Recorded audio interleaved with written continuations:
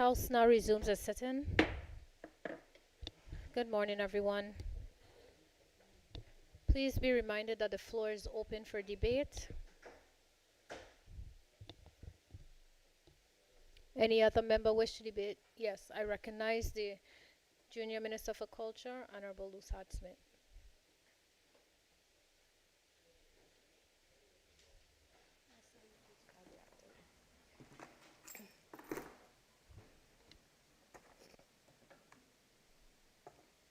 Thank you, Madam Speaker.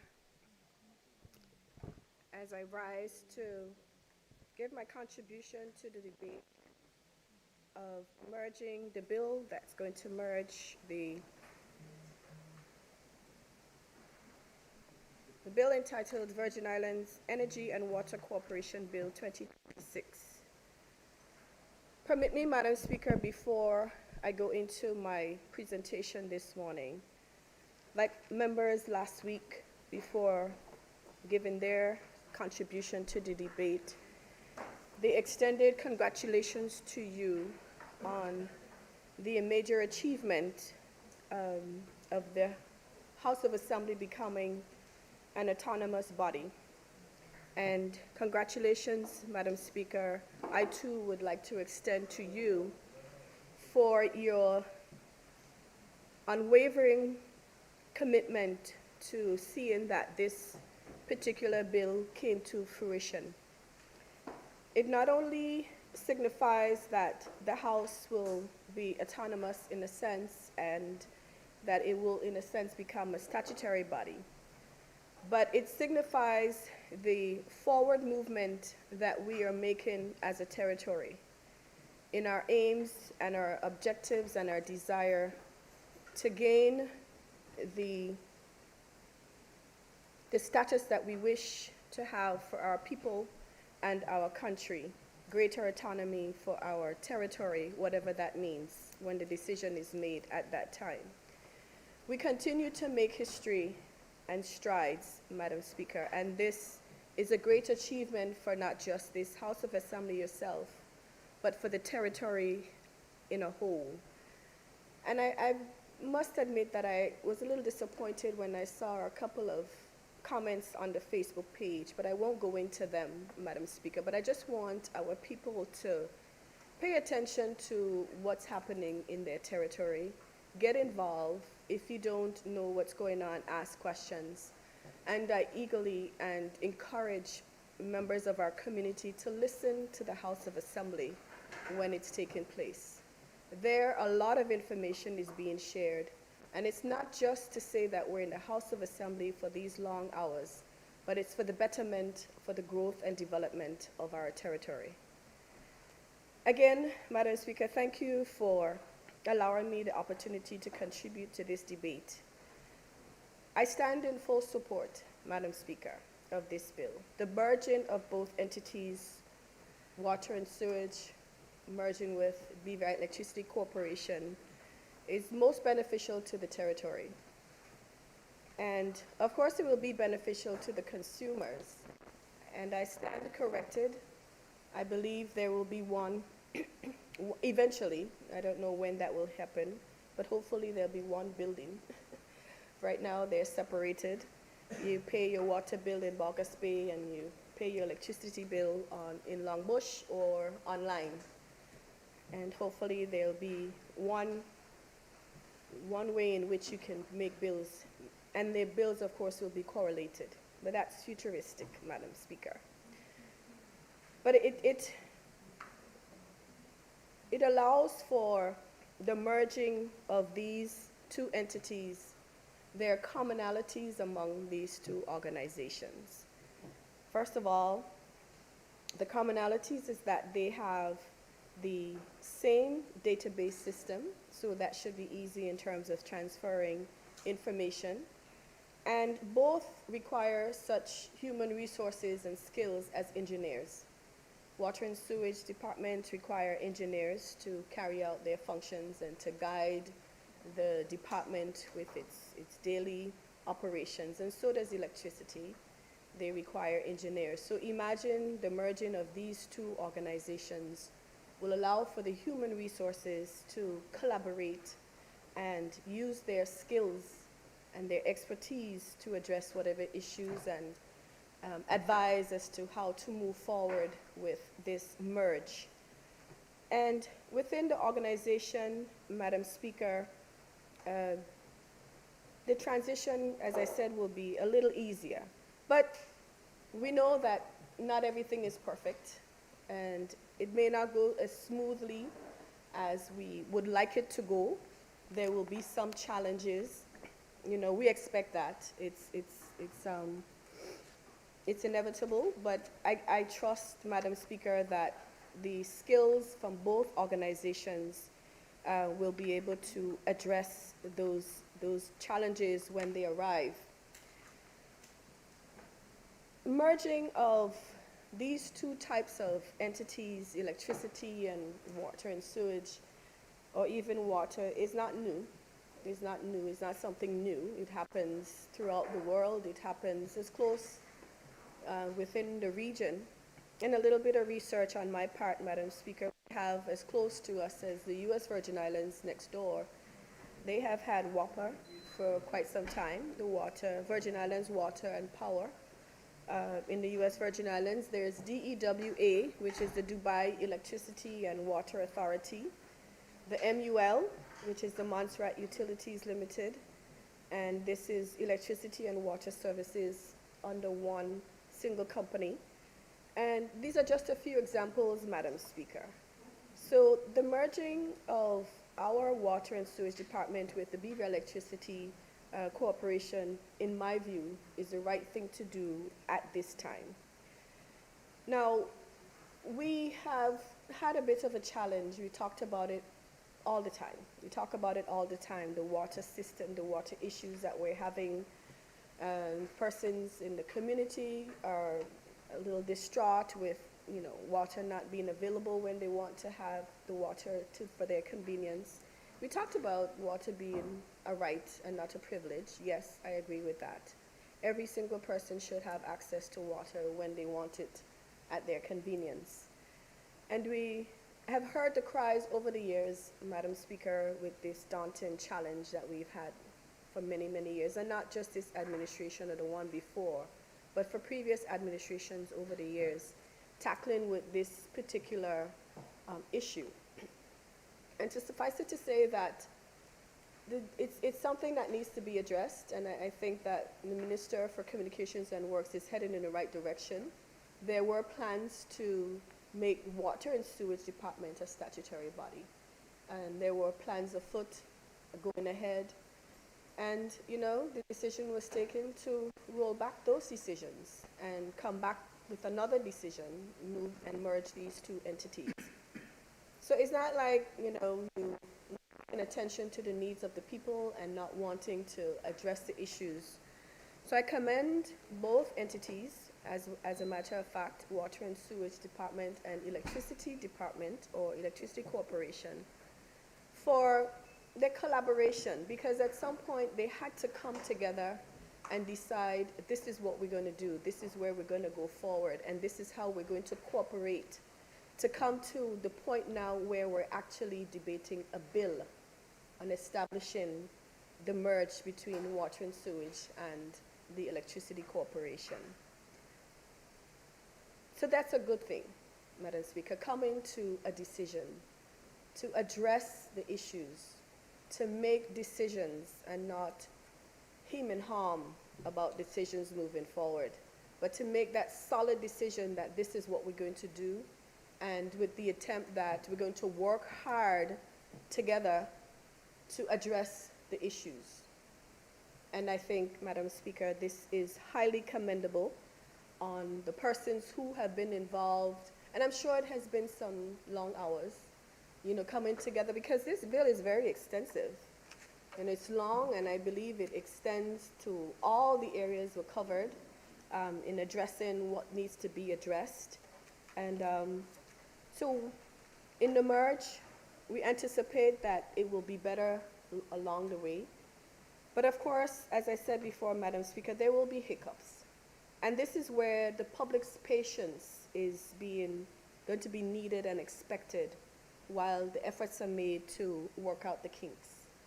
And, just be patient, just be understandable, and I hope that there will be communications coming forward when there are challenges for this merge to come to fruition, and then from there have some smooth sailing. As I said before, Madam Speaker, this bill is extensive, and I won't really go into all of it, but there are two particular areas that I wanted to mention before I sit down and before I start my coughing fit. And the addressing the works, clause 37, section 37.1 and 37.5. The breaking up of the roads, Madam Speaker. I think the Leader of Opposition had mentioned it last week that, the breaking up of the roads will be a challenge, will be an issue. They will be constantly breaking up the roads. But clause 37.1 says the corporation may break up any road and may erect transition lines across, along, under, or over such road, and may from time to time repair, alter, or remove any such lines. Now, going straight down to number 5, 37.5, whenever a corporation carries out any work authorized by this section, A, it shall complete the work with reasonable dispatch. B, if so required by the person concerned, it shall, Roman numeral 1, reinstate and make good the road that was opened or broken up, and Roman numeral 2, remove all rubbish occasioned by the work. And C, while the road is opened, broken up, or obstructed, it shall ensure that 1, Roman numeral 1, the works are at all times properly fenced and guarded, and Roman numeral 2, adequate lighting is provided during the night. Madam Speaker, as I said, all thoughts have gone into this particular bill, and we have often seen works being carried out on our roads, and there are no signs, there's no barrier, and it's left untidy. So this particular bill addresses that, because there have been complaints by the public that, the work is sloppy and, there's no sign, and then you get whatever complaints. So this, like I said, is being addressed, Madam Speaker. And the other thing that I want to mention is the transfer of government officers and employees to the corporation. Now, this addresses any concerns government employees or others may have. And my concern, Madam Speaker, is when we have a change in anything to do with human resources, is very sensitive, is very ticklish, because employees may feel like they are being left out, or they get in the wrong end of the stick, or they're just being transferred and no consideration is being given to them. And, we have a policy where government employees can transfer to a statutory body. And so that's in place. But this particular section, Part 10, transfer of staff, again, I won't go much into details, but it's very important for our audience to understand that, again, meticulous effort has been gone into ensuring that the staff feels comfortable with the transfer. So the transfer of government officers and employees to the corporation, Section 68(1). It says, subject to subsection 2, every officer or employee of the government who immediately before coming into force of this act is holding a post in the service of government from the date specified in that appointment shall be deemed to be transferred from the service of the government to the service of the corporation upon terms and conditions, including any tax benefits not less favorable in aggregate than those which were attached to the appointment held by such officers and employees under the government. Again, no less for them as they transfer. Section 68(2), every officer and employee who is deemed to have been transferred under subsection 1 shall, within 6 months after the coming into force of this act, or such longer period as may be prescribed by the ministry by order published in the Gazette, have the option of electing, and there are three options. A, to continue in the service of the corporation, and in which case such service shall be retrospective from the date of his or her transfer, and he or she shall be entitled to such pension, gratuity, and other allowances and rights, if any, as he or she would have received had he or she been retired from the service of the government on the abolition of his or her office on the date of his or her transfer to the corporation.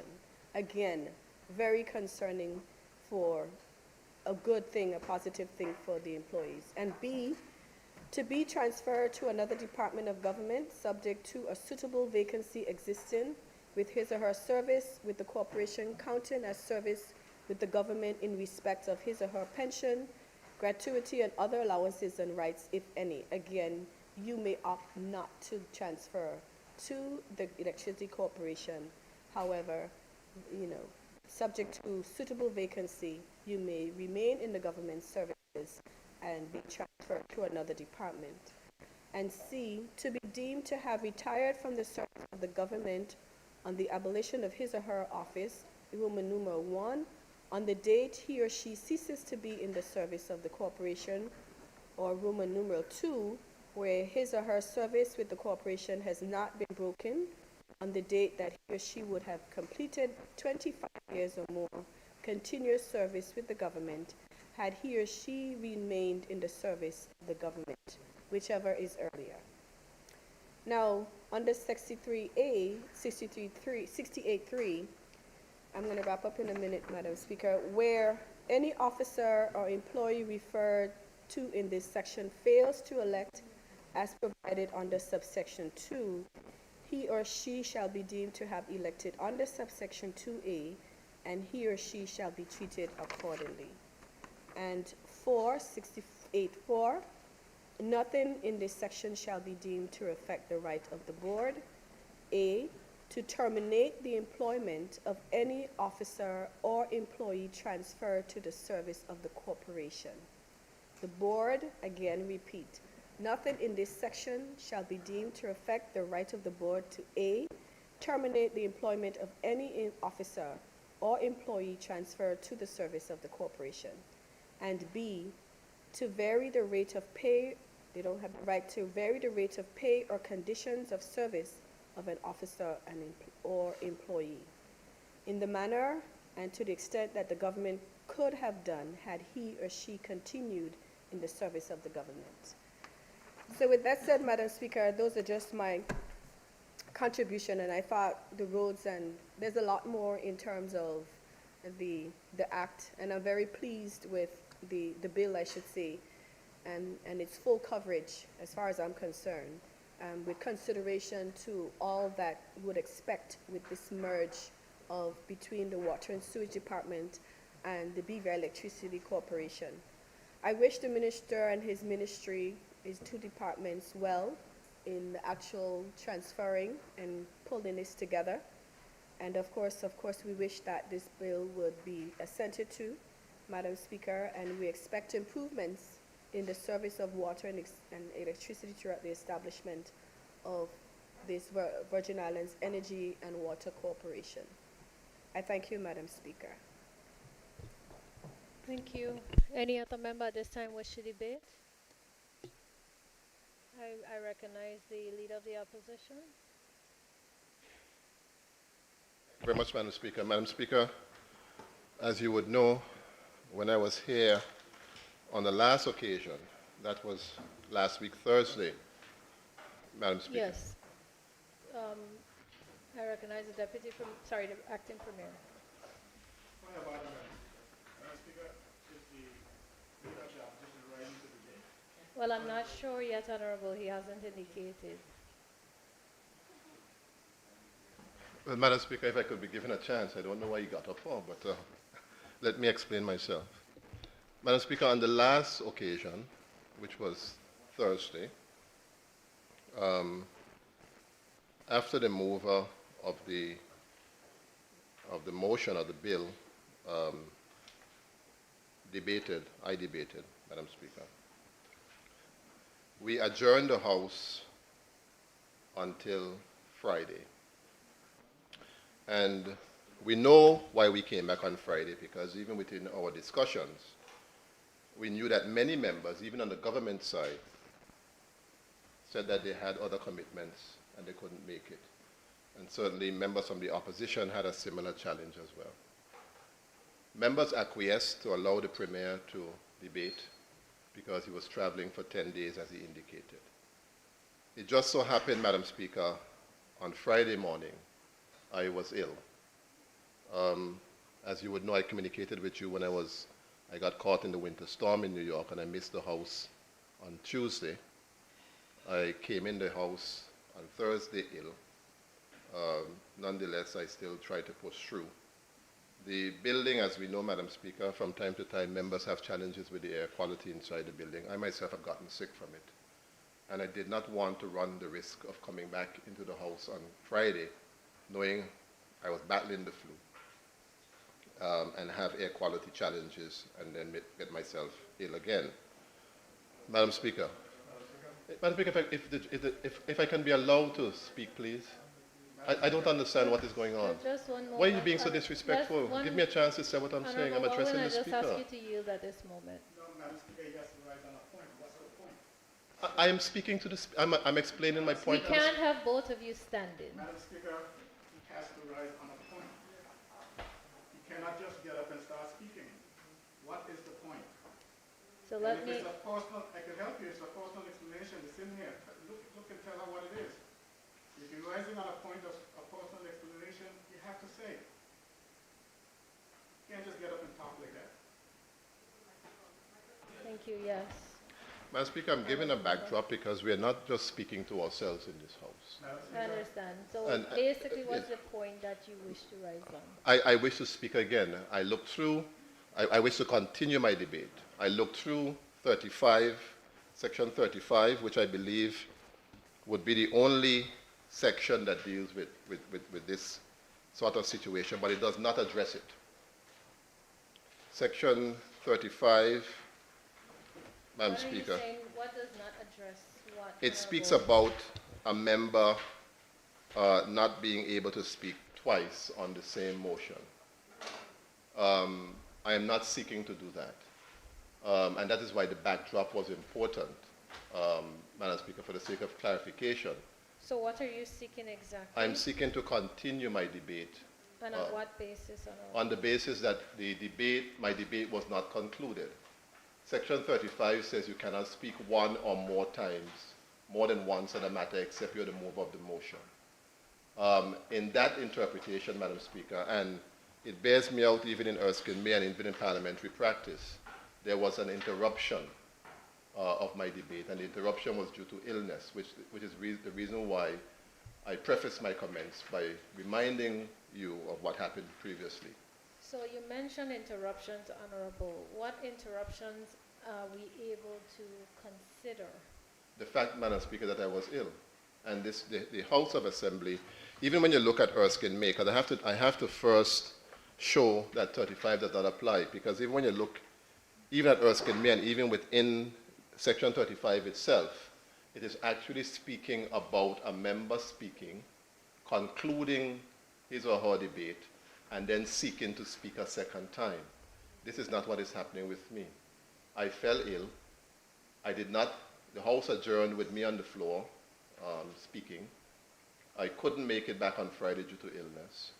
And so I'm seeking now to continue my debate. In fact, Madam On Speaker, the basis that the interruption was your illness. the interruption was my illness and my debate was not concluded. So can you take me through 37?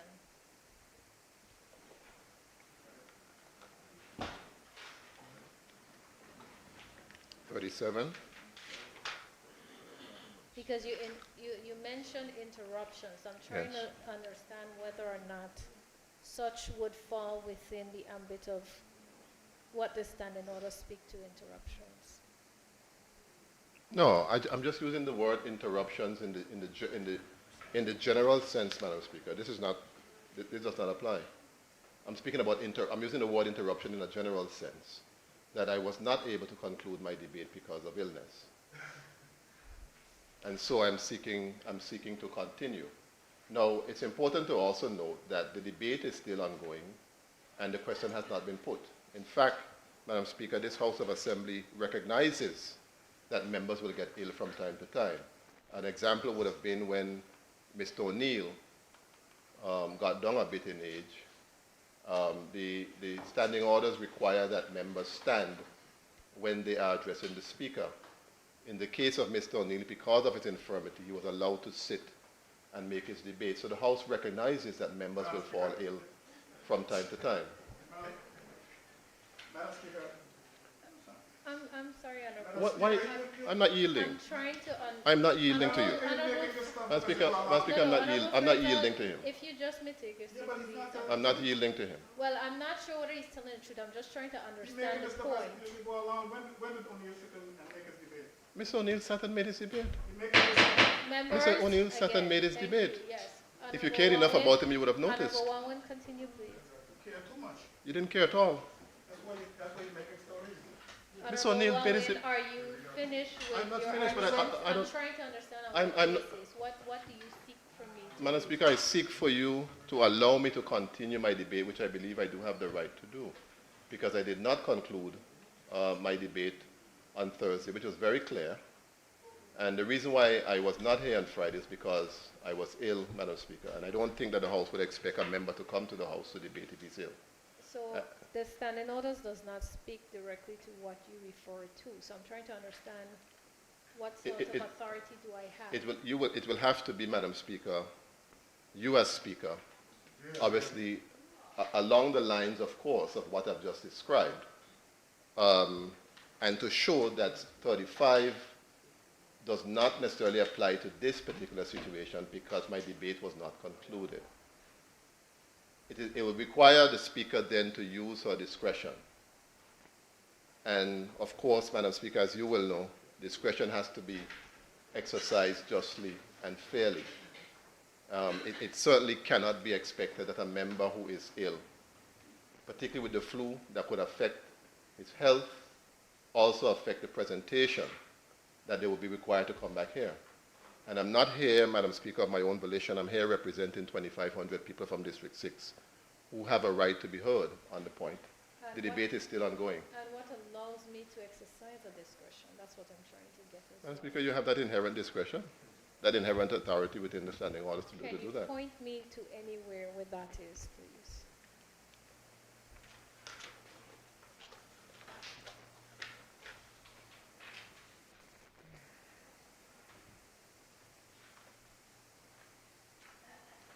If you turn to section 91, Madam Speaker, of the standing orders, it says matters not provided for by the standing orders, which clearly this matter does not provide for that.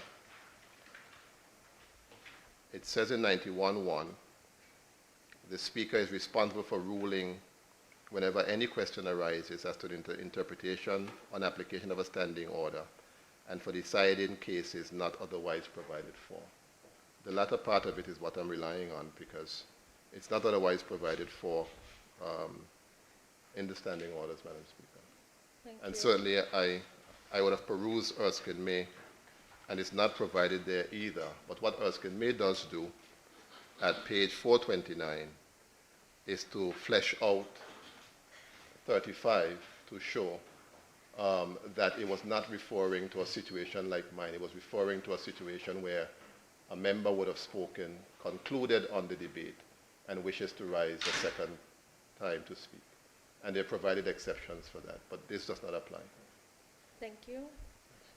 Honorable Fraser, before I make my decision, Honorable Fraser, do you have anything to say? Madam Speaker, the same section 91 that the member is referring to,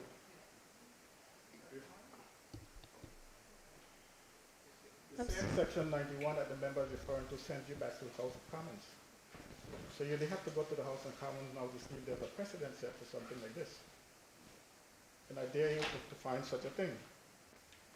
Madam Speaker, I was simply pointing out to the member when he got up and started to speak that the standing orders provide for a member to make a personal explanation. And he needed to refer to that standing order before he just get up and start to speak in the middle of our debate. Madam Speaker, there are several extenuating circumstances surrounding this particular matter that the member is rising to speak about. One, we had extensive discussions regarding this matter on Friday before we proceeded to debate. And Friday is the day that the member said he couldn't make it because of illness. Today now, he came back to the House. And it's not as if he was the first person here seeking to continue his debate or permission to continue his debate. He came in after members had already started debating again. So where's the interest? And why should you be forced in a position to make consideration for such? We have already discussed this. We have already taken a decision on it, Madam Speaker, and I am not prepared to accommodate the member with this behavior. Madam Speaker, who's the speaker? Are you the So, speaker? honorable members, I will take a brief recess to consider the request being made. House is in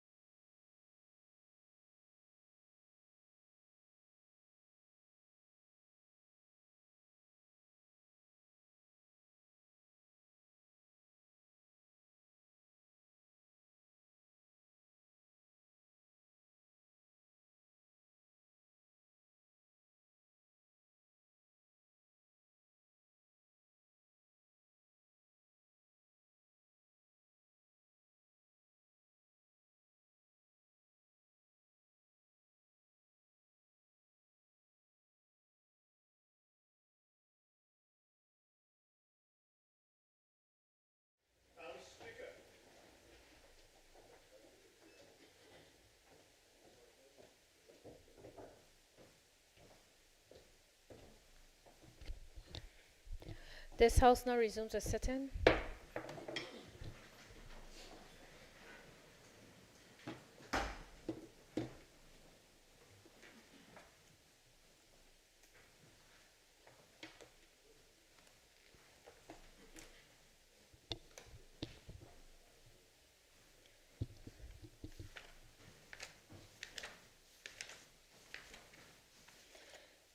So I have had an opportunity to review Standing Orders 35 as well as Standing Orders 91. I further had a review of Erskine May as well as the House of Commons Standing Orders. The leader of the opposition, raised the point that he wished to continue his debate, whereas when it comes to Standing Orders 35, it implies or relates to a member having a second opportunity, in a sense, to debate, rather than continue a debate. The House of Commons Standing Orders seem to have not envisioned such a situation arising as well.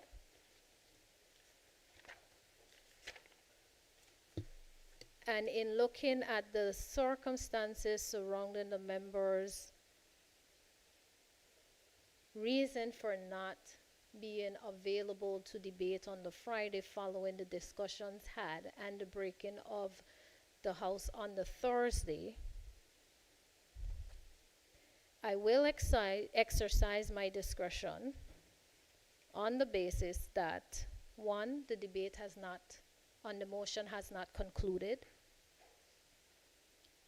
Two, every member in this House has a right to debate and address their constituents. Three, as indicated, the reason at the time the member gave for his failure to attend the House, which is that he was not well. I cannot look behind that reason given. And although I'll exercise my discretion to allow the member to debate, there are some restrictions. The member will only be given 15 minutes max to conclude his debate. And secondly, the member will not address any matter that may have been addressed by any other member who debated after him. So you are to confine your debate strictly to addressing the bill before you. You will not have the opportunity to address anything any other member stated. And if I get the gist that you are attempting to do so, I will shut down the debate. Moving forward, any member who begins debating in this House must conclude their debate before this House recesses or adjourns. And if there's to be any discretion exercised in the future, it must be based on some form of extenuating circumstances that would allow such a discretion to be exercised. That is my ruling. Yes. Premier? Madam Speaker, that being your ruling, I would like to know, Madam Speaker, how do you reconcile the fact that the member did not come on Friday due to illness, but yet the debate continued on Friday, other members debated. We recessed until today, Tuesday, and the member still wasn't here to resume his debate. How do you reconcile that, Madam Speaker? If it was his intent to debate, continue his debate, he should have been here on Friday, except for the fact that he was ill. He said he was ill. Granted. But what happened on Tuesday? As in what happened today? Why? Today's Tuesday. Yes. Yeah, what happened today? You should have been here first to debate today. So, Madam Speaker, I don't believe that, I don't agree with your ruling on certain basis. Under normal circumstances, maybe. Because of standing orders. Standing orders doesn't provide for what obtains just now, what obtains today either. You don't start a debate and expect to leave and come back. No, Madam Speaker. That's a precedent that's being set. And despite you saying that it's not, others are going to exploit it. And I don't agree with it.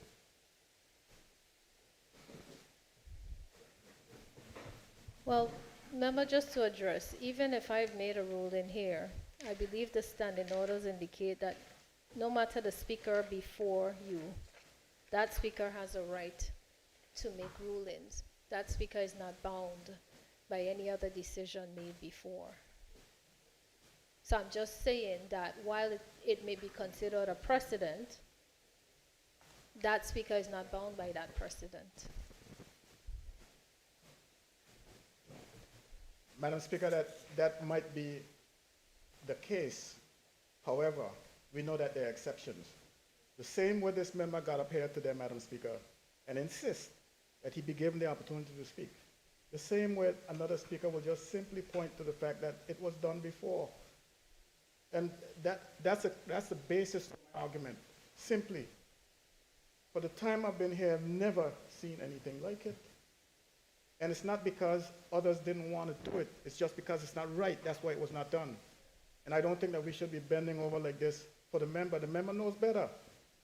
He knows better. He was supposed to be here on Friday.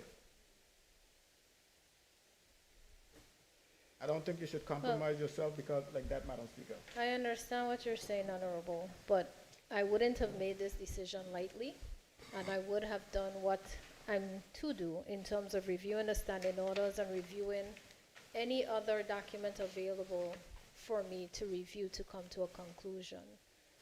So unfortunately, I can't agree that I'm bending over or compromising in this instance. Honorable, if I allow you to stand, it will only be to continue your debate at this time. I do not wish to continue the discussion based on the ruling made.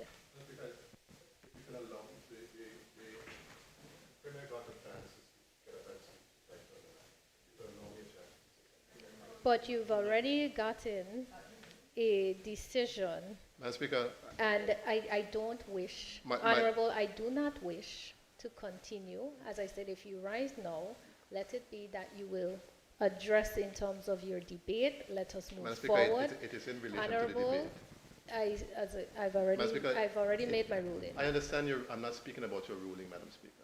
but I don't want to I'm have providing to some new hash. information. Madam Speaker, I'm not rehashing. If you could just give me a quick second. On what basis, Honorable? On the basis, Madam Speaker, 15 minutes is not enough time for me to conclude. All my right, debate. so let's address this, Honorable. And we're going to address it, seeing that we're addressing everything today. I will, 15 minutes will have to work on the Madam basis Speaker. that, Honorable, let me finish. Yes. Prior to us recessing on that Thursday, I asked you, I said several times, member, please finish your debate. I state yes, I said, member, continue the debate. When you indicated that you have to attend a constituency meeting, and I asked that you continue. This is the very thing I was hoping to avoid. So in fairness, if we're looking at fairness, I'm trying to balance this. One, I've allowed you to be able to continue your debate, but I've given the restrictions. If you do not wish for those restrictions, then we will move forward. That is me being fair in the circumstances.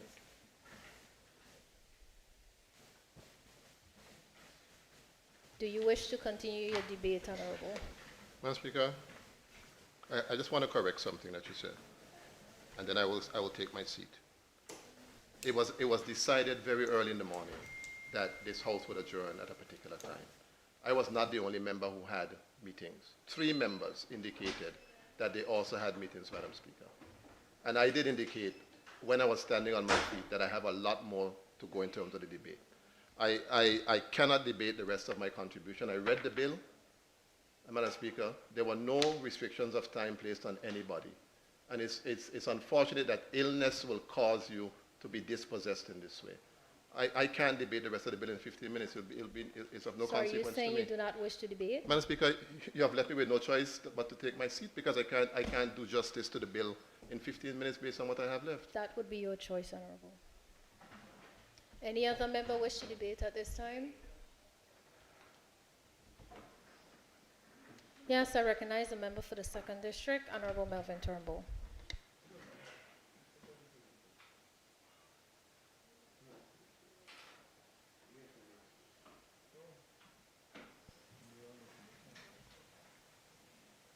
Thank you, Madam Speaker.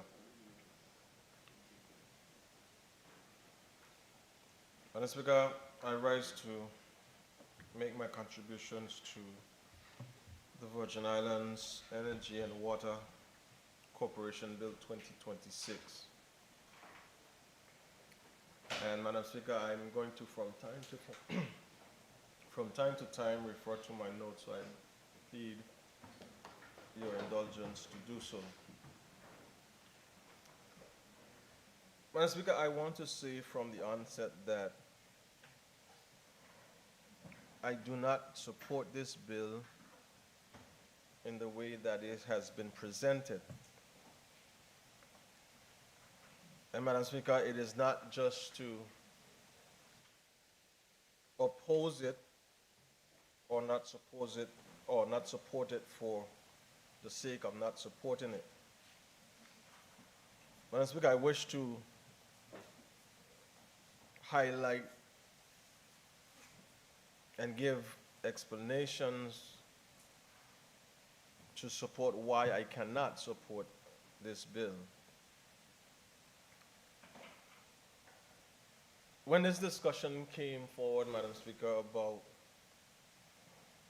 the merging of these two entities, I believe, if I wasn't one of the first voices to speak out against it based on what the current status is of the two entities,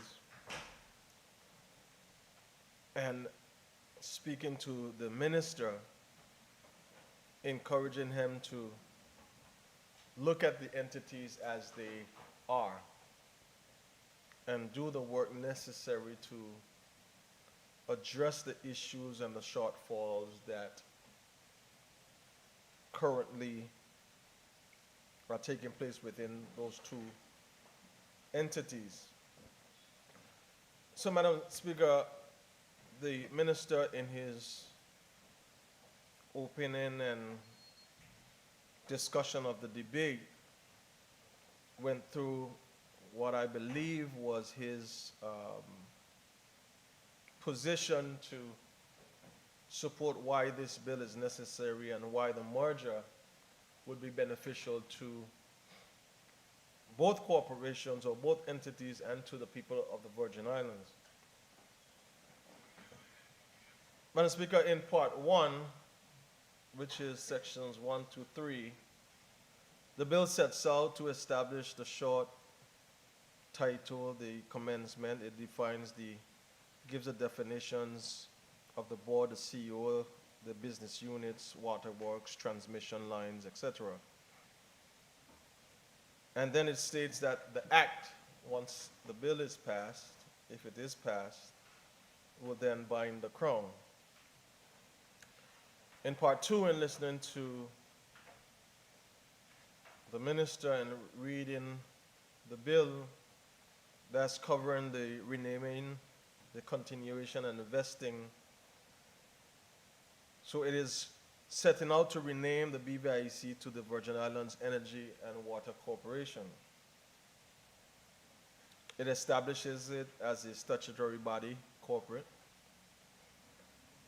It sets to create two business units, energy and water and sewage. Transfers all property, rights, liabilities, and contracts of BVIEC and water and sewage to the new corporation, which includes the government assets which will be used exclusively for water to become vested in the corporation. And all existing contracts and obligations will be automatically transferred. Madam Speaker, in part 3 of the bill, from 8 to 15, it covers the functions, the powers, the duties, and the rights of the corporation. So it states, in my estimation, that the corporation will be responsible for electricity generation, transmission, distribution, and sale. That the corporation also will be responsible for water supply, sewage, and sewage systems. It gives broad powers to acquire land, build infrastructure, enter contracts, and manage utilities. The corporation is allowed to have exclusive right to supply electricity and water. Corporation will be permitted to have rights of entry for inspections and repairs. And the duties, which include data management, planning standards, and advising the cabinet. Those are in 8 to 15. Madam Speaker, in the financial provision section, which is 16 to 31, I was keen to understand this part and read through it, because it's asking the corporation to operate on a commercial basis. They will have separate accounts required for each business unit, required to have annual audits and financial reporting mandate, which are mandated. And specifically in Section 1, the government must cover the water unit operation losses for up to 15 years or until it becomes viable. Allows the corporation to borrow, invest, and set tariffs with the approval of cabinet, and create procurement rules and have exemptions from custom duty, income tax, and property tax.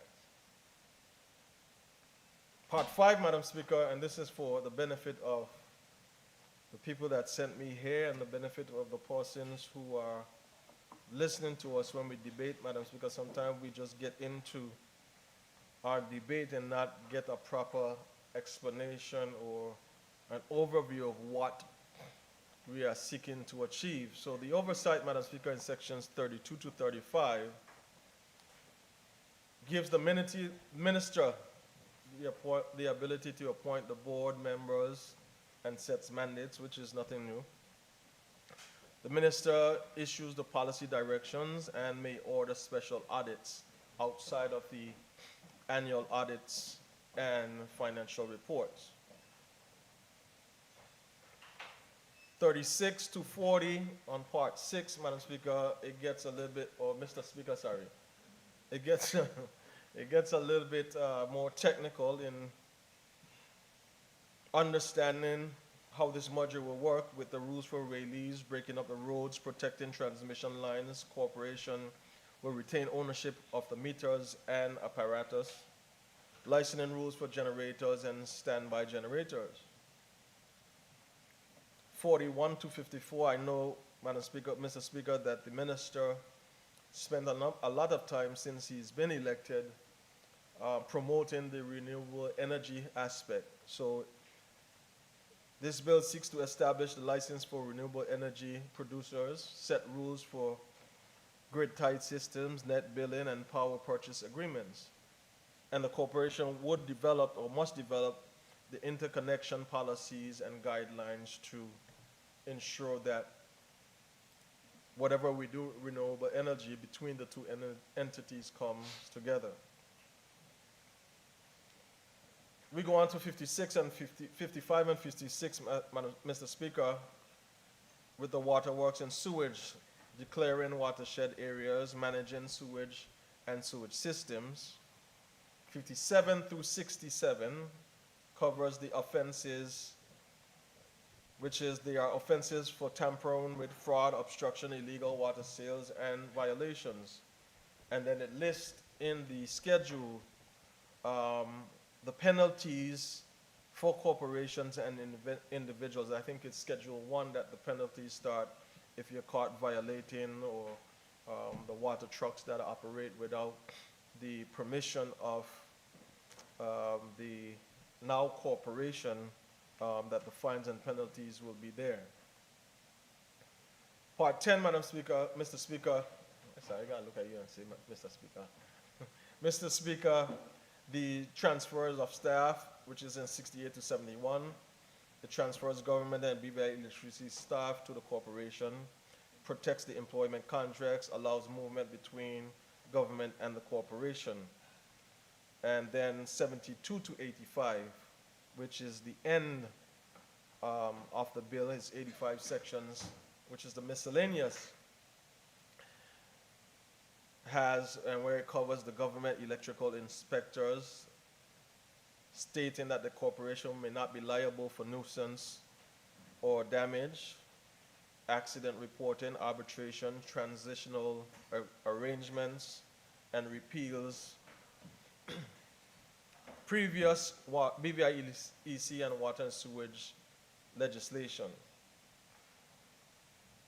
So, Mr. Speaker, when you listen to what has been said by the Honorable Minister in terms of what he hopes to achieve, one would state that it sounds good.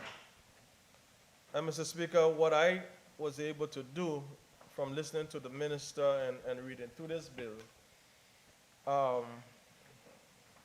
because this debate is not just about saying you're for it or you're not against it. I believe we are sent here to ensure that we understand what is being done, and we also, as representatives of the people, read the bill and understand what is happening and be able to articulate our positions with the reality on the ground. So, Mr. Speaker, if I was to surmise what I heard the minister state in what he wishes to achieve, I believe he is trying to create this singular utility provider for electricity and water. I see him trying to ensure that there are shared administrative costs between the two entities. I believe he may be trying to unify the billing system that could reduce duplication. We may be able to achieve easier coordination with renewable energy and water production.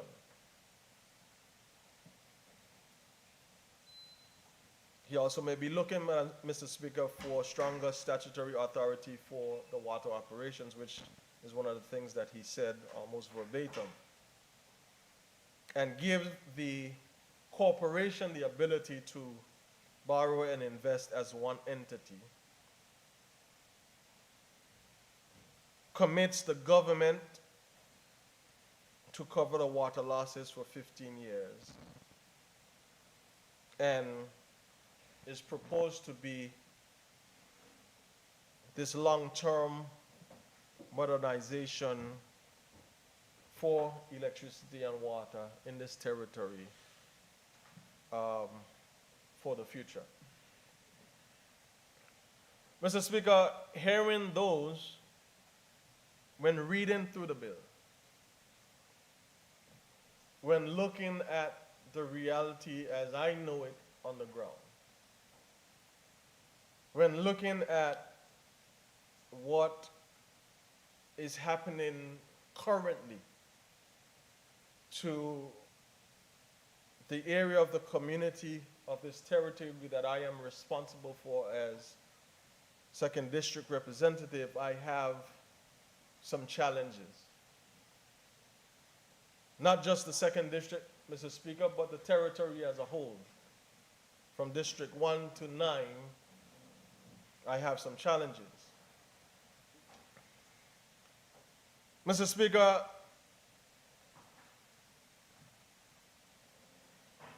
some of the very things that I listed based on the minister's opening remarks as supporting clauses for this bill, you're going to hear me now say in why I can't support this bill. Mr. Speaker, for one, we are setting out to merge two broken systems that do not create a functioning one. Water and sewage, as we know it, currently has a $23 or $24 million annual deficit, which I believe will drag down further the BVI Electricity Corporation. We know for a fact, Mr. Speaker, that government is owing BVI Electricity. And now we are saying that in this bill, government will be committed to cover the losses for water and sewage, not just this year, but for the next 15 years.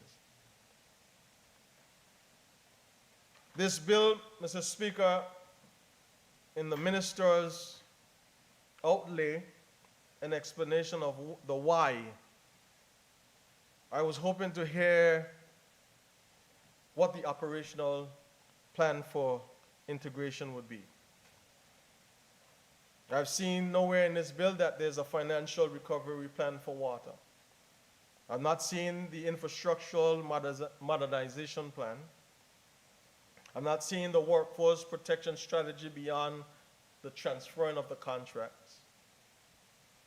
And the BVI Electricity's renewable energy expansion will be slowed by the debt burden from water and sewage over the next 15 years. Mr. Speaker, staff is already overworked and under-resourced, and I believe this merger at this particular time would only increase pressure. As the old people would say, Mr. Speaker, I believe this is put and put. I believe we are stacking problems on top of problems.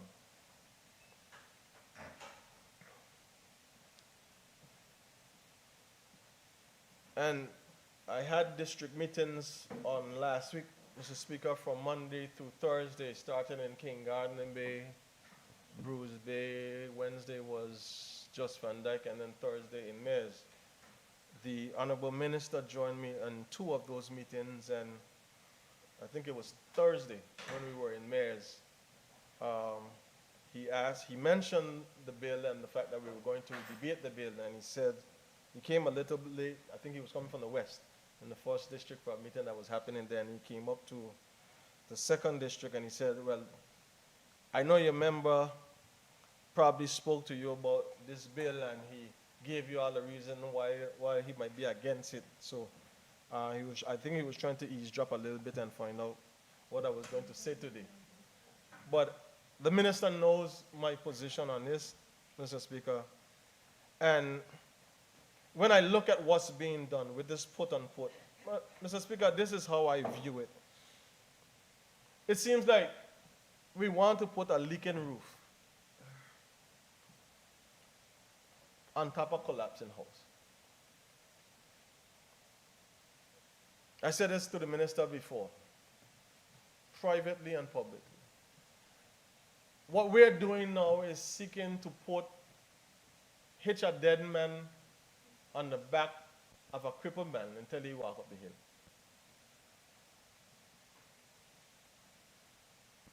You're taking two sick patients, Mr. Speaker, and declaring them cured because they now will be sharing a hospital bed. And there's only one price to pay, and it's going to be paid, Mr. Speaker, by the taxpayers of this territory.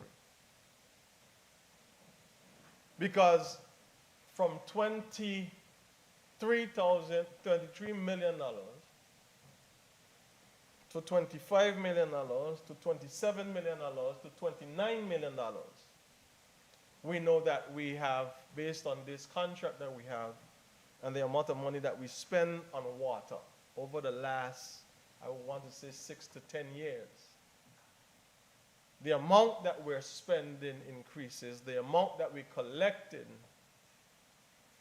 first it was 2.5, then it went up to 3 points, I think 3.7, then it went up to 4, and I believe last year at the budget exercises we learned that it was a whopping $5 million that we're collecting.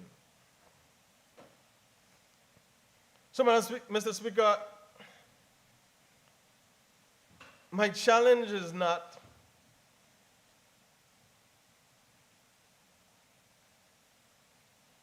just to oppose this bill for the sake because I stand as a member of the opposition, but I believe it is a duty to the people of this territory and a duty to the hard-working men and women of both entities who keep our utilities alive and who deserve to understand the truth of what is being proposed. Mr. Speaker, what is before us today is not reform, it is not modernization, it is not innovation. I believe it is a legislative escape hatch. I believe the government is finding a way to run from its own failures and dump them into one statutory body, hoping that the public won't notice that this exists. Mr. Speaker, why would you not go through the exercise of addressing the issues with water and sewage? Why would you not go through the issues of addressing the issues that exist with the BVI electricity? Why would you then take them in their current state and join them together, hoping that things work out? Mr. Speaker, I believe in the minister's exercise or explanation. I was hoping to hear the how. How would this be done? How would it be managed? How would it be executed? But I didn't hear that. I heard explanations about what the bill, what the legislation is about. I heard from other members, Mr. Speaker, that support the bill of how long we were trying to do this thing and what pertained before and what piece of legislation exists now and why we're repeating the same thing, Mr. Speaker. But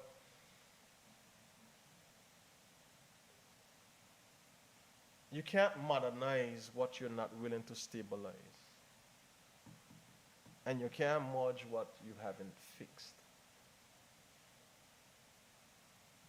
Mr. Speaker, I believe the minister, through this bill, might be passing the buck of responsibility.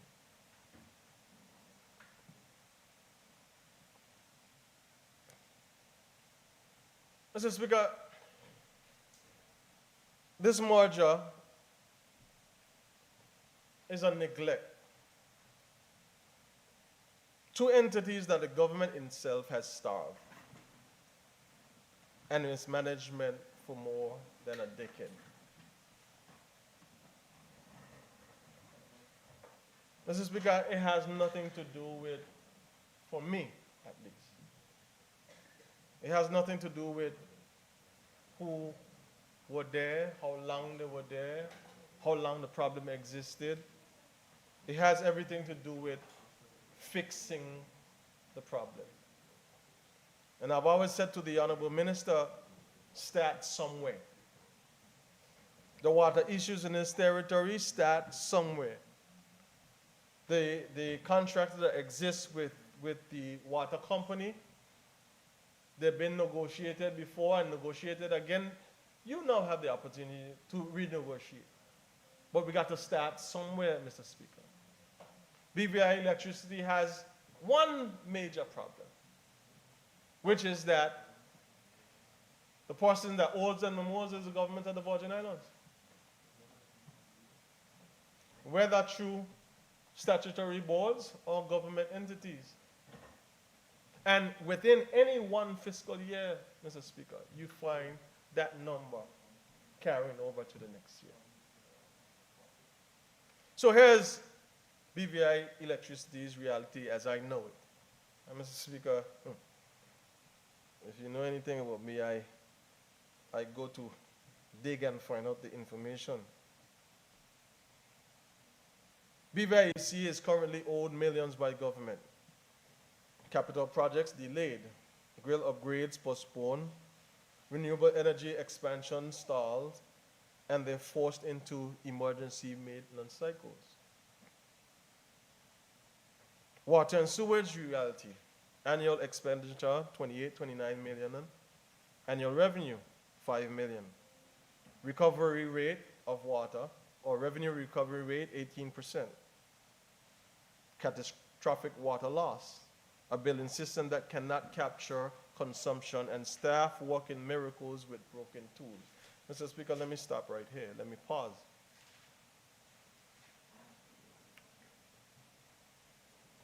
Water and Sewage Department has been displaced of their office space since the hurricanes of 2017.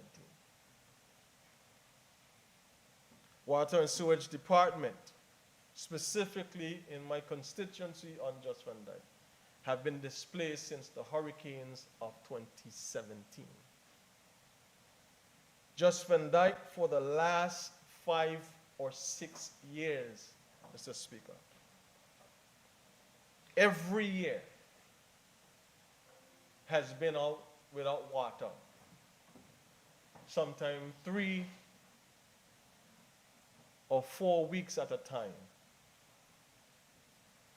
in any given 3-month cycle. Just Van Dyke, Mr. Speaker, has 1 employee at the Water and Sewage Department. 1. For a population of 315 plus persons, and you go from East End, where the water plant is, all the way to White Bay, where the businesses and residents are. Every year that the Water and Sewage Department has come before us, Mr. Speaker, you heard and you hear how much they're understaffed, how much they're overworked, how much they're seeking for support.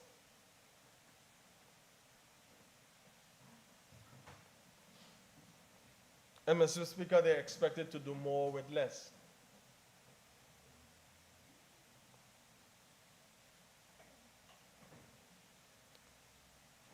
If anything goes wrong on Just Van Dyke, Mr. Speaker, here's what happened. The 1 employee who works hard tries his best.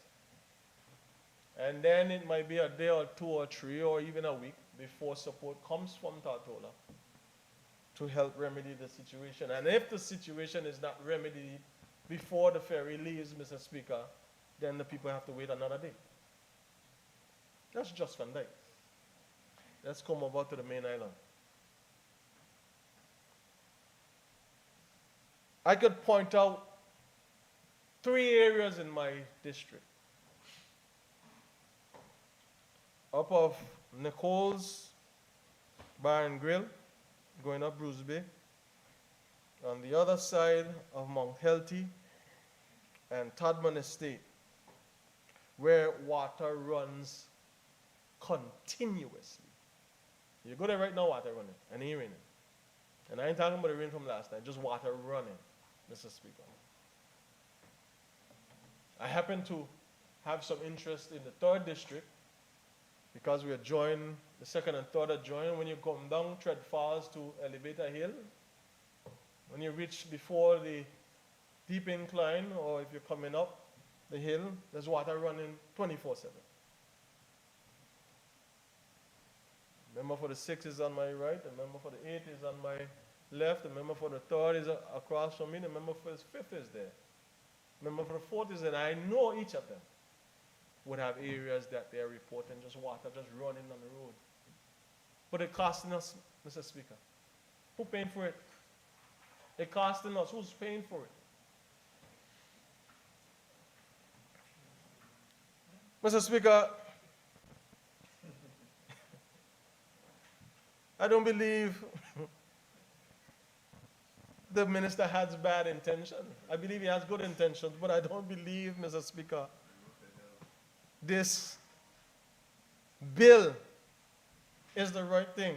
He said the road to hell is paved with good intention. Don't you have to tell how they help you out? They had to mention it, Mr. Speaker. Mr. Speaker, it seems like there's a desperation to do something, and let me just put them together and let me just hope that all will be well. Just wishful thinking that, it's going to work itself out.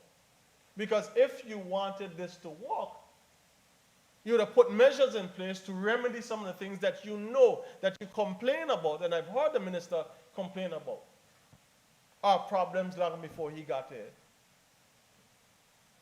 What have you addressed? But you're putting them together, Mr. Speaker. Mr. Speaker,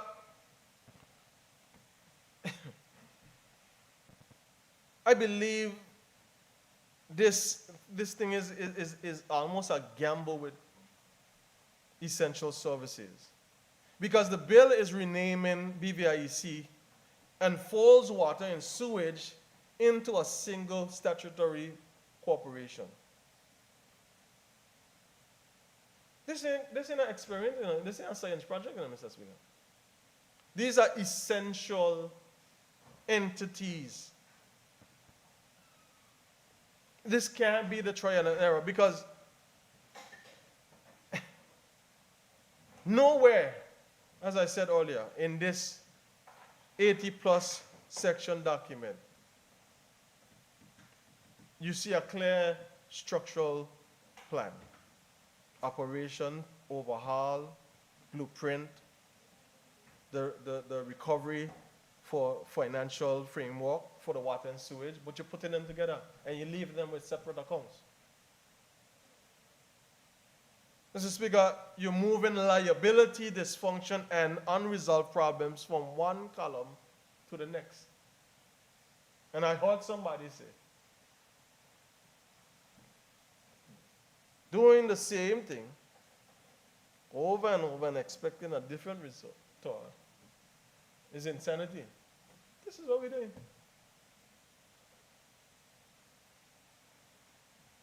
Mr. Speaker,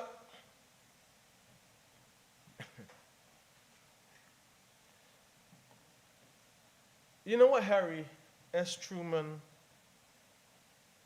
he kept a sign on his desk in the White House.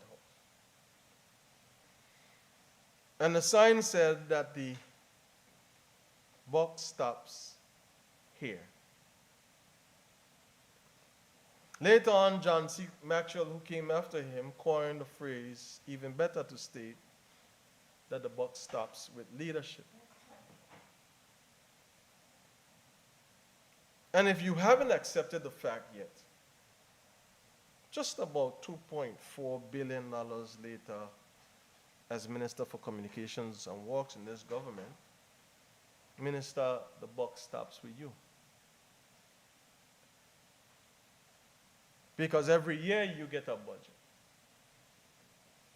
And if, in my approximation, it's about $2.4 billion later. How have we addressed the water issues? How have we built back and placed water and sewage and the departments, not just Van Dyke, even here in TORTOLA, back in an environment conducive for their production and effective operations.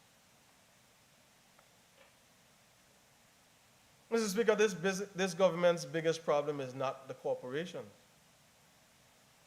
The biggest threat to BVIEC is not BVIEC. The biggest threat to water and sewage is not water and sewage. The biggest threat is the government's chronic inability to pay its bills, manage its responsibilities, and plan beyond a fiscal year. How is BVIEC expected to expand when the government owes it? How is water and sewage expected to do anything when we keep escalating the amount of money that we're spending every year and barely collecting a third or a quarter of it, or even an eighth?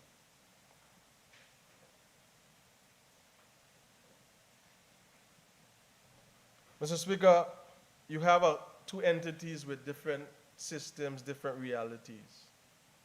On BVIC side, there's a functioning billing system, a regulated tariff structure, technical workforce with specialized certification, a 24/7 grid reliability mandate, a proven track record of operation competence, and, Mr. Speaker, not just here in the Virgin Islands, but they have continued to go beyond the Virgin Islands and offer their expertise and skills to other nations and territories within our region. On the water and sewage side, you have a broken revenue model, a failing distributor network, a billing system that cannot capture consumption, a workforce stretched beyond human limits, and chronic supply shortages. So these systems, Mr. Speaker, they're not parallel. They're not compatible systems, Mr. Speaker. And we are trying to integrate them. Giving one CEO the overseeing powers to two failing systems is not efficiency. It's an overload. It's setting up the leadership of this corporation to fail before it starts. And then to have separate accounts that do not prevent cross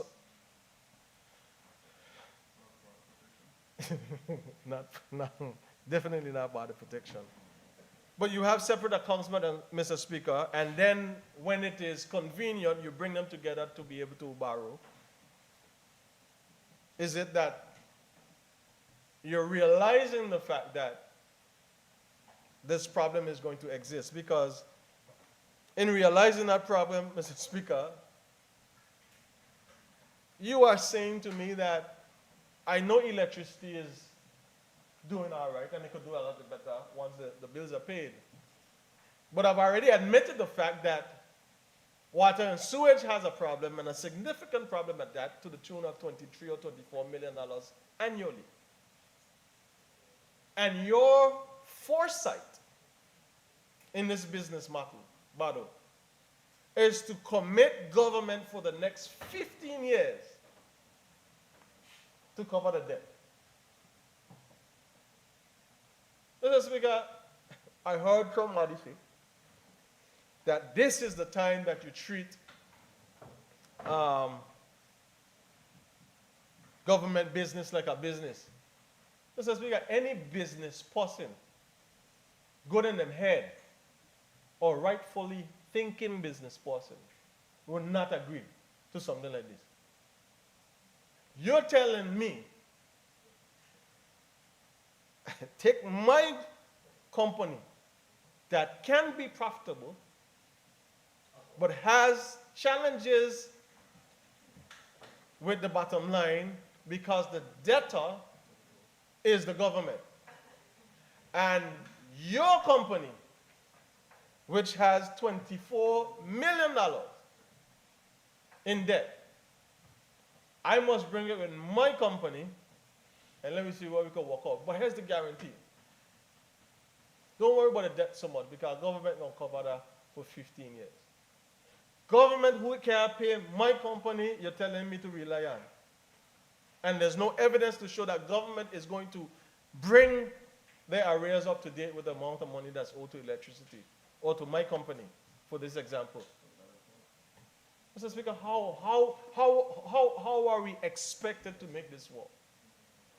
A business, Mr. Speaker? How?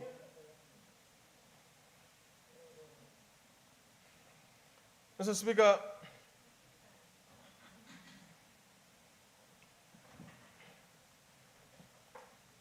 the financial provisions in Section 21 openly admits that water is not viable and forces government to cover the losses. But government, in this plan, not paying EC, BVI EC, confesses to its own shortfalls.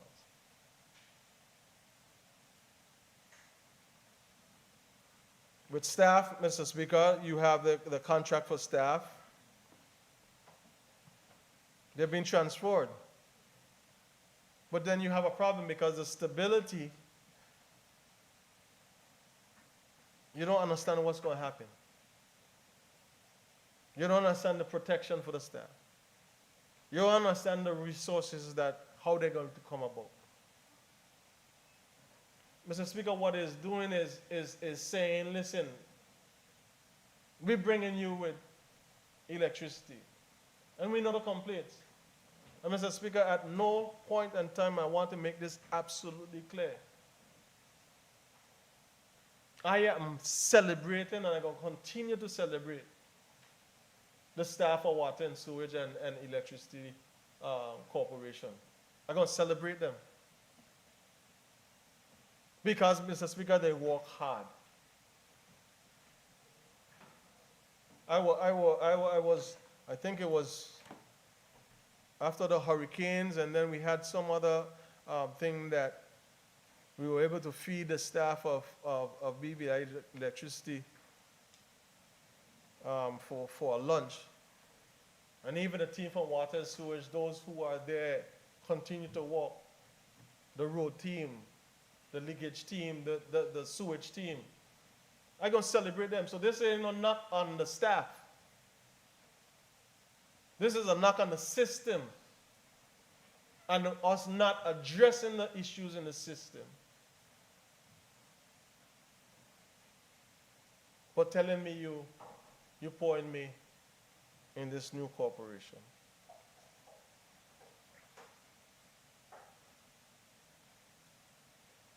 Mr. Speaker, these staff of both entities are heroes. They keep the lights on. They keep the water flowing, even when the system doesn't allow them to. They work long hours with inadequate tools, under tremendous pressure, and without the compensation they deserve. On the surface, Mr. Speaker, and reading through this bill as it currently is, this bill does not honor those persons. It burdens them. It throws them into a merger with no roadmap, resources, or guaranteed stability plan.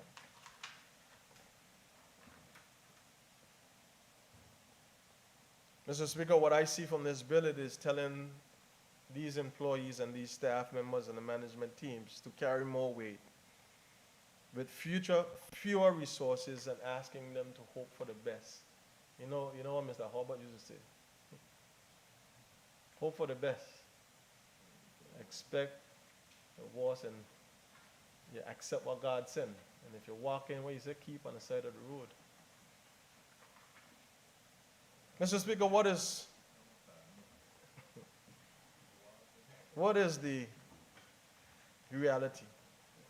And what I hope, maybe the minister planned to do it in his wrap-up, because he gets 2 stabs at it. So maybe he opened it to whet my appetite or whet our appetite and just go specifically to the bill. But hopefully when he wraps up, he will go into what I thought he would have. But since he did it, Mr. Speaker, maybe I could help him with some thoughts and ideas. Mr. Speaker, for a move like this and a merger like this, I believe what true leadership would have looked like. It would have fixed the water and sewage first. It would have replaced these failing pipelines. It would have modernized the billing. Wait a minute. I'm saying the text. I'm saying the text. It would have reduced the water loss, implement proper metering, because I think it was last year or 2 years ago, the minister went on a campaign that he was going to buy meters because there was a problem being able to account for the water that is being received by person. But I thought he would have strengthened the revenue collection measures and invest in staff and equipment. Minister, I need more than one person on just connect. You need more than the 15 or 16 people that are out fixing leaks throughout this territory. You need more persons on your sewage team. That can't all magically happen unless you plan to wave a magic wand. On the BVI electricity side, I was hoping that the minister, through his leadership, would ensure that he conduct a full operation audit, not just a merger force, but an audit force. Understand what the ills are with electricity and have them addressed. Because, Madam Speaker, Madam Speaker, I know when electricity get good and ready, they will lock off what they need to lock off.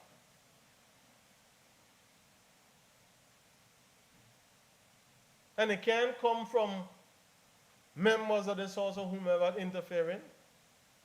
If you're serious about this business, Madam, Mr. Speaker, ensure that the money that is owed to you is collected. Develop a phased integration plan, Minister. Not just a legislative shotgun winning. You know, it's football season and my Patriots are back at the Super Bowl without Tom Brady. I know, Mr. Leonard, it's sad. It's sad that your team didn't even make it to the playoffs. But you have the shotgun wedding that this is Hail Mary. Not Tupac's Hail Mary. This is Hail Mary where you just throw the ball up in the air and hope your receiver catch it and close enough to the end zone to catch touchdown. And if they don't, then you say, bye, I try a thing. Mr. Speaker, this is not, Madam Speaker. I was going to Yes, sorry. identify as female. I'm so afraid to sit down, so let me. Madam Speaker, I apologize profusely. You identify. You are indeed a female, Madam Speaker. I apologize, Madam Speaker. Please accept my apology. I keep looking that way. But Mr. Speaker, Madam Speaker, sorry. See, I do it again. I believe, Minister, stabilization, and I'm hoping that you will go through this exercise and explain to us more, especially not for me, but the people of the public, what you plan to do to stabilize both entities before you merge them. What is the plan to have this done? Because, Madam Speaker,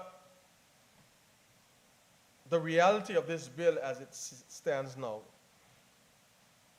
asks us to ignore what currently occurs.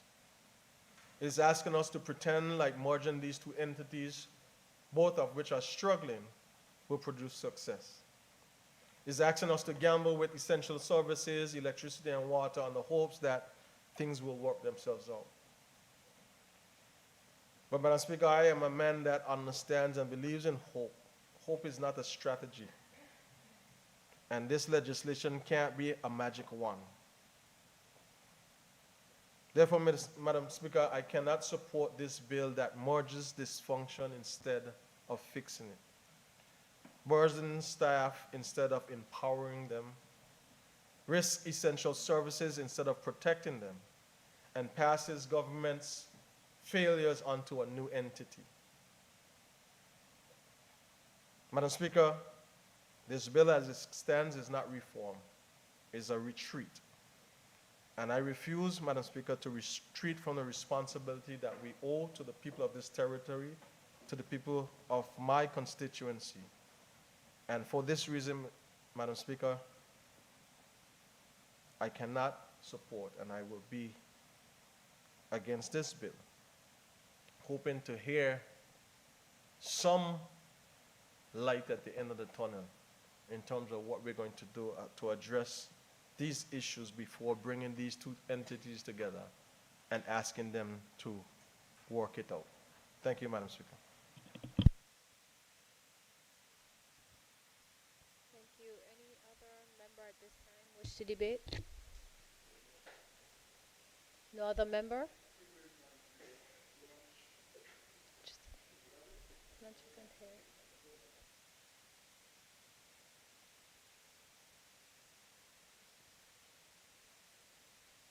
Sorry. I recognize the territorial at large member, Honorable Stacey Mather.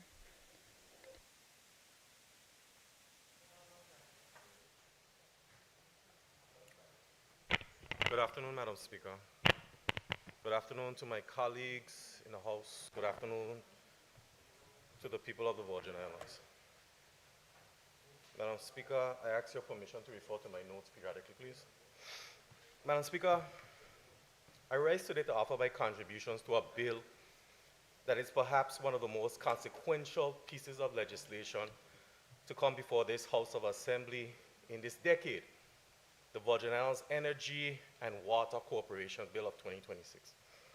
Now, Madam Speaker, this bill is a shift in our insanity and uncertainty, which all in here have agreed has been part of the issue for the territory in terms of water since before 2017, long before that for sewage, especially across the eastern part of the country, Rotown in particular.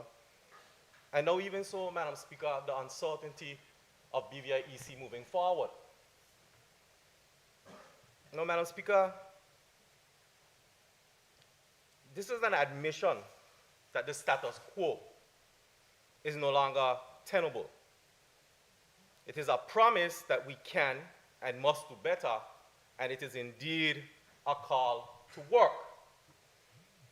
For too long, our utility services have been operated as disconnected arms, Madam Speaker. You have water and sewage on one side, you have BVI-EC over the other side. And I know one of my colleagues earlier today made mention of other countries where you see that model is working when they're merged. Madam Speaker, now when you have the weight of BVI-EC, that we have a natural disaster, we have a little breeze and water last night, and these men, women, run out, and we see what they do. We see their work ethic. We cheer them on, we thank them, we recognize what they need, but there is an atmosphere at BVI-EC, and someone here spoke about it, a morale. It is the epitome of a Virgin Islander wanting to help its country. Then you look at water and sewage. Gentlemen who would come in front of us and said, sometimes I have to get my own boots. I want to do more in my country. I need more. And as leaders, do we sit here and look at them and listen to them and do nothing? No, Madam Speaker, that's not leadership. That's not accountability. That's not transparency. And choose any other synonym that we throw around in here and say this is what we stand for. But to do nothing, that's not an answer. Madam Speaker, today when we merge these streams, if you take two water bodies and you put them together as one, you're going to see some churning. You see some upheaval. But eventually those two streams, they merge and they start to flow. To stand in here and not expect that there will be uncertainty is not realistic. That's not the way life works. But eventually, if your intentions are good and you've gone through all that churning, Madam Speaker, the river gonna flow, the water gonna flow, and the power gonna flow. Because that's what it does. Those kind of bodies naturally find their course. Madam Speaker, Today when I speak with hope, but I have some tempered caution. While the bill offers a path of modernization, it must not be viewed as a blank check or mere structural rebranding. It must be a contract, again, of accountability with the people of the Virgin Islands. Madam Speaker, I have risen in this House. Granted, I've sat on the other side, and I've said that the minister needs money to do his work. My memory isn't bad. I remember well. And now, through the $100 million loan, the minister has some money. Now, Madam Speaker, if I rose today, I would have to kick myself for not recognizing that the minister and the ministry recognize that the present path is not working. And we all admit that. Madam Speaker, change takes courage. Madam Speaker, the existing model is failing us not because of a lack of will, but because of a lack of coordination. That's my opinion. We have all seen the scenes on our roads when Public Works paves the roads a stretch. Recently in the public, we talked about going to the eastern side of the island through Little Dix, through Bellevue, all the problems we had. We had leaks to dig it up. Everyone complains the road is bad. Okay. So, Madam Speaker, sometimes it'll take 2 weeks, and you'll see another crew come out and dig up the road again. My honorable colleague on the opposite side, who just spoke before me, Honorable Turnbull, I remember when I was a spectator of this House, he talked about coordination. People working together to know that when you dig up a road and you fix a pipe or you lay a cable, that there is coordination. But Madam Speaker, you can only have coordination if you have one entity speaking for the two utilities. That's my opinion. Madam Speaker, when you look at how procurement, administrative costs, the way the public perceives hard-earned tax dollars being spent, can we not sit inside here and say that as we cry out from one side of the House to the other side of the House about these things, that something must be done? All right, Madam Speaker. Now, if we're rebranding and expanding BVIEC into Virgin Islands Energy and Water Corporation, we are centralizing our strength, Madam Speaker. We are moving into a dual business unit. Energy on one side, water and sewage on the other side, reporting to a single CEO with a single board. This allows for shared resources at the top while maintaining transparent, separate accounts for each unit. Madam Speaker, this structure ensures that we finally see exactly where every dollar is going, and more importantly, where it's being lost. I encourage that if we put the right people on this board, as Section 32 of this bill says, Madam Speaker, and that's through the minister's authority and cabinet, that we will see results, Madam Speaker. Madam Speaker, I have been one in this House that have always said all the answers are not in here. All the smart people are not in here. Most of the people that have the best interest in the Virgin Islands may not be in the House of Assembly. So are we saying that the merger of this, based on this bill, if we put it together and we create this board, that we'll not be able to see results? Madam Speaker, I beg to differ. Madam Speaker, you know, sometimes when you're creating a board or a body of people, and I caution the minister, because I said earlier, I have hope, but I have some caution. Minister, when you set up this board, put someone, one or two in the room, that when someone says yes, and someone says yes, and someone says yes, that person says why. That person says, why not do this? I'm going to get to something in a minute.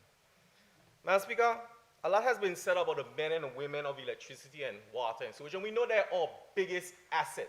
Our people, we have to take care of them. But Madam Speaker, when you unify two entities, yes, there is a risk that one may pull in the opposite direction, but Madam Speaker, as I said, eventually it comes together. This bill, and I want to speak directly to the workers out there, this bill takes care of what you need to be taken care of.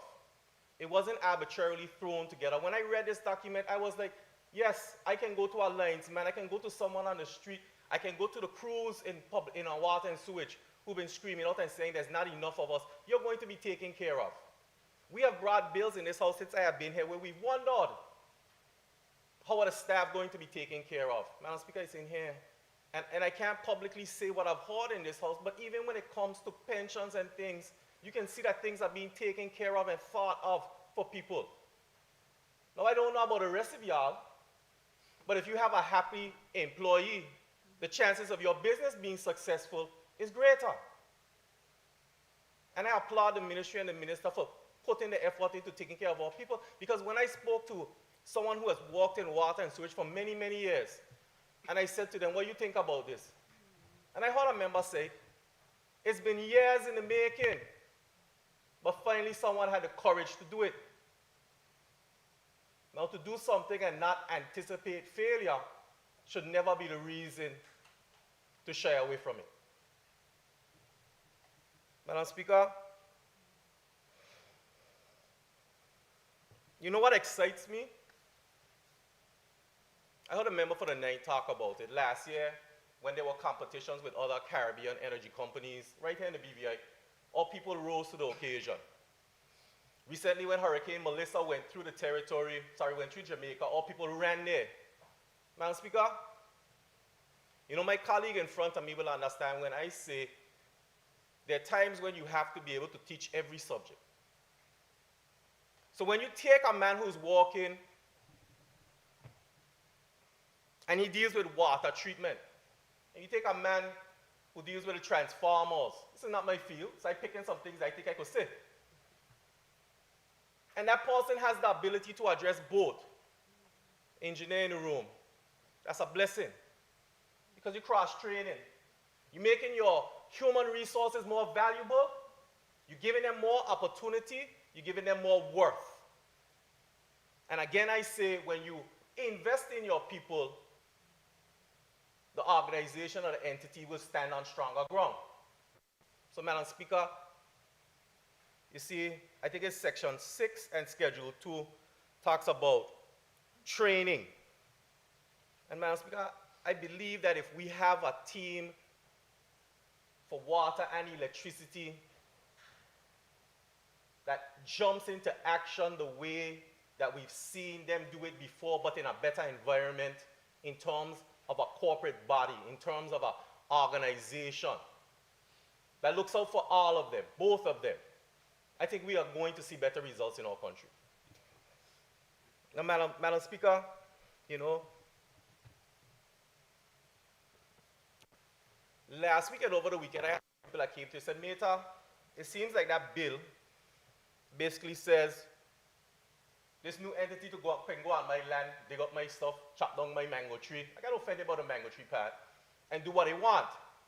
That's why I went through the bill. I want to say this. Sections 9 and Section 12 of the bill, they give this entity the ability to go in and do what's right, but it also calls for notice to be given. Now, Speaker, this is not a draconian exercise where people in this house are going to say, go in on our own people's property and just do what you want. But, Madam Speaker, right now, there are other entities, other organizations, other departments in our territory for the well-being of our territory that need teeth. This is teeth. We don't live in a lawless society. If I have a pipe on my property and sewage is spilling out because it's not going into my tank, the rest of the neighbors must suffer for it. Now, Speaker, if I have a water line on my land and it's spilling water and undermining my neighbor, come on. We're going to run around, run into court, tying up all people in legal fees that they can't afford. Man, come on, Madam Speaker. Right is right and wrong is wrong, and forever it's going to be like that.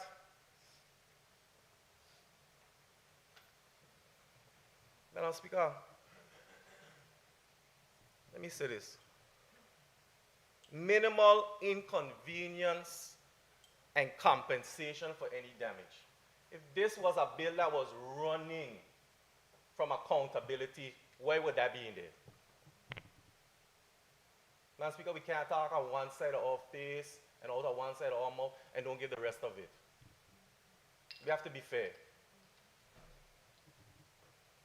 Madam Speaker, here's my caution. If we pass this bill today and the taps remain dry, the people rightly can see this as a hollow exercise. That's my fairness. That's me being Meta. Madam Speaker, you see, I heard my colleague talk about Section 21. 15 years of security. And Madam Speaker, I wouldn't open up business. I wouldn't go and create a merger of two entities that I know need to survive. I can't get a buy-in unless I'm giving them some kind of strength to stand on. And Madam Speaker, when you go to the bank, you gotta give collateral. You gotta give something. You gotta just walk away with two hands and swing it. But Madam Speaker, here's the thing. And this is the caution. You see that seed money? That's what it is. It's to watch something grow. It's to watch something grow. It is not to be there forever. It's not to be there like NHI. No, Madam Speaker. We want social security type movements. Madam Speaker, within this bill, and I don't expect everything to be in this bill because there should be regulations and there's going to be a board. And I talked about the board earlier, putting some bright people on a board and let them come up with their mandate. Madam Speaker, you know, I've been in this house and I've said, why? I've asked the minister who sits in front of me, right to my left, why can't we get a schedule for when the water is going off? Madam Speaker, right now, okay. I would like to see this board put in something that gives us more information because electricity is pretty good at letting us know when power is out, what is going on, but water and sewage hasn't done that. Well, maybe one might rub on the other one and we'll get everything together the way it needs to be. Madam Speaker, Section 33 of the bill states that the board will produce a national utility strategic plan to the minister. I know the minister has been spending a lot of time on water detection. He's been digging up roads, up by Rudy's, coming across by Mayor's. He's been doing some work up there. I'm happy to see that. I think that's work that is going into what is happening before the merger happens, which is good. So, Madam Speaker, I feel that some of this national utility strategic plan that the board is going to produce within 3 months, and I like those deadlines. I think the ministry and the minister, if we've been listening and we're being fair, has already started some of that. Good. So we are ahead. Madam Speaker, I remember standing up and asking questions about Fort Hill Reservoir. It's not leaking. Passed through there yesterday, did a little peep. It's not leaking. So we've seen some progress. We've seen some improvements. And Madam Speaker, I want to be fair and I want to say I appreciate it. Now, Madam Speaker, I do not know if this exists, but I want to publicly call for a verified asset register. For me, one of the issues that we've had with water and sewage is that our lines or pumps or equipment, and even with public works, same thing, they've become run down. You know, you've seen over time they've been repaired, this has happened, that has happened, and their life cycle has expired or is near expiring. And I think there are a few other statutory bodies that you see the same thing happening. I don't know if it doesn't exist, but we need to see some kind of register that tells us what is going on with these assets. And maybe the senior member can give me some information if this has been done before. But Madam Speaker, we can't maintain and push any of our utilities forward if we're not examining that. Now, Madam Speaker, here's the elephant in the room for me. As this entity is created going forward, I want to see more public awareness as to where the leaks are. How are we doing in our districts? Because that goes back to what has been said in this house. You pick something, you fix it. Well, you could pick and fix, but if you don't inform enough and lay out a plan where we know, and again, this is communication, we know that there is a leak in the 8th that's affecting everyone else. Give us that information. And again, I say that I am hopeful that this will happen. Madam Speaker, you see, there's something called non-revenue water. Some of the members spoke about it. That's the water you see running on the streets.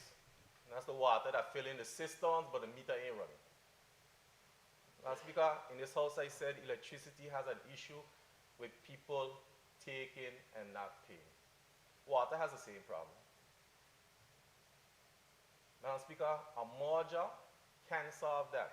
But you know what solves it, Madam Speaker? Fixing the leaks, focusing on it, fixing the metering. Yes, fix that. But then, Madam Speaker, go out and enforce. There has to be a time when we as the leaders in here say, you know what, if my neighbor is stealing, my neighbor has to pay. Madam Speaker, transparency and improvement in procurement.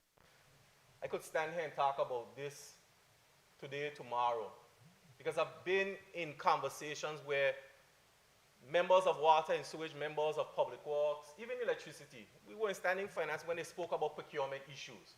I don't think the BVI is going to run from that.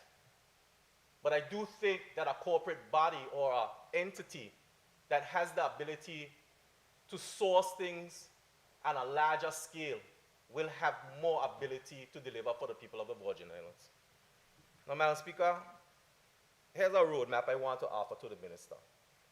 Within 6 to 8 months, as I said, the public should have a dashboard or something to go to know what's going on with water.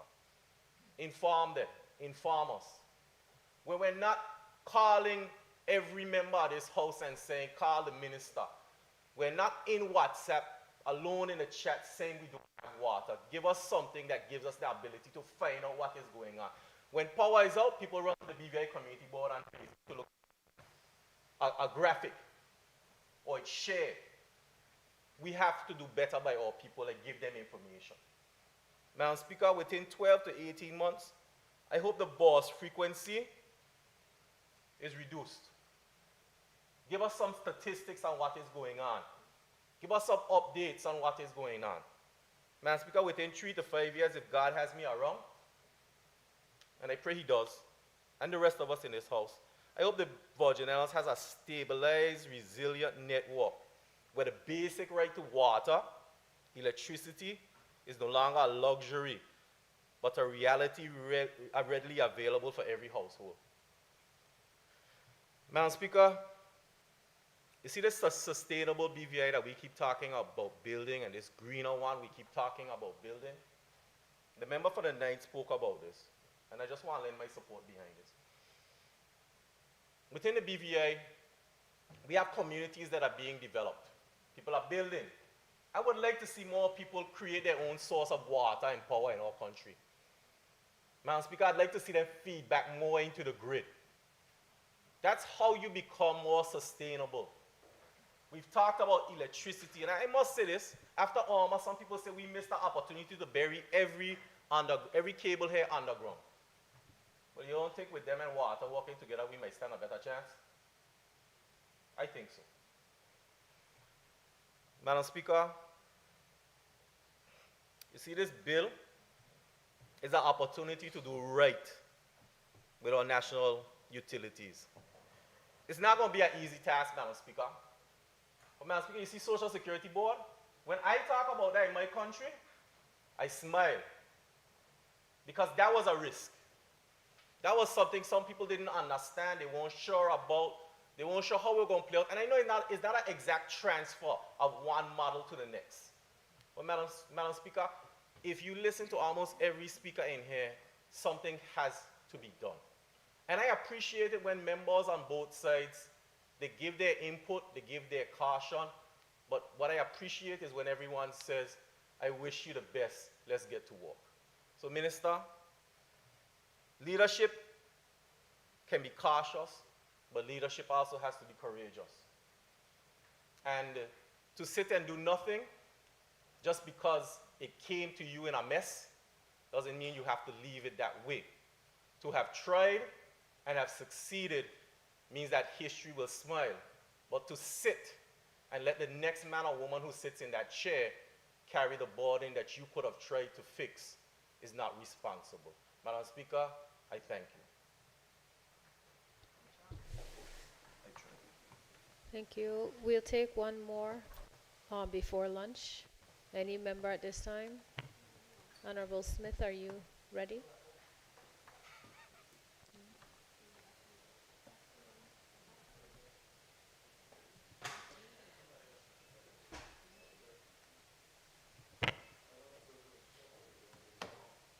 No other member?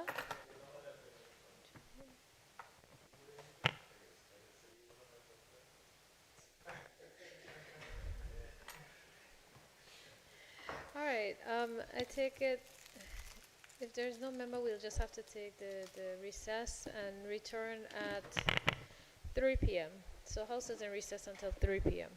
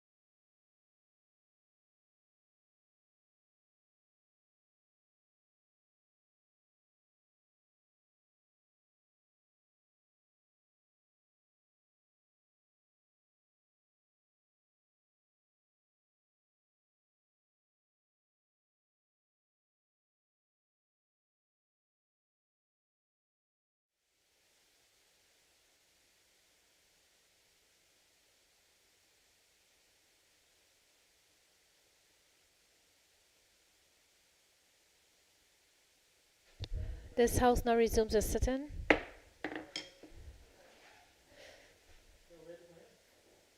Yes. Members, we're still in the debate. I recognize the territorial at large member, Honorable Ronnie Skelton. Thank you, Madam Speaker. I rise to give my contributions to the Virgin Islands Energy and Water Corporation Bill 2025.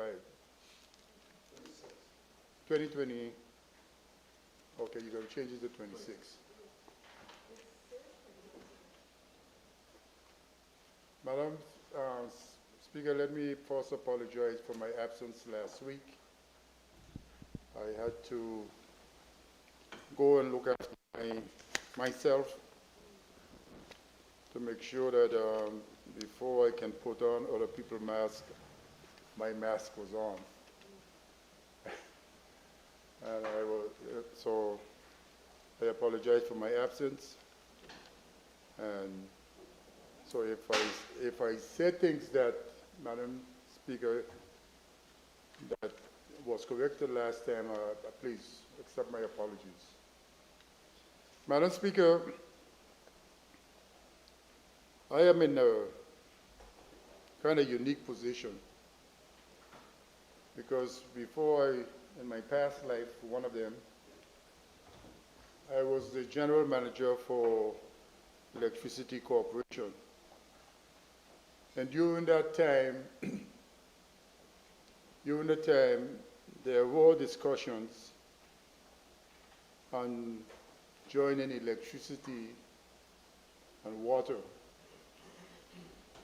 And it was for some simple reason. At that time, electricity was seen as the gold standard. There were not many issues that we couldn't solve. And the problems were not as complex or complicated as they are today. Water and sewage was just a small operation. It had pipes, the same pipes over the hills, but there were a couple of water plants in strategic areas that were producing water. So taking it over in the views of the board and the technical people at that point in time, of which I was one, was something that could have been done or should have been done. Water and sewage, there were so many synergies between water and sewage, water and electricity that you could have seen the savings that would have derived from joining the two organizations. And you had billing system. You didn't need two, there was one.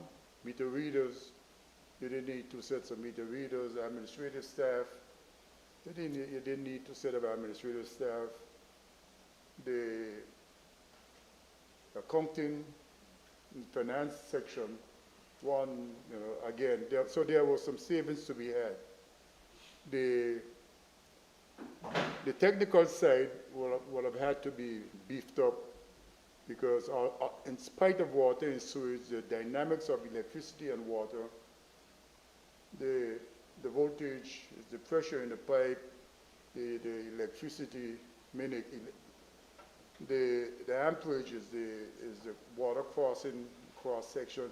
So there was that technical thing that was easy to understand between water and electricity, Madam Speaker. It was never the intention to take sewage with it. It was always the intention that there would be a Department of Waste Management.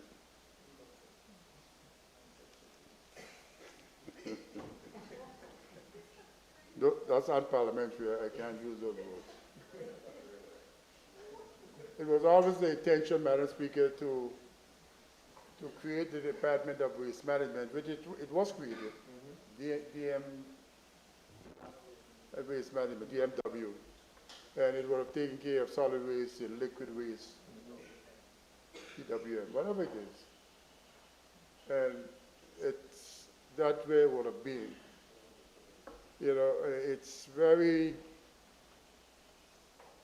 if I had to make the decision, if it was my decision to make, I would have probably go down the same line. Waste, sewage span goes to Department of Waste Management that takes care of solid and liquid waste. And the dynamics of electricity and water, the synergy is very close together. So that was the intention then. And I don't think it is true that not all the fault is not yours, Minister.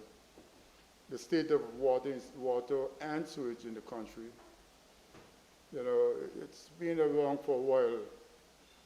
And because the problem with it is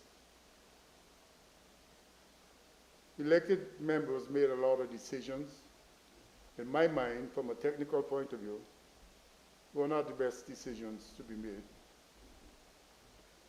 So we take, and we did it with electricity also. You know, wherever the load is, the most demand for water, the load for electricity, we tend to move power systems towards the center of the load. The loss is the technical things that you need, they're less.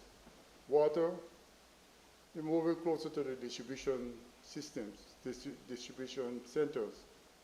Like we had a plant in Seacoast Bay, which was close to the Rotong and Seacoast Bay. That was, again, an easy exercise. But when we take these things and put them to the end of the line and try to push 2 megawatts of power to Virgin Gorda, you need bigger pipes and bigger lines to get it done.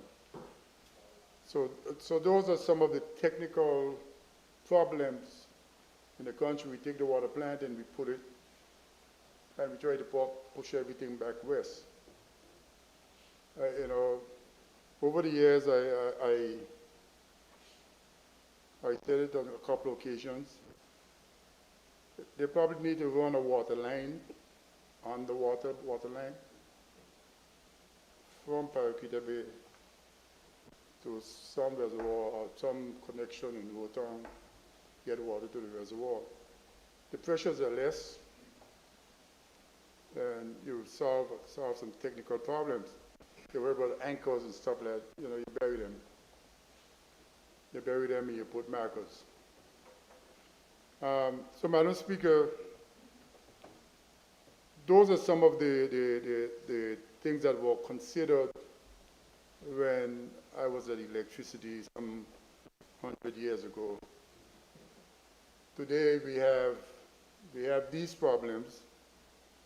I can't say it is bad to join them together or it is good at this time. I think for all of the things to be good for water, and I don't understand why it's what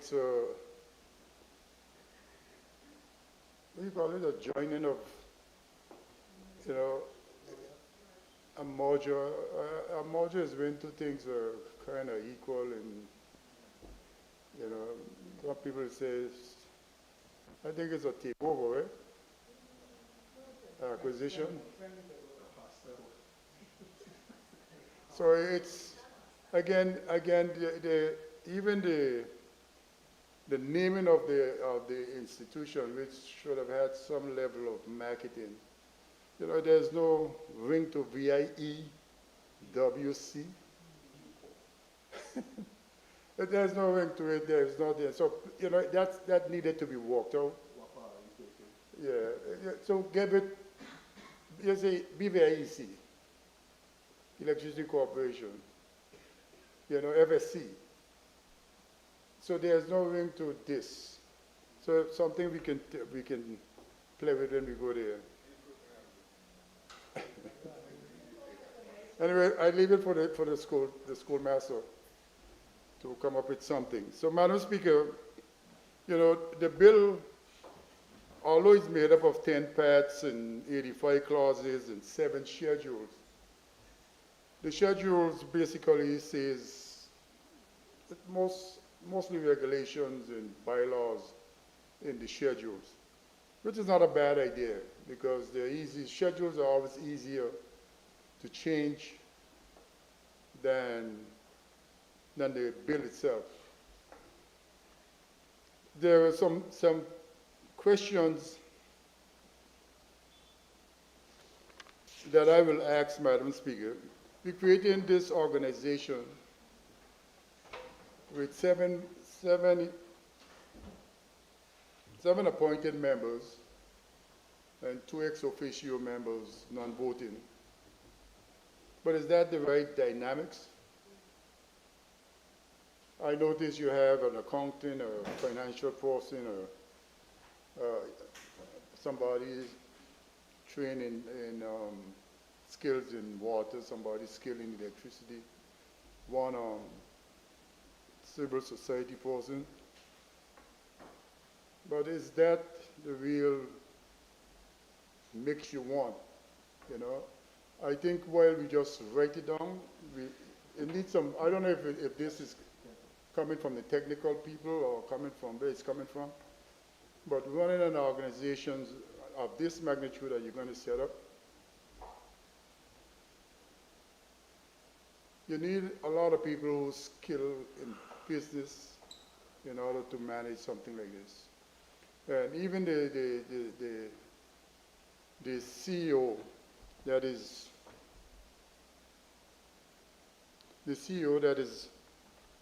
listed in the qualification, while you're saying that they must have engineering or water and they must have business acumen, is that the person you really want? Because the key things is they must be engineers. And you could go around the globe, some of the people who run some of the biggest organizations, you know, the people who send astronauts to the moon and bring them back, they're not astronauts. Some of them are even not engineers, but they know how to manage resources and processes and that kind of stuff. It will be good if you get somebody with that skill set, but I don't think you should bind yourself to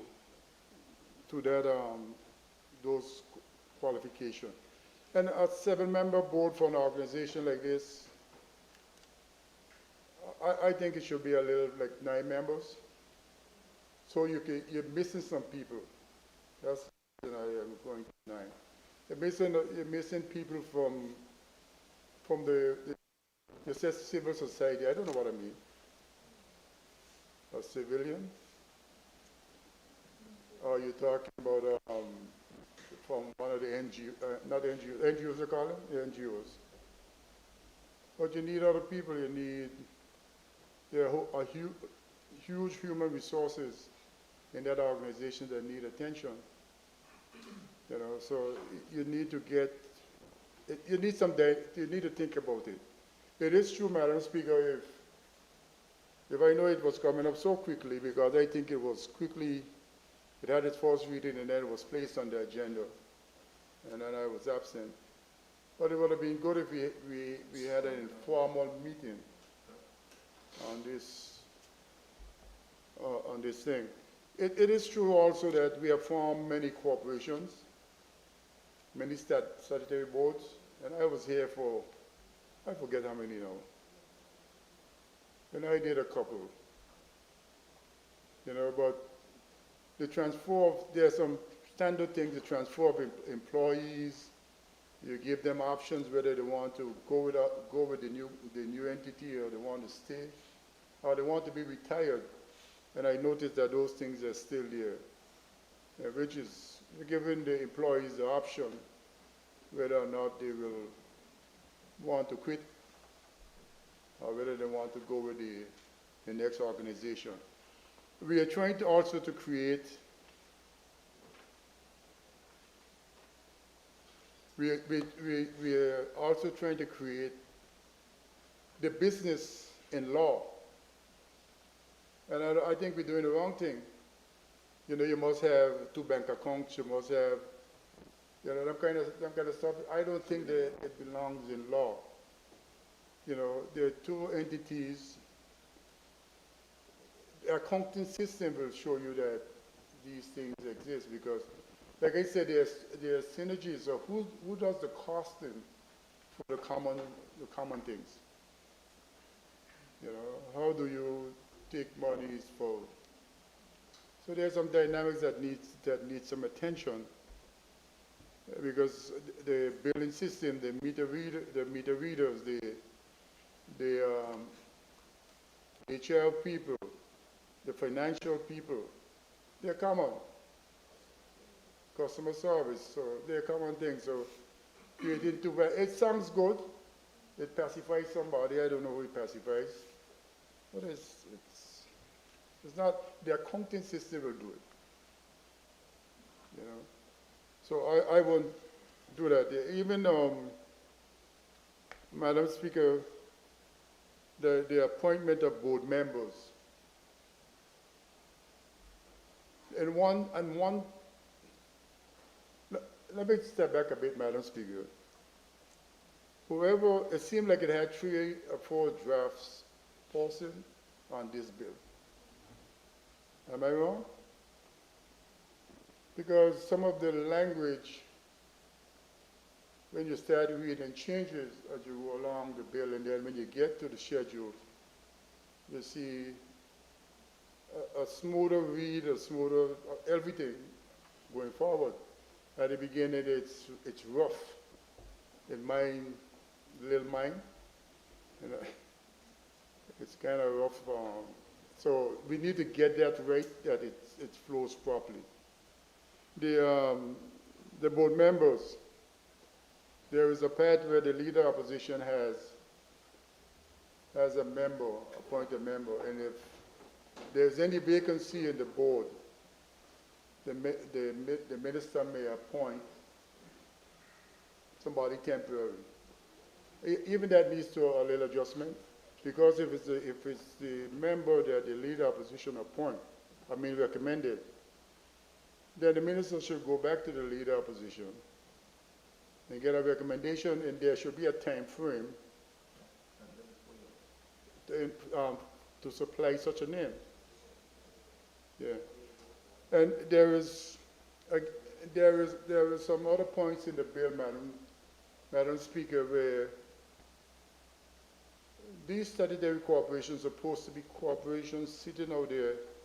The minister is the linkage between the cabinet and the board. But you see things where the cabinet will do this in 2 places. So what are we doing? Member for the third, what are we doing? Minister for the third, sorry.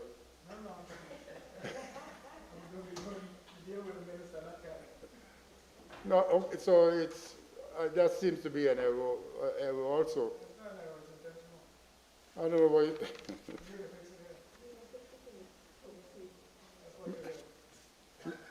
Madam Speaker, but you're messing things up that can't work. You know, you put an organization out there and hold them responsible, and you need to set it up in such a way that no one has any excuse in not carrying out their functions. You know, you see in the recommendation of the chairman, the CEO, that the minister will recommend with the approval of the cabinet what CEO should be appointed. Now, while I understand what it wants to say, how it's written is not correct. Because there should be some process, whether by the board, it should be by the entity, where somebody go hunting for a CEO for the organization. But it can't be appointed unless with the minister and cabinet approval. So if the minister doesn't agree or don't approve it, it doesn't go to cabinet. So that roadmap needs to be put in the document. So Madam Speaker, and then we come to, I'm not going to say sewage because I think sewage should go down the road. Yeah, where it's supposed to go. But water, there's no doubt that there is a problem, a financial problem with water. And I know they said 15 years of subsidy.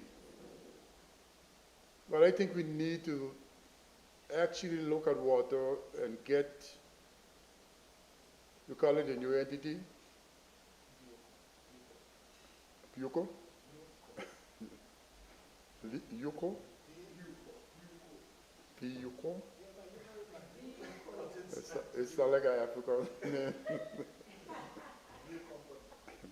Anyway, we need to get that correction, water, like I said in this house many times, we need to get, we spent $26 million, we collect 4. That's $22 million for the last 15 years. There was so much? For the last, you know how much money that is? I see where they're saying, Madam Speaker, I thought you must go. I see why they're saying it, because if you take $22 million and multiply it by 10, how much money that is? It's so much I can get up. 120 million. Madam Speaker, we have to correct this. And forming this organization alone ain't gonna do it. This needs to be corrected overnight. And I was here listening to the minister, Madam Speaker, talking about all the things. He got water pressure in every part of the country now. Okay. It sounds like in our part of the country. You got good pressure in McNamara. We got good pressure in Spring Gut. So it sounds like we're making progress. But it needs to be, this thing needs to be corrected. And what I like about it, although I heard my last colleague, Meta, say that tomorrow this can be enforced, but I like it comes into force when the minister published in the Gazette. So I would suspect that all the dynamics we worked out while he worked, with all his, to get those things that he, for the last 2 years, since I'm here too, that you promised to buy the meters, the pumps, and them stuff in place. So when you sign the thing, it's in a position to collect some money. You know, because I honestly believe that people are willing to pay for the water. Yes, when it gets to a point where it's reliable, then people will start stealing. I think right now they're willing to pay for the water because it's a necessity. And water is not a human right issue. Right? Water is. So Madam Speaker, and don't take my, to correct some of this stuff, the pipeline, the undersea pipeline, into it might be something, it probably might be expensive, but it might be something, cost-benefit analysis might show you that it's something worth doing. Madam Speaker, there's some errors in the bill, in my opinion. I couldn't say my opinion. And clause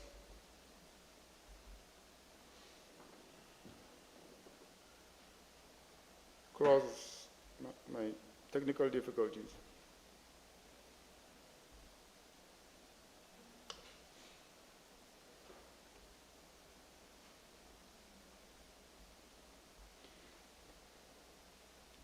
In the Schedule 1, Madam Speaker,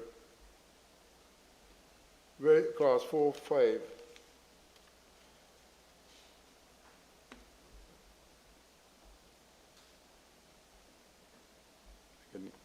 I should have had a hard copy.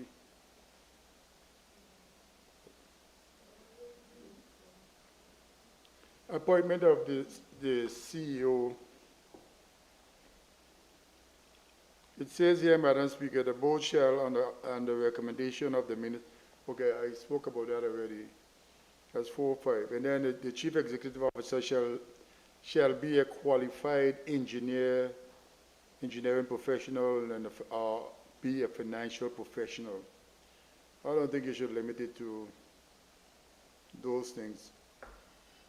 I think in the rest of the world where corporations are run, there are people out there with skill sets, and might be some of our own people with skill sets to manage some of this stuff, Madam Speaker. And then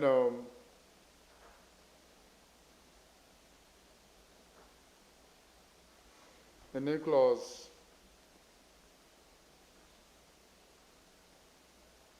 6.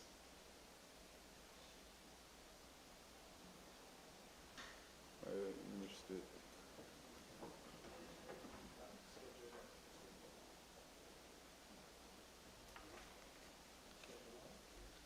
Let's show you one here.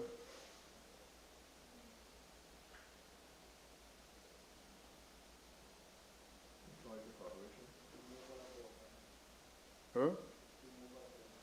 Yeah. And that's, again, yeah, I remember it, but I didn't remember the causes. If you're removing your own board members that you recommended, yeah. But if somebody has recommended that board member, then you should. And they have to leave or they're being fired for whatever reason, we need to pay attention to stuff like that.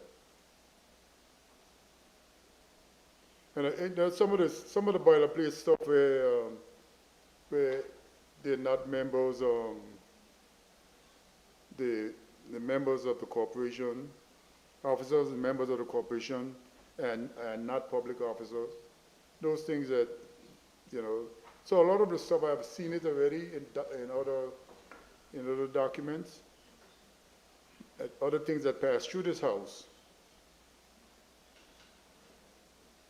And there is another part of the document where it says the asset of the corporation,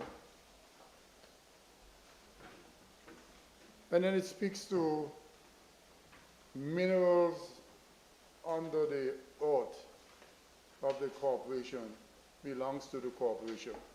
That can't be right. So if the corporation has a piece of land and got oil on it, is the corporation owned? No, that's not what it means, right? If you find gold nuggets or something, so that to me can be.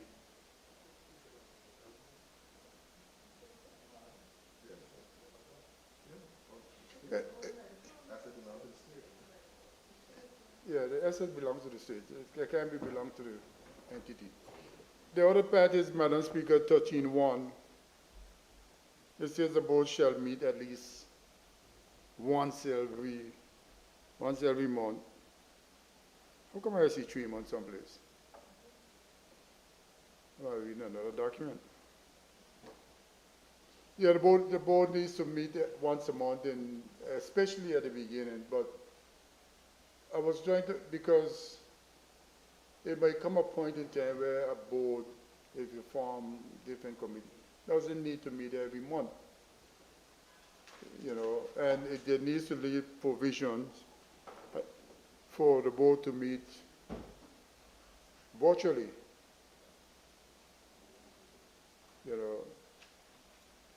We know what's happening. We know there are some meetings that should not be virtual meetings. But if it's something, I think provision needs to be made, the board to meet virtually. And then we go with this declaration of interest, Madam Speaker, which we understand that all board members needs to do. But I see clause 11.2b.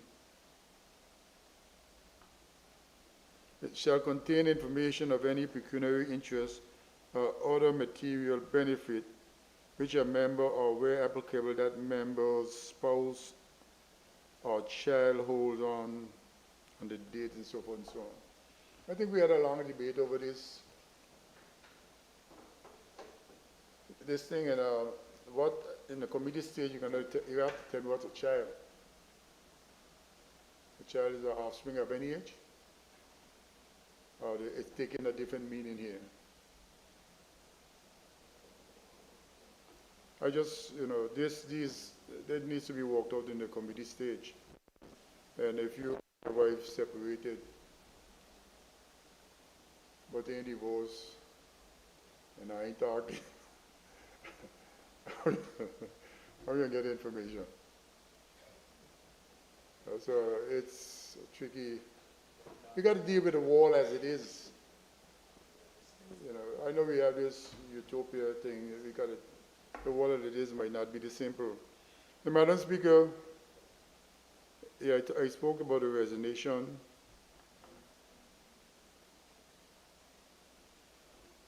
It was the resignation of the board members. It says any board member other than the chairperson may at any time resign from his or her office by instrument in writing addressed to the minister and transmitted through the chairperson.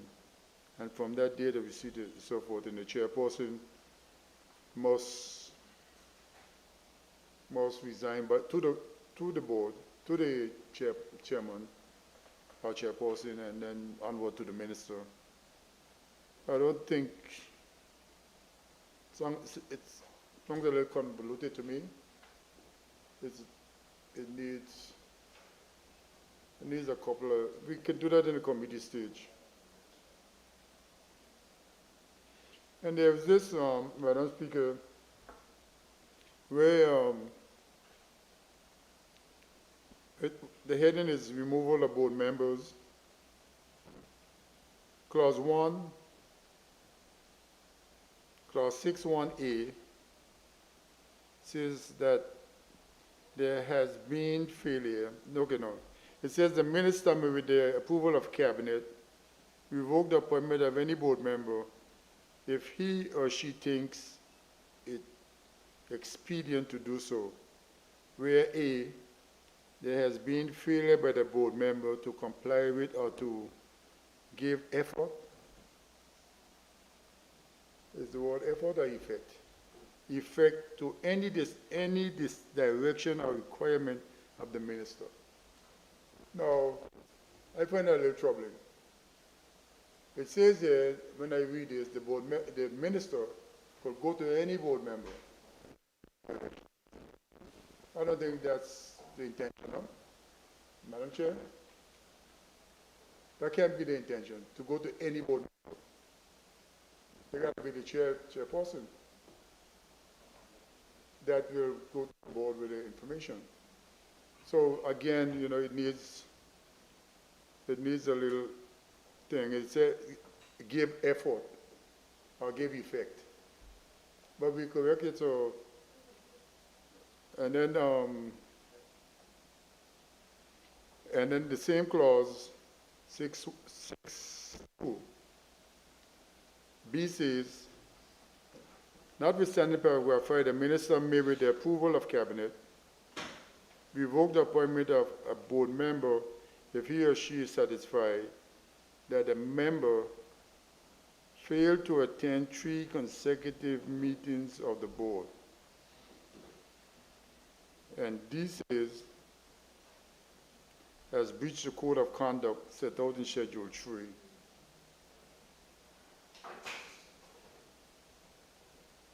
Why 3 consecutive meetings?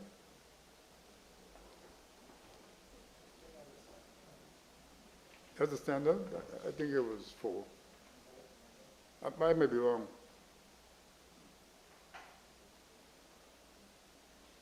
Yeah, so again, we need a little discussion on that in the committee stage.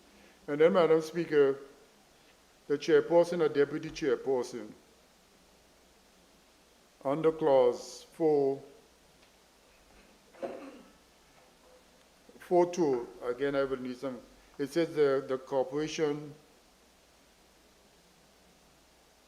It says the corporation may by instrument in writing direct the subject to such condition, the subject to such conditions as may be specified in the instrument.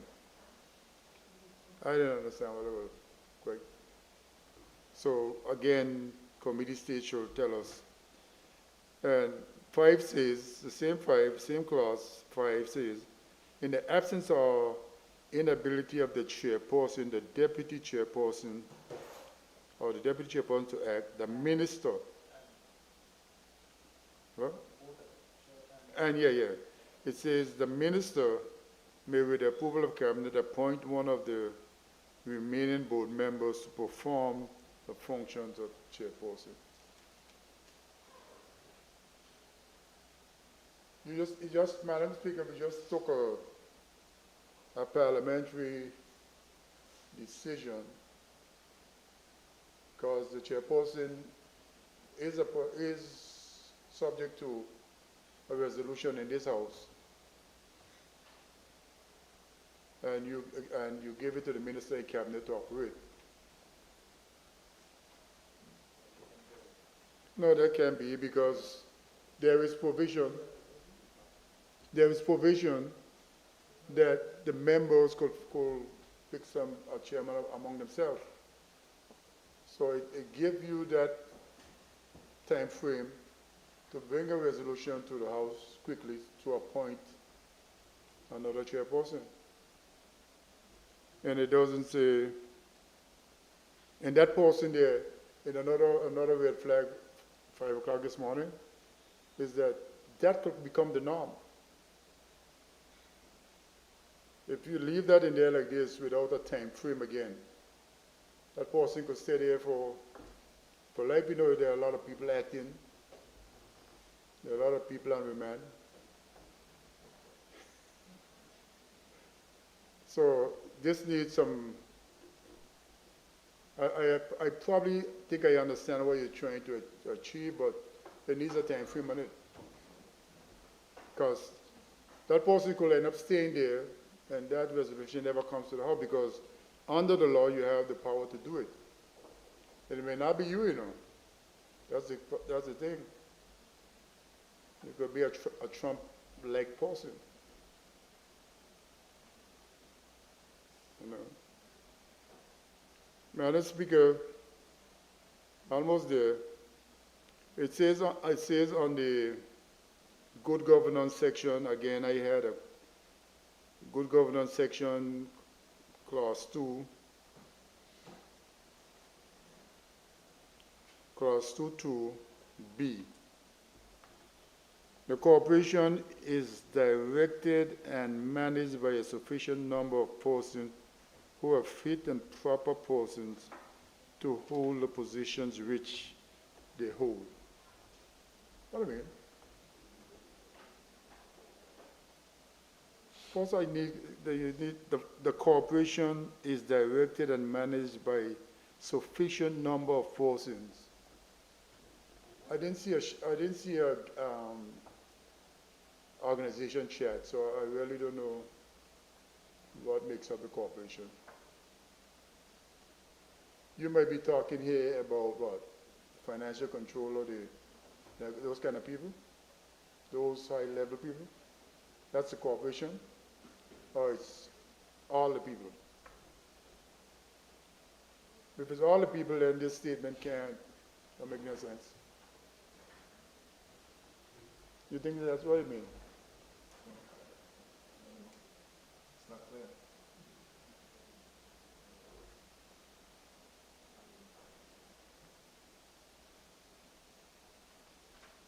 Madam Speaker,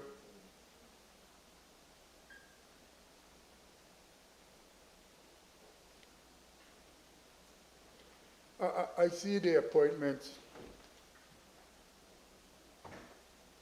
of board members, Madam Speaker, and I just want to look at clause 1(5).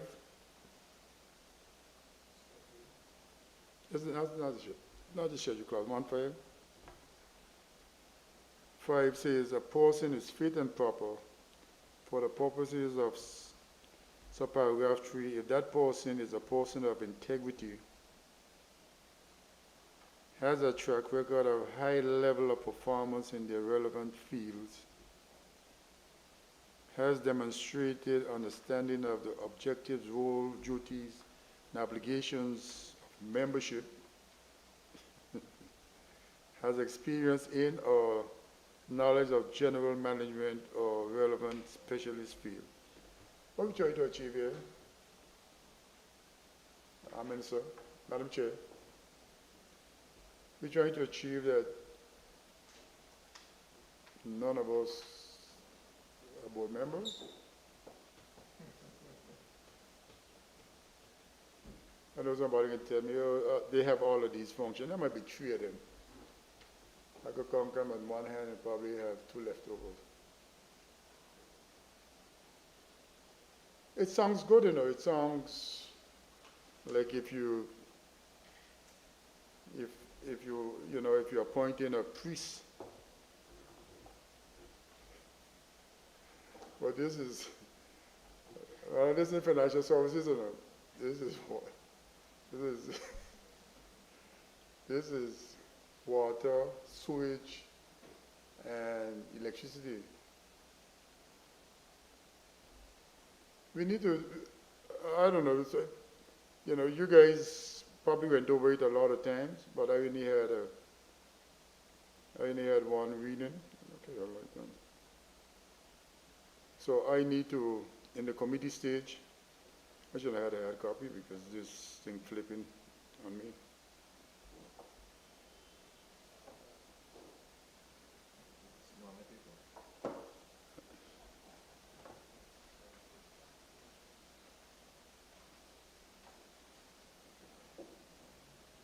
Madam Speaker,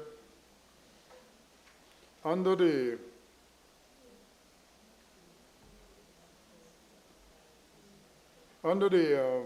let me, exclusive rights to supply electricity and water. So there's no exclusive rights for sewage?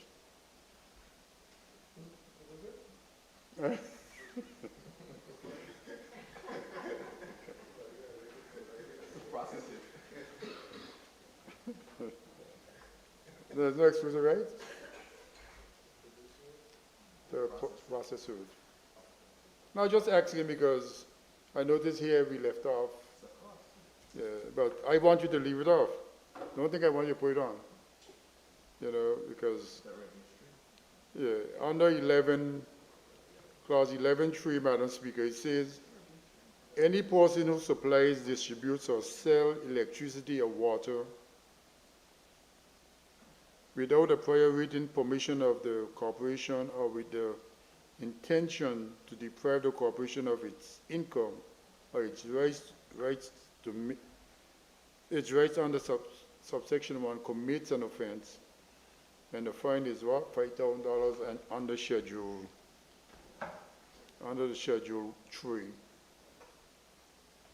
Now, the question is here. I guess, let's go back to after Hurricane Hugo. There were people in a neighborhood who basically were supplying power to each other. Well, one person supplying power to 3-4 homes. The correct way. Does this apply? You call a state emergency? You see, what is written here in like this, and this kind of language is like pure, it needs context to it. It needs to say, you know, it's something else. Because this, you know, all it takes is the wrong person interpreting this, like I am interpreting it, and you could end up with problems. You know, and if you don't have a manager and the powers to delegate, Madam Speaker, It says under 2A, the corporation may, with the approval of the minister, delegate to any person or body of persons as its agents. And then it says, again,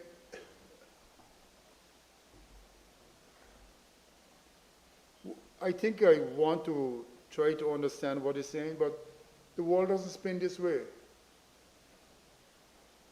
So you're telling, you turn this stuff over to EQ, view, wherever it is. Viewco, got it?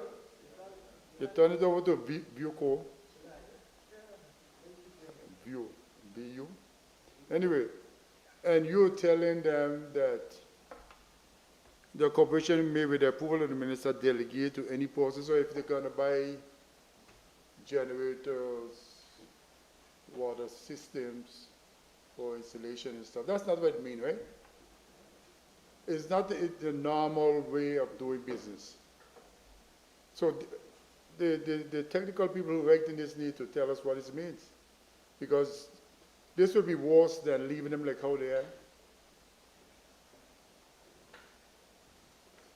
So it needs to say exactly what you have in your mind.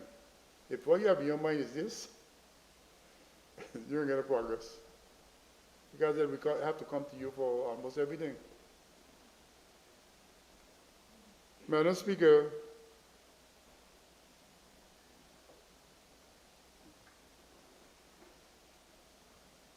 I know the last member again talked about, I don't think this bill gives you any power to go on people's lands and do what you want, how you want, when you want. It doesn't do that, so I am not too worried about it. What I know, if you go in, you need to compensate the people for whatever you destroy. So I don't have a problem with that. That's fair to me.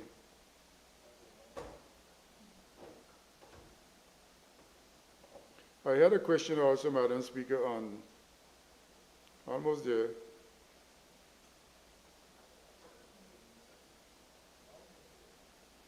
The powers of the corporation.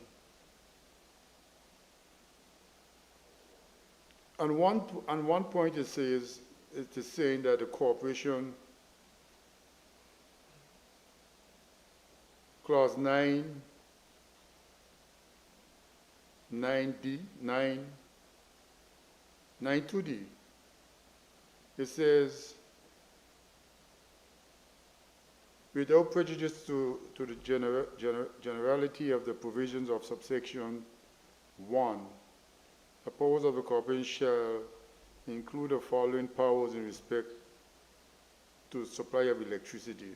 And it's outlined this thing, and this is to sell, exchange, lease, dispose of, turn to account, or otherwise deal with any of its assets. But some places in the document it says that they can't lease without the Crown approval. It's a little confusing, so I put a question mark there to ask a question. And then under section 2F, it says, insure with any company or person. Insure with any company or person, what do I mean? The person part is what confused me. I mean, a person implies legal person? A legal person is a company. So I don't understand, if say if Epstein comes, you could insure with him. I understand the company part. I could say company or corporation. I can understand the person part. Huh? Missing an F? Yeah, we need to clarify that. I can understand the company or corporation. again, this is semantics here, function of the corporation. You know, you gotta excuse me. The function of the corporation shall be the generation, transmission, distribution, and sale of electricity. I don't know what the supply donates. If you're selling it, they have to supply it, no? So for me, that is semantics. The function of the corporation shall be A, the generation, transmission, distribution, and sale of electricity. Madam Speaker, my question marks getting bigger as I go. Under board officers and employees of the corporation, you have a director of energy, of power, you got a director of water and sewage. Without an organization chart, I can't understand this. On top of these now, you got a CEO, right? You got a CEO and a director, and then you have the board. That's what it is? Again, when we get to the committee stage, write off for me, brother, so I can understand what that means. And under clause, vesting of certain properties, rights, and liabilities in the corporation.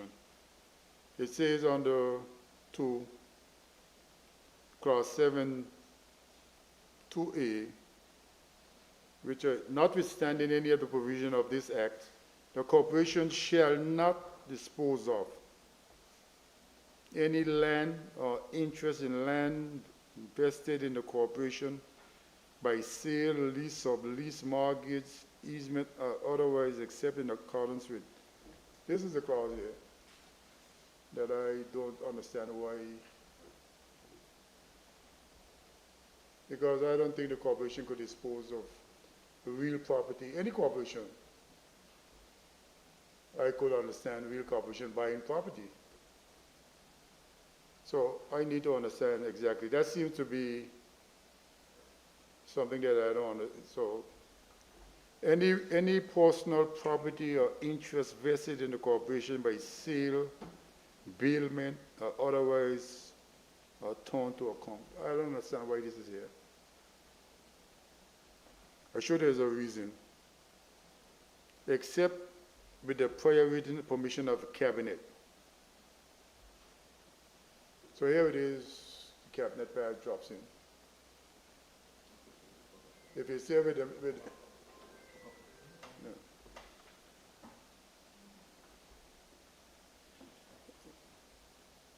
Let me see, I am almost home. I'm skipping some on, not to worry.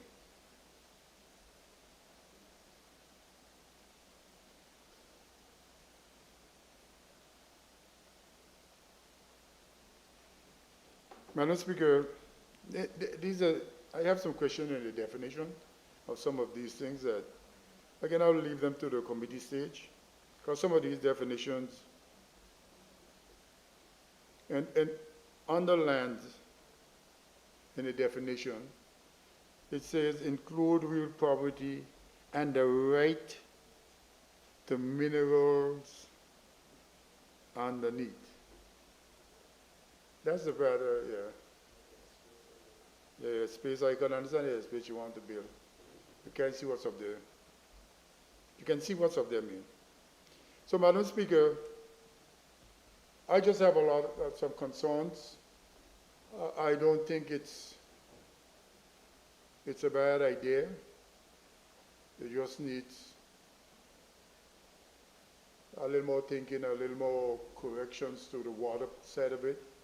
Because I was watching a movie some day ago, a medical thing, and there was the twins, and one was dying and the other was alive. And the smart doctor came up with this idea, if we connect these back together, they will live. And they were living for a while. And then the other one, the good one, what were living before, started dying. Because the one was sucking everything. Huh?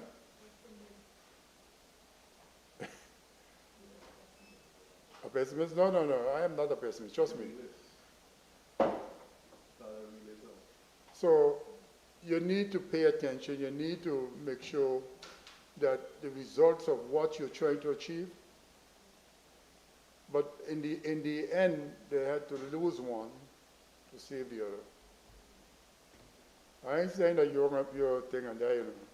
I'm saying that we need the proper reporting and stuff like that. You need things in the bud before they get out of control. So, Madam Speaker, with those few words,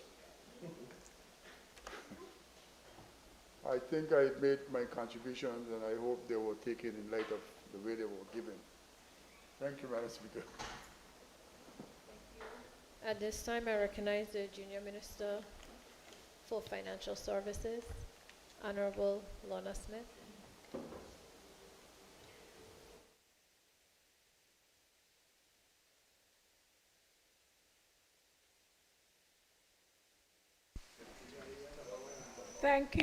Thank you, Madam Speaker, and thank you for this opportunity to make my contribution to this very important bill, the Virgin Islands Energy and Water Corporation Bill 2026, or as I will call it, VUCO for short, VUCO. Madam Speaker, I'm going to begin with some of the comments made by the leader of the opposition on Thursday. And I did listen very keenly to him and his contribution, not as a part of the group that, as he called it, engages in parasitic debate, but because I wanted to understand very clearly what were his concerns, as well as the rest of the opposition to the merger. I have to say that when he ended, or when he stopped, because he did not quite finish, I concluded that the parasitic debate practice could not be on this side of the aisle.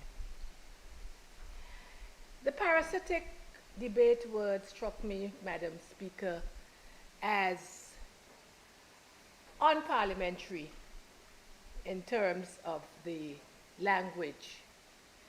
But I decided to have a closer look at what it meant. I also, Madam Speaker, want to say that I fully agreed and will always agree with him and everybody in this House who maintain that a debate or debates are the bedrock of democracy. And I trust, Madam Speaker, that what I will say will be taken in the spirit in which it is meant. I looked at what parasitic democracy meant, and there are several places you can find out. You can look at Google, you can look at ChatGPT and all the other AI facilities that exist. And one of them said to me, parasitic debate or debates are discussions that exploit or feed off a more substantial topic without adding value, often harming the credibility or the clarity of the original subject. And then it concludes that the debate, it's not self-sustaining, it's dependent on draining the value from a primary subject or an argument, in this case, the bill that we are discussing. So, Madam Speaker, I ask again, who is engaging in parasitic debate? I also found it, Madam Speaker, if I could go back to what I said about the unparliamentary language. I like to think of us in this House as operating in a very collegial manner. And when I get those kinds of comments directed at this side or any side, I always think that these comments are not made to Lorna Smith or Kai Reimer or Vincent Wheatley or anybody. It's really made to the people who elected us, the people who are behind us. And in my case, as an at-large representative, I went and I looked it up because I don't always remember. But I saw that I had 3,578 people voting for me. So when you make these comments, it's as though you are really attacking those people who vote for you. So I would urge that we be more parliamentary and considerate in terms of what we say.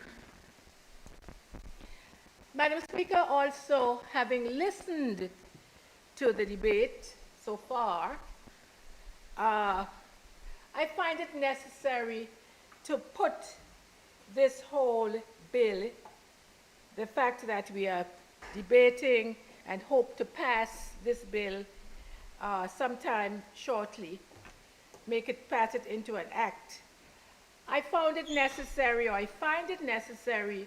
to put it all in context, because all I have been hearing about mainly has been that, and it gives the impression that the legislation that we are discussing is the be-all and end-all of the challenges that we face with water, especially, and of course, to some degree, storage.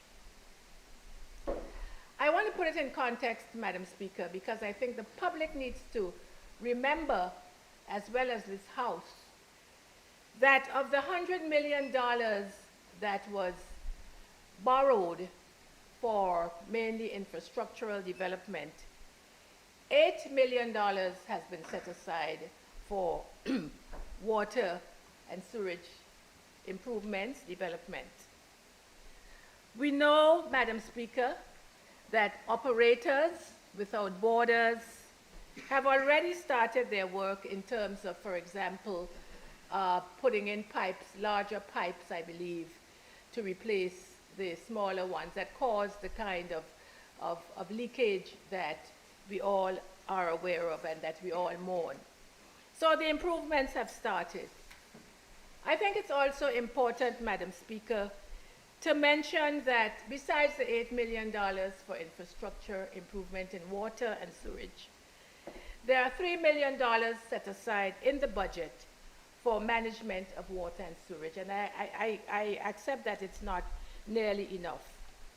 So I say all this to say, Madam Speaker, that the bill is accompanied by tangible activities to fix our water challenges, and this is just another step. The bill is another step in making sure that we can manage our water and sewage facilities appropriately.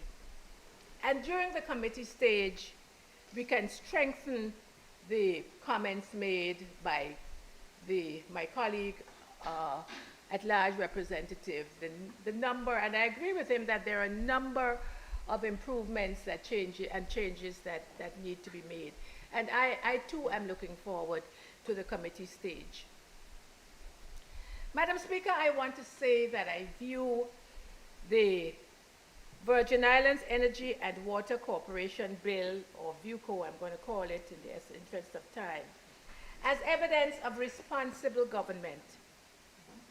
Section 17 of the bill separates accounts for water and sewage from the electricity. And I know there has been some debate about that. But I see that, Madam Speaker, as evidence of responsible government, evidence of full transparency, and evidence of good governance. I very much welcome the Minister of Communications' oversight and intervention when needed for audits and good governance, as laid out in Section 32 of the bill. Essential services of electricity and water into one unit managed by one board is definitely the best way to go. And as more than one colleague has pointed out, it is not a new development. We know, for instance, that right next door, WAPA exists. We know, as has been said, further afield, that this merger of essential services exists. Even, as my colleague pointed out, in Dubai, but we don't even need to go that far. One of my colleagues also mentioned, in fact, on the member for the 2nd district, one of my colleagues, he made reference to the problems, the woes on Jos van Dijk. And I believe we are very much, all of us in this house are very much aware of these challenges. And I recall a month ago or 5 weeks ago, one businessman ringing me up and saying that there was this issue of no water, and this is a businessman in the tourism sector. One of the things that I have discovered about the sister islands, all of them, Anegada, Virgin Gorda, and Jos van Dijk, is that they not only come to you with problems, they have become so independent that they always have, invariably I should say, they have solutions.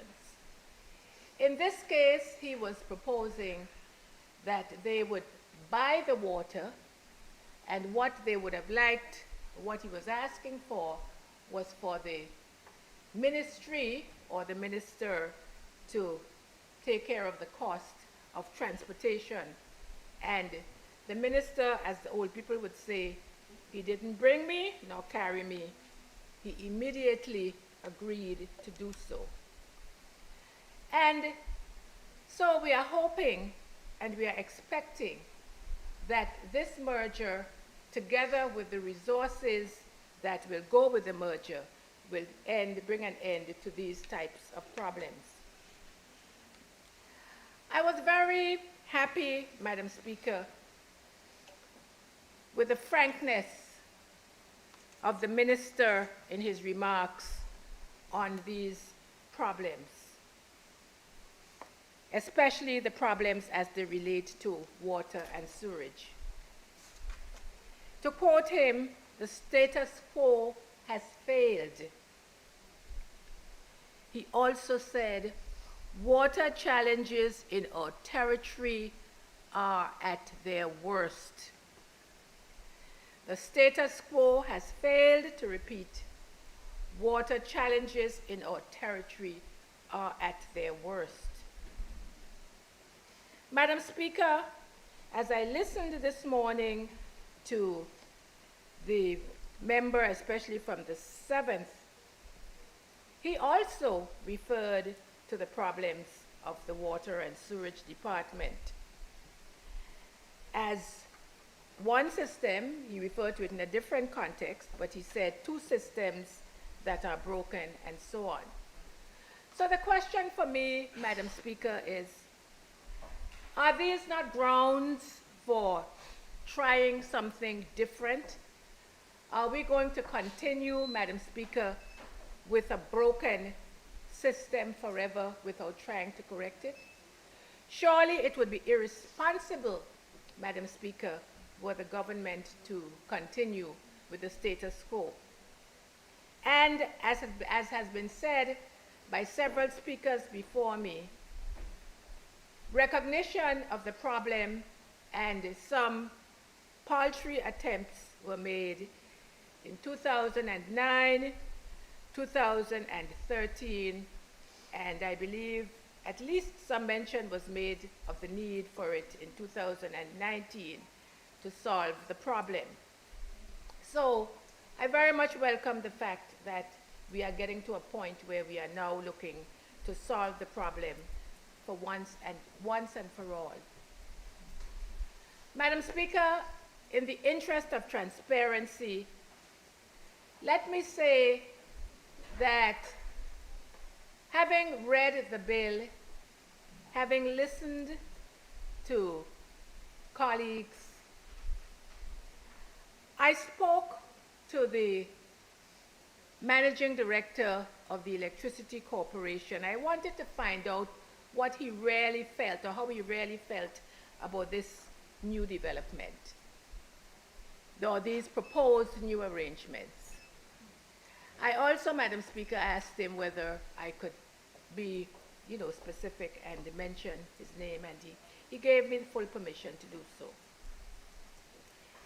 He, of course, Madam Speaker, welcomes the proposed arrangements, as he recognized that there would be greater synergy, as has been said in this House.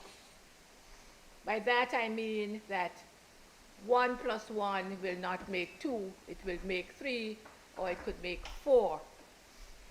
And he expanded on that by saying that the consolidation of resources will result in the combined entities, that is the Electricity Corporation and the Water and Sewerage Department. The merger will result in lower costs to operate than if they were separate. Madam Speaker, he went on to explain that most of the skill sets, and the former CEO of the Electricity Corporation would bear me out on this, that most of the skill sets required to manage the Water and Sewerage Department already exist in the Electricity Corporation. One of the things that will be needed is a hydraulics engineer, but most of the problems that are experienced by the Water Department are engineering related. I also asked him about a point that was that he made, and the leader of the opposition brought it up in Standing Finance, where he stated that the corporation is financially strapped. And I asked him how he would respond to that. Madam Speaker, he saw it as not an issue. He accepted that they are financially strapped, but he made the point that I made, or I began by making, which is that there's $8 million that will go into water development, together with the $3 million that is in the budget. So they will be separate, and he saw great advantage to them being accounted for separately. Madam Speaker, the Electricity Corporation is not only responsive, as has been said today. It is a corporation that is a model of good governance. It's a corporation committed to advancement. It's a corporation that is committed to innovation. If we take, for instance, the STEP program, which is the Solar Technology Energy Program, which is a renewable energy program that supports lower costs in terms of electricity because of the using solar panels. And of course, we have the Anegada solar system that was commissioned a couple of months ago, which means that Anegadians will experience a fall in as much as 50% of the cost of the bills. So the corporation is one that is constantly looking at ways of innovating. In this vein, I welcome the Section 45 of the bill that speaks to independent power producer, and it says that the corporation shall invite persons who wish to build, own, and operate renewable energy generating facilities and who meet the conditions required by the corporation to become independent power producers. So there is an opportunity to actually earn for the private sector, and so this is a section that I certainly welcome in relation to the bill. As I've suggested before, Madam Speaker, the merger of electricity and water will result in a symbiotic relationship between the two. I was a little struck by the last comparison made by my colleague, my at-large colleague, in terms of the unequal nature, if you want to call it that, of the two, and that one side could end up virtually destroying the other side. I, of course, believe that this symbiotic relationship will mean that the two will exist together to the advantage of both. I'm pleased, Madam Speaker, that the board is going to be comprised of persons with technical and professional knowledge in their respective fields, as well as in the field of finance. This may seem to be an obvious point, but the fact that the legislation spells it out is very important. Now, if I may speak to just a couple more points that were made today. The two broken systems, trying to combine them into one, and putting a leaking roof on a collapsing house. Madam Speaker, what do we expect should happen? What should a responsible government do? Should we not be seeking to improve the situation for the good of the people of this territory? That is exactly what this bill is seeking to do. I also, Madam Speaker, yes, this is a point that the Minister of Finance or the minister responsible should refer to. But one of the things I heard was that the biggest threat to the merger is government's inability to pay its bills. Madam Speaker, for the record, this is not true. This is not true. In fact, the government's bill, as far as I understand it, is in the region of $580,000 out of a total budget of the corporation of $70 million. This is the Electricity Corporation I'm referring to. So to make these comments, I see as scare tactics to scare the public that will enjoy the benefits of the combined electricity corporation and the water and sewerage department.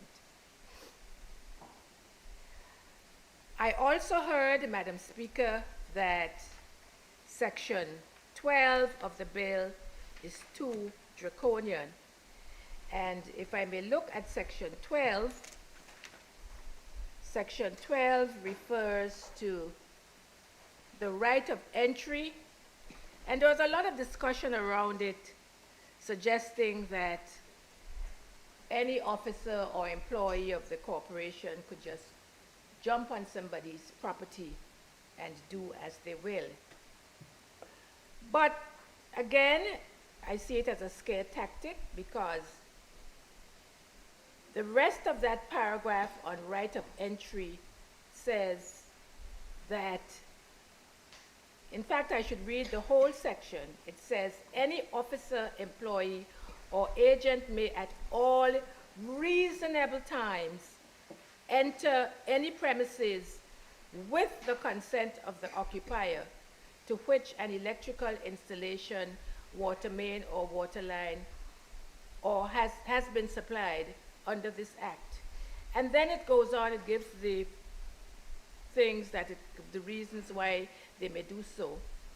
But then the important part that was left out was that, and I read this part, provided that the corporation shall cause minimal inconvenience and damage as possible, and shall repair all damage caused or make fair and reasonable compensation for any damage caused. Similarly, another scare tactic for persons who are selling water, especially. Section 11, the exclusive right to supply water, electricity, and water. The corporation shall have the exclusive right for the supply of electricity and water in the Virgin Islands.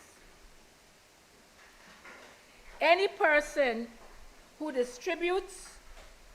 supplies, distributes, or sells electricity or water without the prior written permission of the corporation, or with the intention to deprive the corporation of its income, shall be guilty of an offense, and so on. Madam Speaker, the fact is that this similar legislation exists. In fact, the Water Ordinance at Section 6.1, and if you bear with me while I get to it in a second, so that I can read what it actually says. It says, Madam Speaker,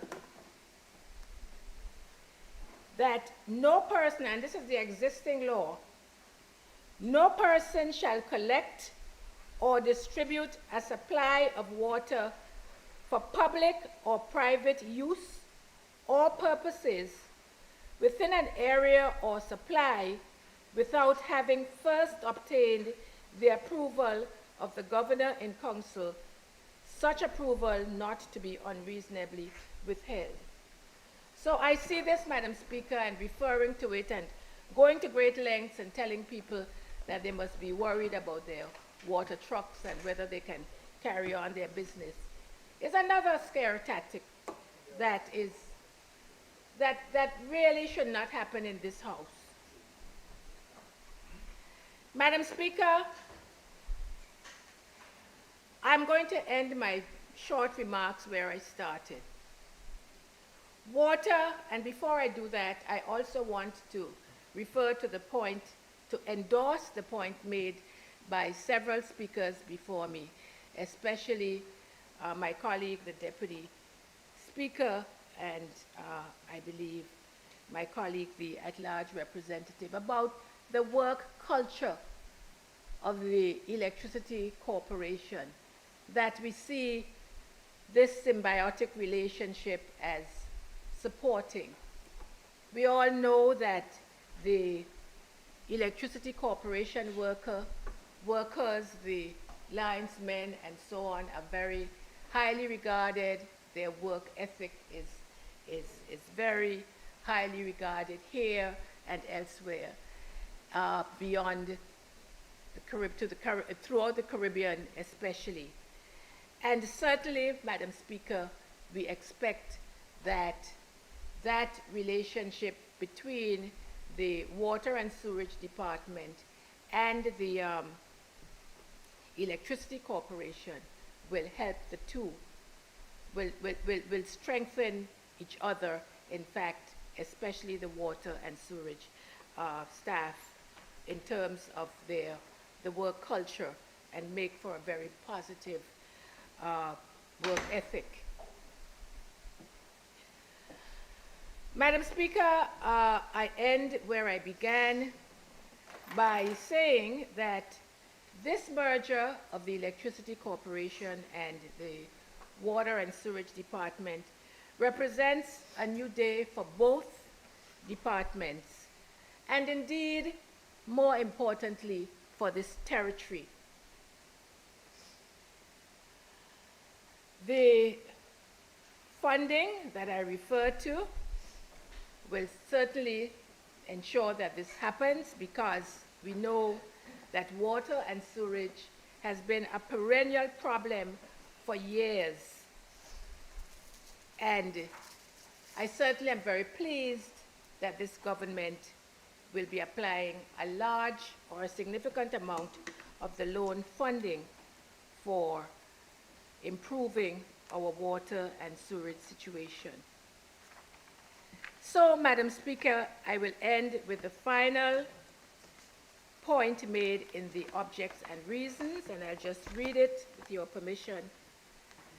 The bill represents a significant step towards integrating public utility services in the Virgin Islands under a single, professionally managed statutory body equipped to respond to current and future challenges in utility, regulation, service delivery, and sustainability. I thank you, Madam Speaker. Thank you. At this time, I recognize the member for the 8th District, Honorable Marlon Penn.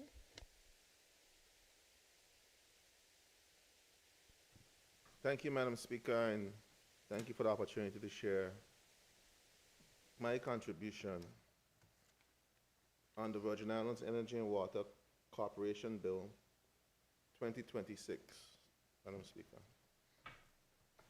Other known as view, Madam Speaker, and I'll give my view on the bill today in terms of the way I see it. Madam Speaker, this process that we're going through, the legislative process, is a very critical process for us as legislators. I think we have a responsibility to ensure that all perspectives of the bills that come before this House are ventilated in the public space, Madam Speaker.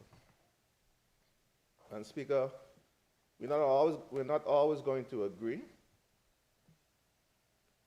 and sometimes we have difference of opinion on the approaches that should be taken. Ultimately, the government has the majority, and the government has the right to bring a bill to this House to make whatever advancements.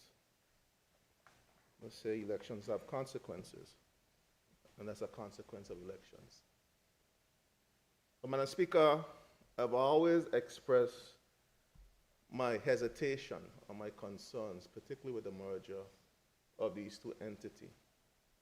And that hesitation has become even stronger after the recent presentation made by the Beaver Electricity Corporation in this Honorable House. And I'm going to go to some specifics, Madam Speaker.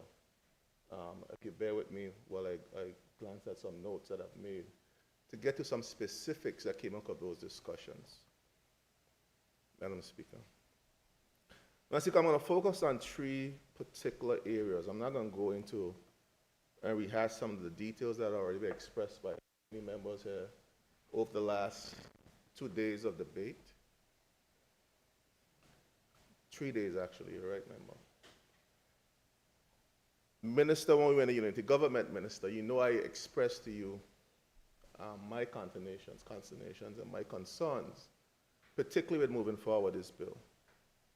And that's been true when we were in government. And I know it's different, but there's some more similarities and there's some more even troubling things to me in terms of how we're moving forward and how we can make sure ultimately the bill will pass because the government has the numbers.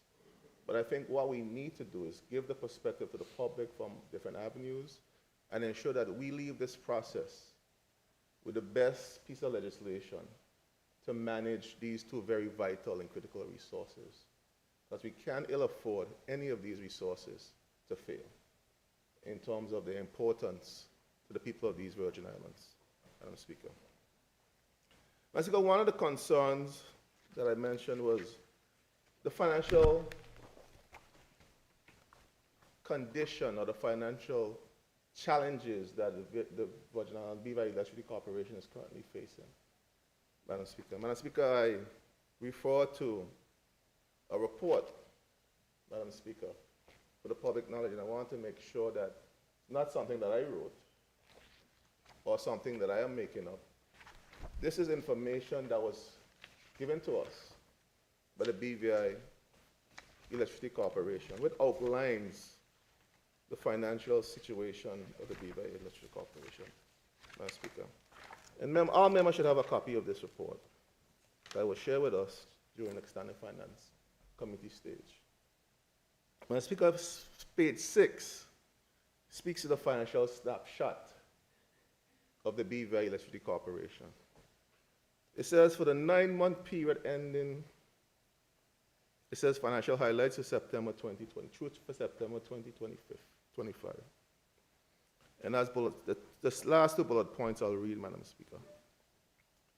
It says for the 9-month period ending September 30th, 2025, the corporation recorded a net income of 0.12 million, reflected a 93% decline over the net income of 1.66 million during the same period in 2024. It said that total funds decreased from 48.48 million at the start of 2025 to just 2.37 million as at September 30th, 2025. It also went on to say cash assets consist of 0.8 million cash in the bank and 1.56 million fixed term deposits, which are earmarked for special projects. So it shows the current decline in the corporation's financial picture. Showing, you still have to pay for it. Corporation just made an investment in phase 5 to be able to facilitate the power generation needs of the country. Renewable energy expansion is going to take some time. And for the corporation to be financially viable, it has to somehow still service its customer base and still be able to bring in the revenue to keep its operations running. And then we went on to say liquidity. This has also been a troubling statement, Madam Speaker. It says the current ratio is 1.9, which is satisfactory. Quick ratio, however, fell in this is from January to September 2025, fell to 0.14, which is critically below the ideal ratio of positive 0.5 minimum. So we're way below what is ideal or the minimum required for it to work. But this is the kicker, Madam Speaker, for me. And a lot of what the corporation will have to do going forward, particularly just for the power side of the corporation, will require financing. It will require heavy investment into, I heard the minister just mumbled renewable energy. Renewable energy is costly. You're going to transition. It's going to be a costly transition. You're transitioning from the infrastructure that we have right now in Parkwood Pond, which is costly as well, you have to continue to run. So the corporation has a debt to equity ratio of 1.3, unfavorable, which is above the ideal ratio of 1 maximum. And it also goes on to say that the net income, Madam Speaker, and this is your after your expenses and all your revenues that you collect, at the end of the year, the corporation has a balance of 117,000. So if anything goes wrong with any of the major infrastructural pieces of equipment, it had limited cash in the bank, just over $2 million. Corporation cannot afford for any mishap with the generation side of the corporation's operations. So you see a vulnerable situation currently with the corporation. And we're now talking to put the water purchase side of it on the backs of the corporation. Madam Speaker,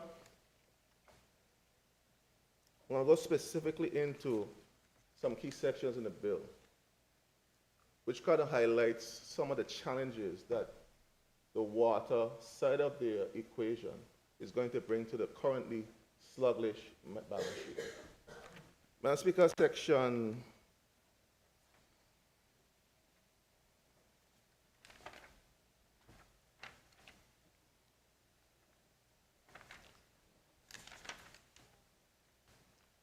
17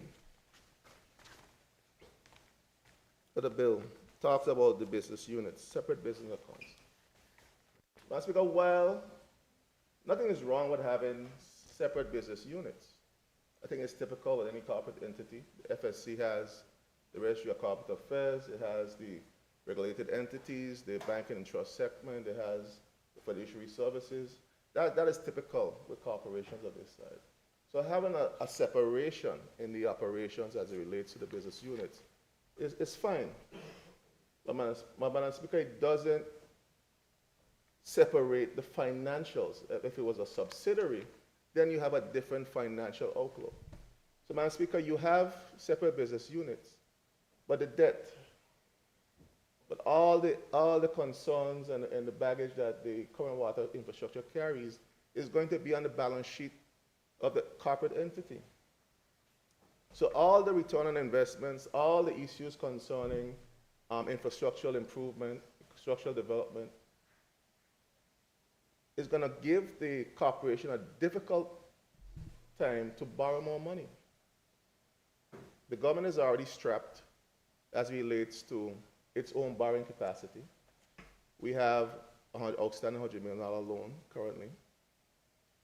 That of that money, $8 million, I think I saw somewhere in the standard finance notes. I want to confirm that we have $8 million. I want to be accurate, Madam Speaker, so bear with me as I confirm the numbers relating to the actual loan. You have roughly, okay, yes, Madam Speaker, I have the document now. So you have $3 million from the CIBC loan, earmarked for this year in the budget. You allocated some about $1.8 million for water repairs. And so close to about $5 to $8 million over the next couple of years in loans to address some of the infrastructural issues. And we know, and the ministers have expressed this in the House, you've expressed in several areas, that that's woefully inadequate to address the severity of the infrastructural challenges that we have with infrastructural needs. We're now talking about putting in place the additional burden with the lagging financial challenges with water and sewage onto that situation with electricity that I just mentioned earlier, Madam Speaker. The government has lending capacity based on the current financial protocols, fiscal space of just under or just over $20 million. Speaker, we have a challenge, Madam Speaker, with the ability for this entity to be viable going forward in terms of its infrastructural development. Additionally, Madam Speaker, sorry. I don't want you to tell me the same thing you told the other member, Madam Speaker, I apologize. Madam Speaker, Section 19 speaks to the cash deposits. So you're carrying over the debt, you're accepting the debt, but whatever revenues is being collected, and I think that's the right thing to do, goes over to the corporation, the new entity that is going to be formed, that is going to manage the affairs of water, sewage, and electricity. Madam Speaker, you know the current budget for the Water and Sewage Department, and that's the budget based on Section 21. That's going to be the responsibility of the government of the Virgin Islands for the next 15 years minimum. It doesn't say after 15 years it's done. It says based on the viability of the entity. If the entity is not viable within a 15-year period, you have a right to continue to, you have to continue to finance the operations moving forward. Let's look at this year's budget. Let's just suppose $15 million over the next, $35 million over the next 15 years. We're talking about $510 million that the government is on the hook for. All things considered, nothing changes, all things considered, is on the hook for over $510 million for the operation of the corporation. Madam Speaker. Madam Speaker, that's a significant amount of money that the government has to find over 15 years. One of the things that we continuously ask in this House, what is the plan for the infrastructural development of this country? You have a clause in Clause 7 where it speaks about the vesting of the assets of the corporation. So the corporation has a responsibility to take on all the infrastructure, take on all the property owned by the water company, sewage plants, transfer stations. Clarity, Minister, is needed, and I think when you get a chance to speak, Minister, you could clarify this.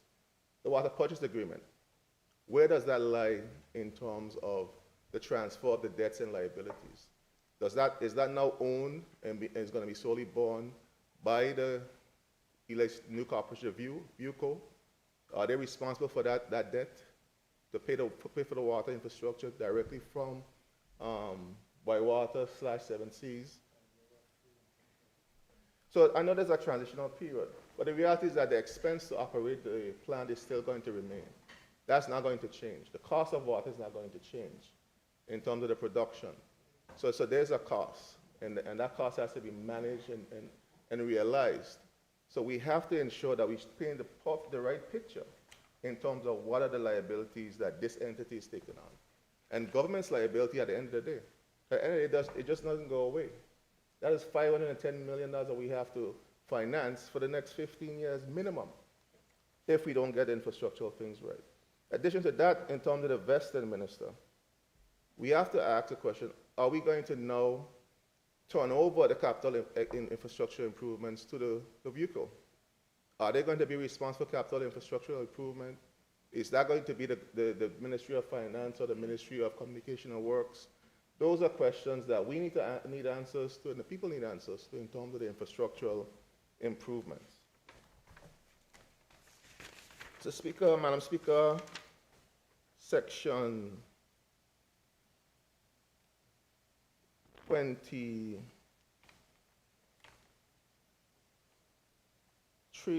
Madam Speaker, speaks about tariffs. And I'll read it for you, Madam Speaker. I'll read it for the Honorable House and the persons that are listening. It says charges and tariffs. It says the corporation shall have the power to fix, demand, take, and recover such charges for the services performed facilities provided the right made available by the corporation, including separate charges for separate services, facility or rights, or combined charges for more than one service, facility, or right.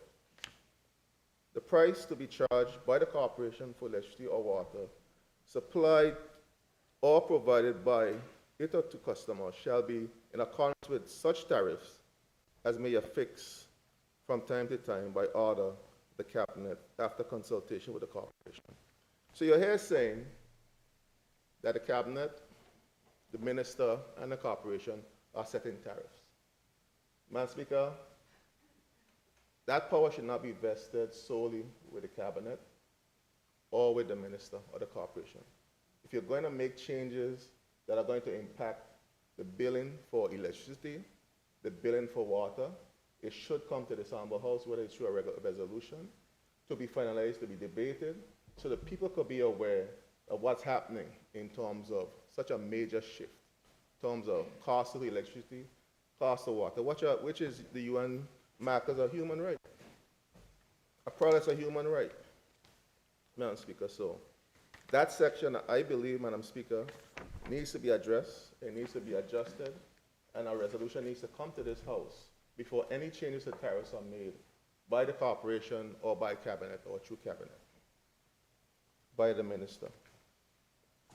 Again, Madam Speaker, section 26, which speaks to the power to raise capital or borrow.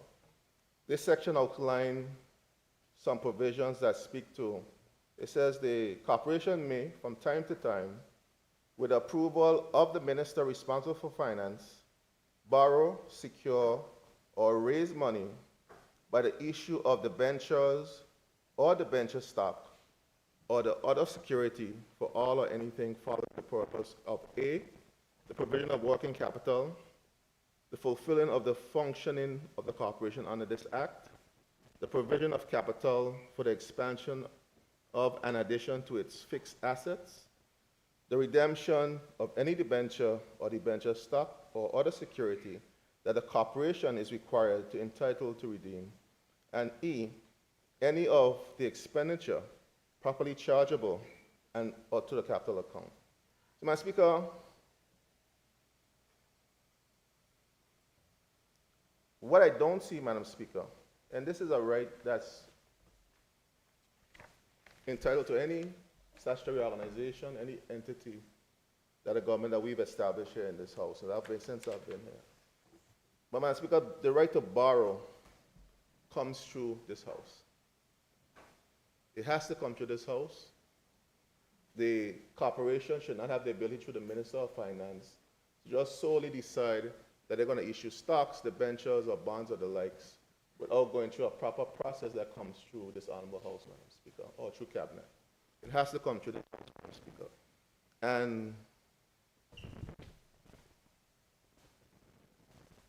And the Finance Management Act is very clear in section 30.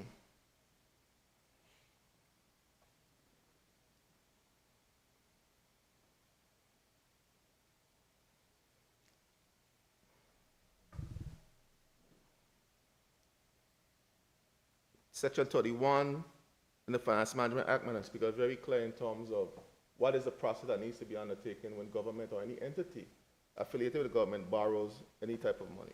So, Madam Speaker, I think we need to make a, Minister, we need to make an adjustment here. We look at this section very clearly in terms of the process for establishing these type of debentures or any type of financial vehicle that a corporation wishes to raise funds for its operation or for capital expenditure.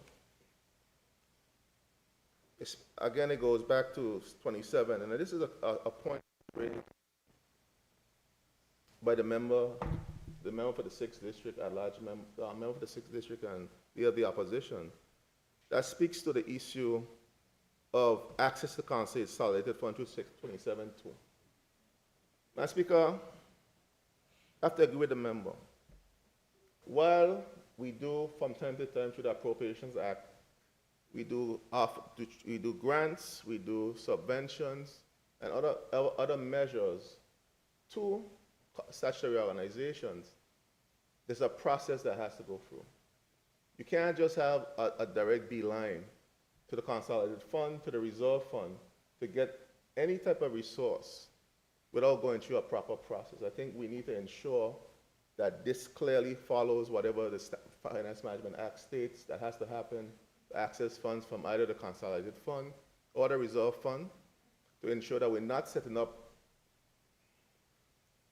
structures that circumvents the laws that are put in place to protect proper financial management protocols. Again, it speaks to borrowing. Again, we have to ensure that borrowing of any sort comes to this honorable house. It speaks to the minister. The minister, all through this bill, has a lot of powers, minister. I don't know, you wrote this one, minister? Has a lot of powers that circumvents the cabinet, circumvents this honorable house, that circumvents what is natural operating procedures of government. And I think those things have to be addressed, has to be fixed in the bill. But we can't make this one is too critical to circumvent all the natural process in terms of ensuring that there's a level of transparency and accountability in the process, particularly when you're talking about tapping into the reserve fund, tapping into the consolidated fund, which is the government's bank account, and then borrowing monies on behalf of the state. The minister or the cabinet should not have that authority that circumvents this honorable house to do those type of things. So, Madam Speaker, I have just a few more points to raise, because I think a lot of the points that's raised in terms of the board, a lot of what is in here are really boilerplate language that comes from any statutory board, where the staffing has, you can't leave the staff any less off than they were in terms of the original operations, and give them the opportunity to decide whether they're going to stay or transition, and the issues with resting with the board. Madam Speaker, I also have some concern in terms of the sewage operation that were raised by the member, the large member to my left, Madam Speaker. We have significant capital outlay.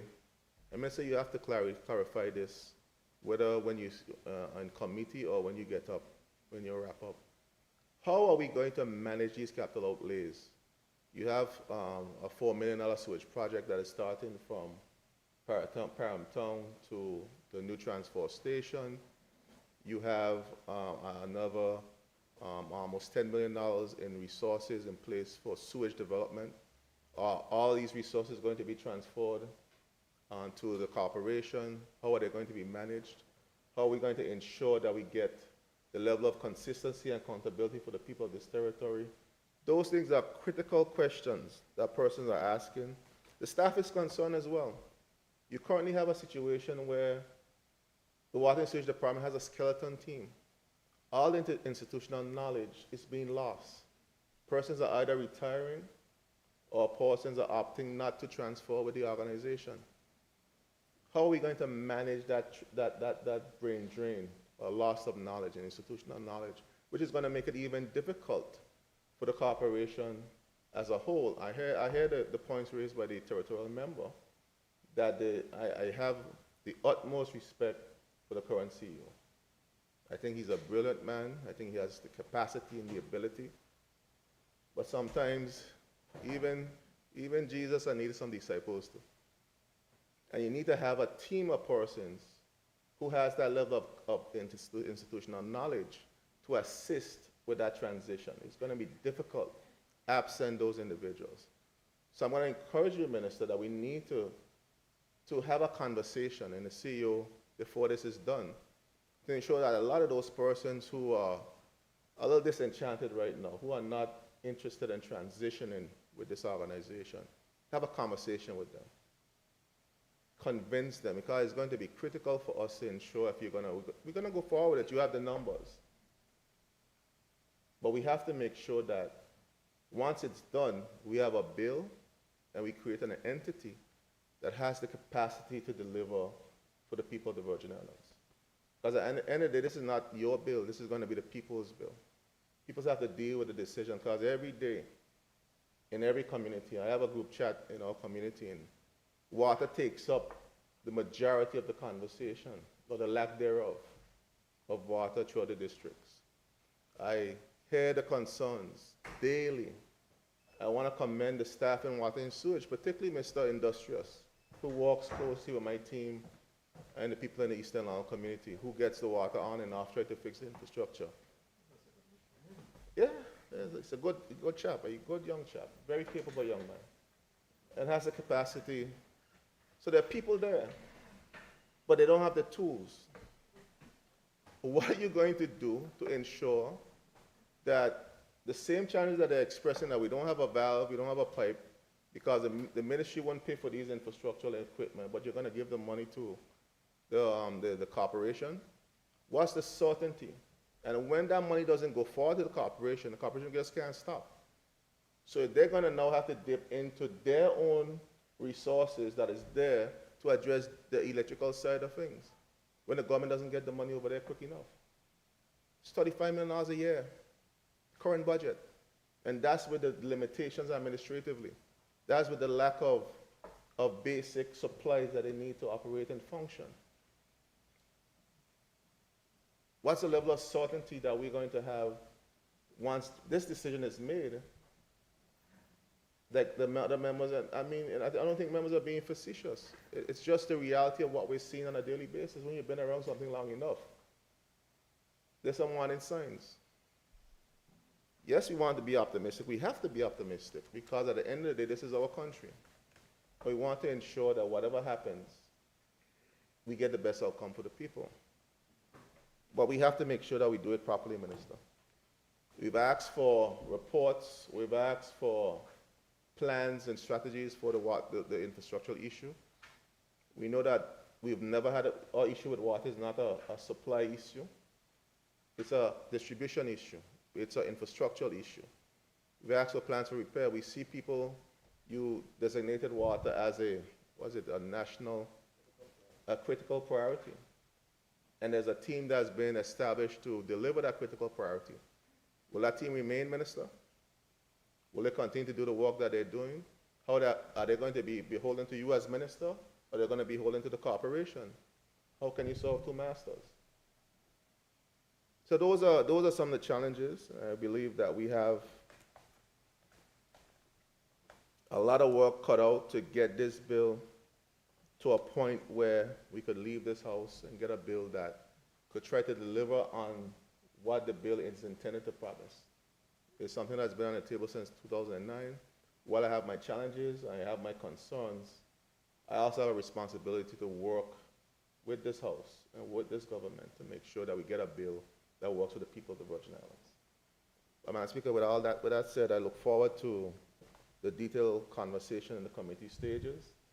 I think, as I said, we have a lot of work to do, colleagues, but Minister, those questions that I posed are some questions that persons have expressed. And we have to ensure that as we go through the committee stage, if you can answer all those questions now, when the persons come before, the panel comes before us, we have an opportunity to go through that process and ensure that we get the best outcome for the people of the Virgin Islands. Thank you. Thank you. Any other member? I recognize the Minister for Education, Honorable Shari De Castro. Thank you, Madam Speaker.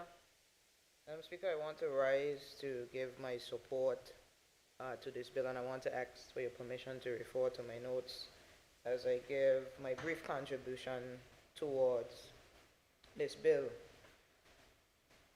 Madam Speaker, a lot of what I'm going to say has been said before, so I will target my attention in a very summarized way to some of the key points, about 5 or so, that I think is important in lending my support to this bill and ultimately to the Minister who has courageously brought it here.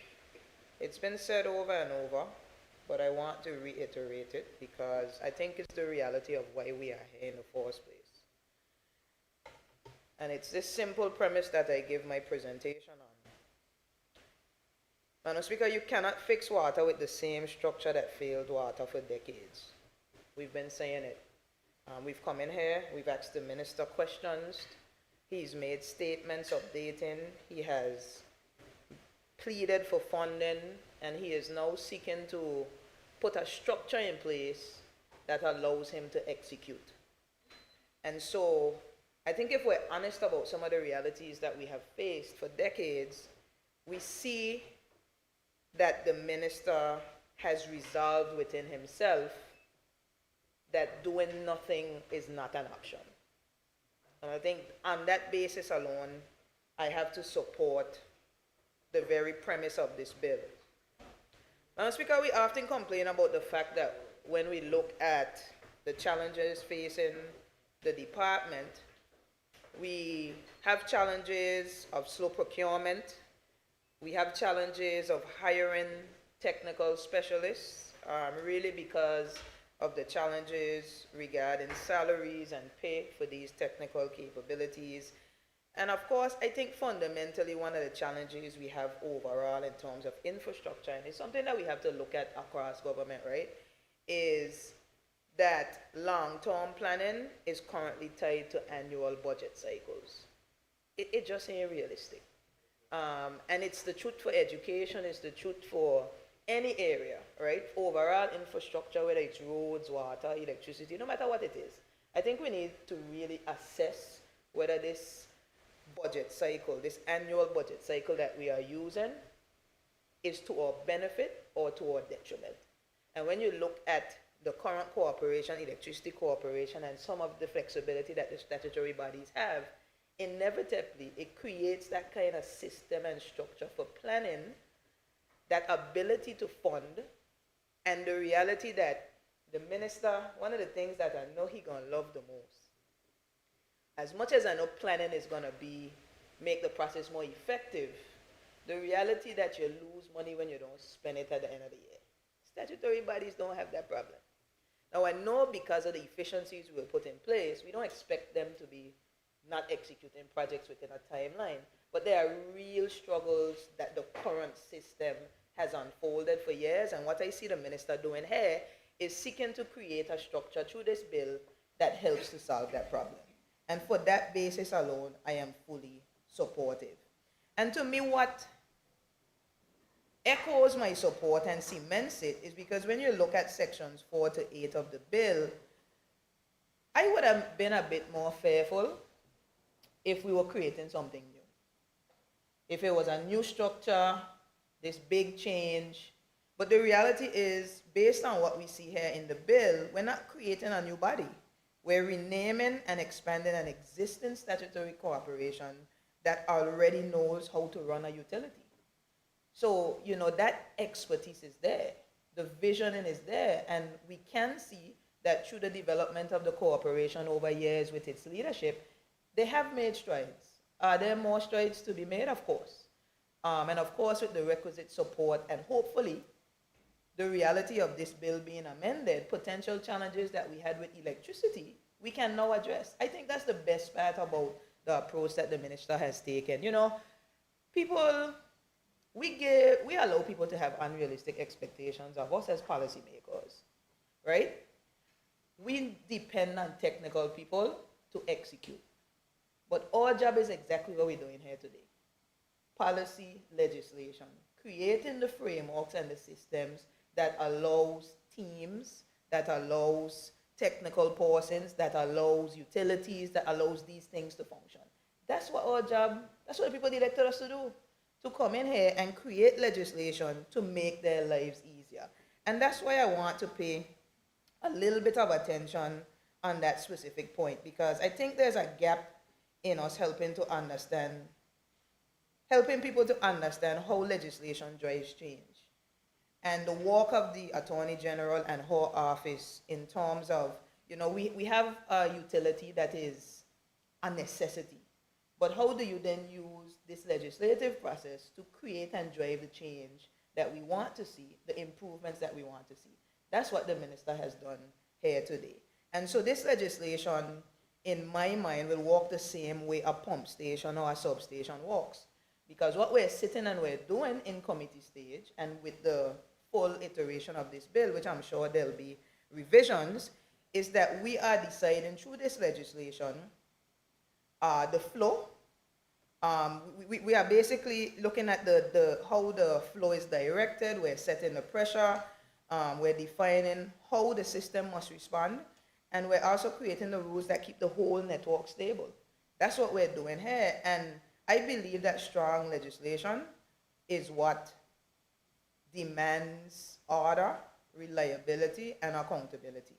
And that's the reason why we were elected. We're lawmakers, we're legislators, we're policymakers, and we're here today to help the minister make his vision a reality. I want to move on to the second point, which really I think helps us to understand why water and electricity inherently can work together, right? I know it's been reiterated, and I said to the minister in full transparency, I don't believe that turning things statutory is the answer. As a, it ain't just the answer all the time.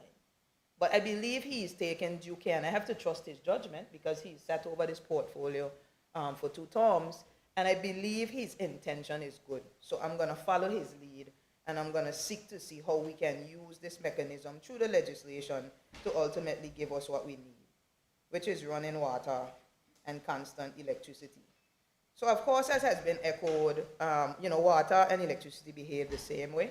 I mean, inherently, if you don't maintain the lines, electricity fails. Similarly to water, it's the exact same thing. Water would fail. If you don't invest in ahead of time, both of them collapse. And of course, we know the kind of expertise, whether it be engineers, planners, technicians, data, and constant monitoring. It's exactly the same kind of processes that allow them to work. And the one thing that is a reality is that both are invisible when walking. You don't hear a thing. They're walking, it's invisible, and it should be, right? It's a necessity. It's something that we should all have. But when they are not, it's a crisis. And people, want access because their livelihood and their lives depend on it. So I think that we have a reality where a lot of these technical utilities and functions have been wrapped up in administrative responses that aren't quick and flexible and ready in terms of, if there's an emergency, you need to be able to respond. How do you look at this legislation and ensure that that adaptability is inherent in the functions of this body? And the reality is we know that that responsiveness was not necessarily provided for within the structure of a department. That's just the facts, because all of us, I've heard members sit and say they feel like secretaries because people calling and complaining and complaining and complaining and you can't really do anything about it. Well, this is our job here. What we're doing today is what we're expected to do to inherently fix the problem. And Minister, of course, we're holding you to account. And with our full support, I'm certain that you would get what you need to make this a reality. I want to just echo what has been said regarding the funding and the money, and the reality that I believe for the first time we're going to get a true picture of what water actually costs and what it needs and how we must plan for it because of the setup and the makeup of the current electricity corporation. Similar to how it manages electricity, it will do the same for water, and that is necessary because we talk about how much money we need, but we really don't know because we've never really had the system and structure in place to understand. So now when the minister speaks, he will be able to speak from a place of knowledge because you have that framework and that system that allows you to be able to get the information and the data that you need so that the decisions that you make are made based on those things. So one of the things we've said is the reality is because water is a utility, is a very technical field, and there's a reality, I think some of the members have hinted on it before in this debate, right? Within the structure that we have now, these things could be perceived as very political. And there's a reality that technical and political don't really mix all the time. Because we put people in spaces for them to upskill and learn and gather the requisite expertise, and we need them to advise us. And sometimes because of how murky things can become within the political structures, you often become challenged in areas like collecting revenue. Let's be honest. If somebody call a politician, a district representative, an at-large representative, and they want them water on, we feel beholden to put on the water. But we also need to teach persons that if we want to have basic necessities, it costs. And so you have to pay a bill if you're consuming. Now, of course, we know inherently there are challenges around, those bills and, quantifying how much persons are actually getting water. I know we've been averaging costs. The minister has spoken to all of these things, and he wants to make sure that he creates mechanisms in here that makes this process fair, makes this transition fair. Don't make anybody feel like, they're being robbed or this process will somehow cause them to be disadvantaged. Whatever we do in committee stage, some of the concerns that have been raised, we want people to start off on an even keel and an even footing when this transition happens. So some of the historical challenges that we've had, I think the minister now have the opportunity through this bill to ensure that it is taken care of now, because we ain't coming back here, not right now. So we must do the necessary surgery on the bill to make the amendments that are necessary. So I really firmly believe that by shifting these responsibilities over to the statutory agency, you get the opportunity to pay properly, to hire properly, to train properly, and to plan properly. And of course, that intentional type of leadership and vision is what will get us to where we need to go. One of my final points really is on the people that drive the system, right? I know that my mandate as Minister of Education extends beyond the classroom and beyond the narrow perspective of education. It has to go out in industry. It has to go out in the technical areas. And Minister, I'm happy that within this bill, you're really looking to see how you create that local capacity. And I want to say from education standpoint, based on our national priority areas for scholarships and grants, we have an opportunity to intentionally work together to ensure that we create entry into the professions that are these technical areas, and we remove the stigma. But we use this opportunity here. I know electricity already gives out a scholarship, but I think there's opportunity for us to really develop the people who are currently in the organization, because their institutional knowledge matters. But I believe you have an opportunity as well to get persons interested in the profession from at the school level when they're leaving. We get them in as trainees. We make them become a part of the organization, make them take ownership. When we send them away to study, they come home because they have a stake in it. They know they have a job, right? And they're developing these technical competencies. And on the statutory side, we know that there's more flexibility and ability for us to pay them, and thereby there is hope. I can become an engineer. I can become, whatever a hydrologist and all these different things, because there's an organization and a structure that welcomes my capacity, my knowledge, and my expertise. So, Mr. Speaker, I really want to encourage the young people to consider careers in water engineering, wastewater treatment, electrical engineering, utility management, renewable energy tech. And I really want to say that as a government, we are willing to support you. Not just from the statutory side, but from central government. We have a stake, and we want to be able to support what is happening. So, Mr. Speaker, I want to really close by saying that I think what the minister is trying to do is he is creating change, and change is uncomfortable. So I could understand why people are uncomfortable. And Minister, you're going to have to, have the requisite meetings and discussions to really help to transition people and make them feel more comfortable, because understandably, when your customer doing something the same way and you're asked to become a part of a new environment, there are, persons who would feel anxious or question it. And so I want you to hold their hand, and I want you to help them to walk over into this new system and structure. Because I believe that what the approach you've taken with this legislation is different in that for a long time, we've been putting a Band-Aid on this problem. This is how I look at it, and I always consider it from an infrastructure standpoint, right? We want to see infrastructural works, and for a long time we argue for funds to maintain. We're saying that we need to maintain. But I want to put forward that maintenance only works when the system is healthy.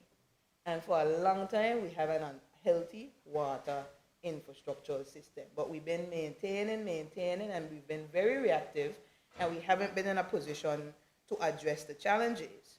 So, of course, we have all of these failing pumps and pipes, and we've been doing a lot of patchwork and emergency fixes, what I like to call firefighting, because you're just constantly reactively outing fires instead of putting the mechanisms in place so you don't have no fire in the first place. Or at least if you're going to have a fire, you have the detection and the mechanisms that help you to avert it from early on. And I think that's what the minister is here doing.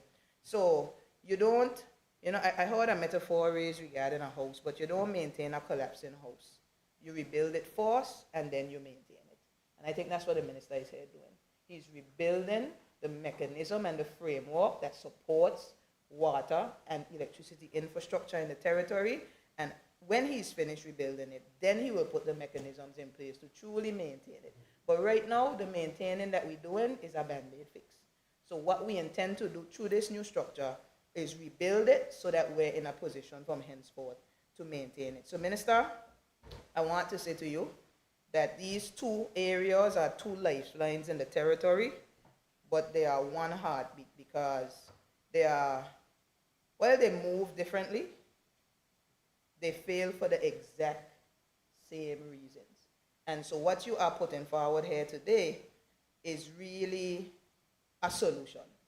What I'll challenge you to say is, whenever something is new, people find every reason why it can't work. Since you are the man behind the vision, you have to literally sit in the driver's seat and ensure that the vision that you have is executed. The issue isn't vision enough. The vision is here. What we will now challenge you on is execution, because people expect that this will work. And so if there are things potentially that you need to address in the bill to make it work better, let's do it in committee stage and let's make it happen. I'll end using a metaphor, and it will be very germane to who I am. And I've been saying it, water and sewage, water and electricity behave the same. So I feel like when you look at myself, water and sewage are like twins, but we've been raising them in two different homes. And what the minister is seeking to do here with VUCO is put them in the same home, raise them together, create the same type of structures, systems, values that inherently allow them to operate. And after he have done that, we can evaluate him on that work, because there is synergy and because we are working ultimately towards one goal. So, Minister, I fully support you, and I look forward to the committee stage where we will address some of the challenges that we know need to be fixed so that the operationalism and the reality of actually getting things done comes to fruition. And I'm looking forward to that part of it, because that's where the real work happens in committee. Thank you, Mr. Speaker.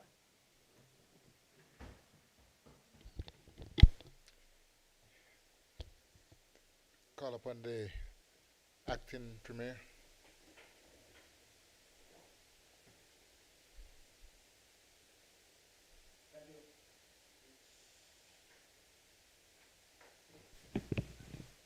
Thank you, Mr. Speaker. Mr. Speaker, last Thursday when this bill was introduced and members had to take off, I absented myself from the House because I had already convinced myself that I was not going to debate this bill.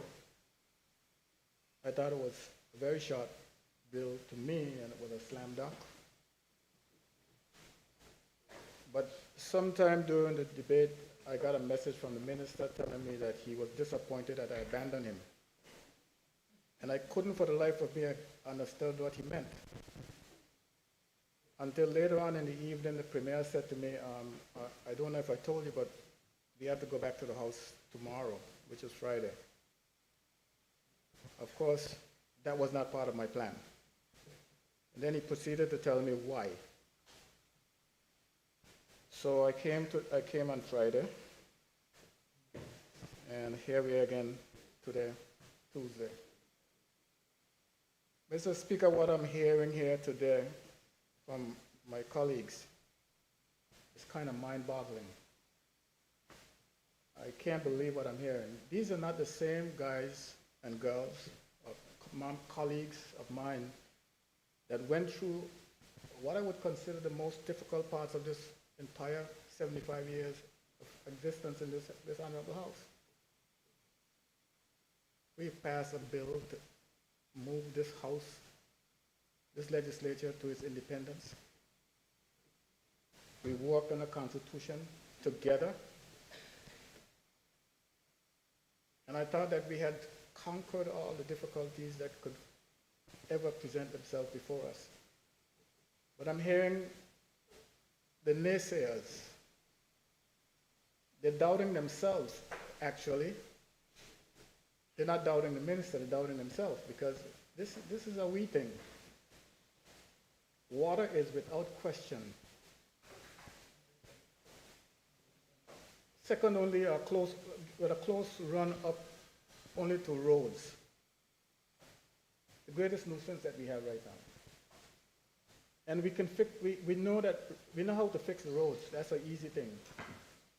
And all of it is the minister has a contract some people and they put down some asphalt or some concrete and they fix the roads. And that's what he's doing. But water, that's another animal. That is something that's been plaguing us for quite some time. So what he has done, Mr. Speaker, is he brought a bill before this House to merge water and sewage with electricity. And I'm not sure that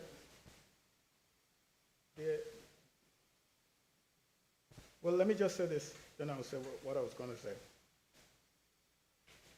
Honorable Mayor got up and he said that this is one of the more important pieces of legislation that was brought to this House. I can't agree with him more. He's new. I listened to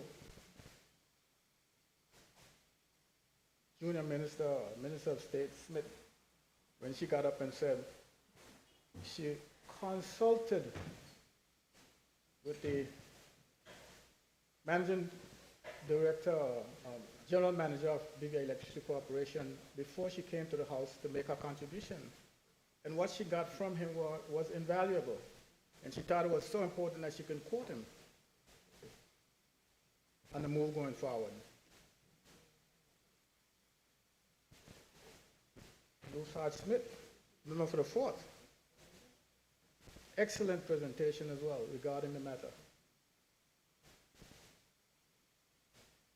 And you, Mr. Speaker, you let us off here on this Tuesday. I'm sorry, you let us off last Friday. At a point where everyone was nervous and afraid to speak, you got up and you spoke. Even the Premier wanted you to lead off on Friday. And you only spoke because of the confidence you have in the decision that's been taken. You feel in your mind that it's the right thing to do. And the Minister for Education, always on normal self, positive outlook towards the future, with a sound message for our colleague Minister for Communications and Works. It's up to you. You brought it here. You have to bring it home.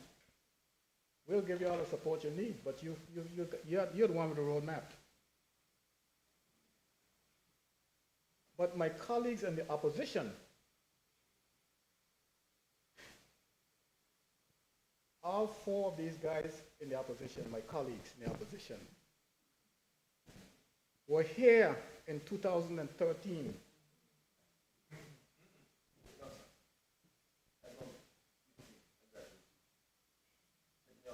And look, I give you some credit, take it, no man. God of mercy. That's called longevity, you know. Okay, Mr. Speaker, my honorable friend from the 2nd District said that he came in 2015, so but in 2013, Madam Speaker, there was a paper prepared. I think it went to cabinet. It went to cabinet, right, Minister? Minister, the merger paper. Didn't go? Okay, it was prepared in the ministry, but I had to talk about it before it was prepared. A paper was prepared to merge water and sewage with electricity. Good ideas are something that you can't hide. And if it didn't even make it to cabinet, it was somewhere that someone could have put their hand on it. It made it to the news. It wasn't in the news. What the minister said? It wasn't going to cost who? But it wasn't going to cost the government a cent or something like that? That was the headline. So, Mr. Speaker, this whole thing, that's why I thought it was a slam dunk. I didn't think it was necessary for me to come here to speak about it. Because anyone who has been living in the Virgin Islands for the last 10, 15 years would know that water has been a problem. And it still is, Mr. Speaker. So, one thing we are sure of is that central government can't fix it. If you're not sure of that, then you got problems. You got problems. You're not sure that you're going to heaven. That's one of the surest things that we know. Water and sewage cannot fix it. The question came up as to who's going to pay for it. What kind of cost is it going to bring to the BVI Electricity Corporation and all that? How could you bring a sick man to another man's bedside? Well, here's the problem. Between NHI and BVI Health Services Authority, 10 years ago, we established the National Health Services Authority. Yes, NHI, National Health Service Insurance. We established that body. And when the BVI Health Services Authority came on stream, BVI Health Services Authority came on stream 10 years ago, and NHI was there before. But when BVI Health Services Authority came on stream with the hospital, the plan was that they would form an alliance after 1 year. And we've been giving them $42 million for that first year in order for them to decide and develop the statistics, the data on what it would cost to run the BVI Health Services Authority. After 1 year, they will become, we were hoping that the BVI Health Services Authority, the hospital, will become similar to the private healthcare providers. They will provide a service and they would bill the NHI for it. 10 years hence, that has not happened. And the government has been hemorrhaging $42+ million a year, which is far more than what they're giving the Water and Sewage Department. Again, BVI Health, the Water and Sewage Department, like 27 million or something like that.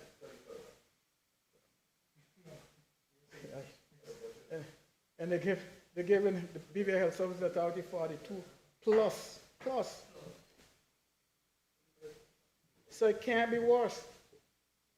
It could only get better. So we're not giving it to BVI Health Services, BVI Electricity Corporation and said, take it, it's yours. No, remember, we still own the BVI Electricity Corporation. So I don't know why members are just failing to report the story the way it is. Because I know they know it.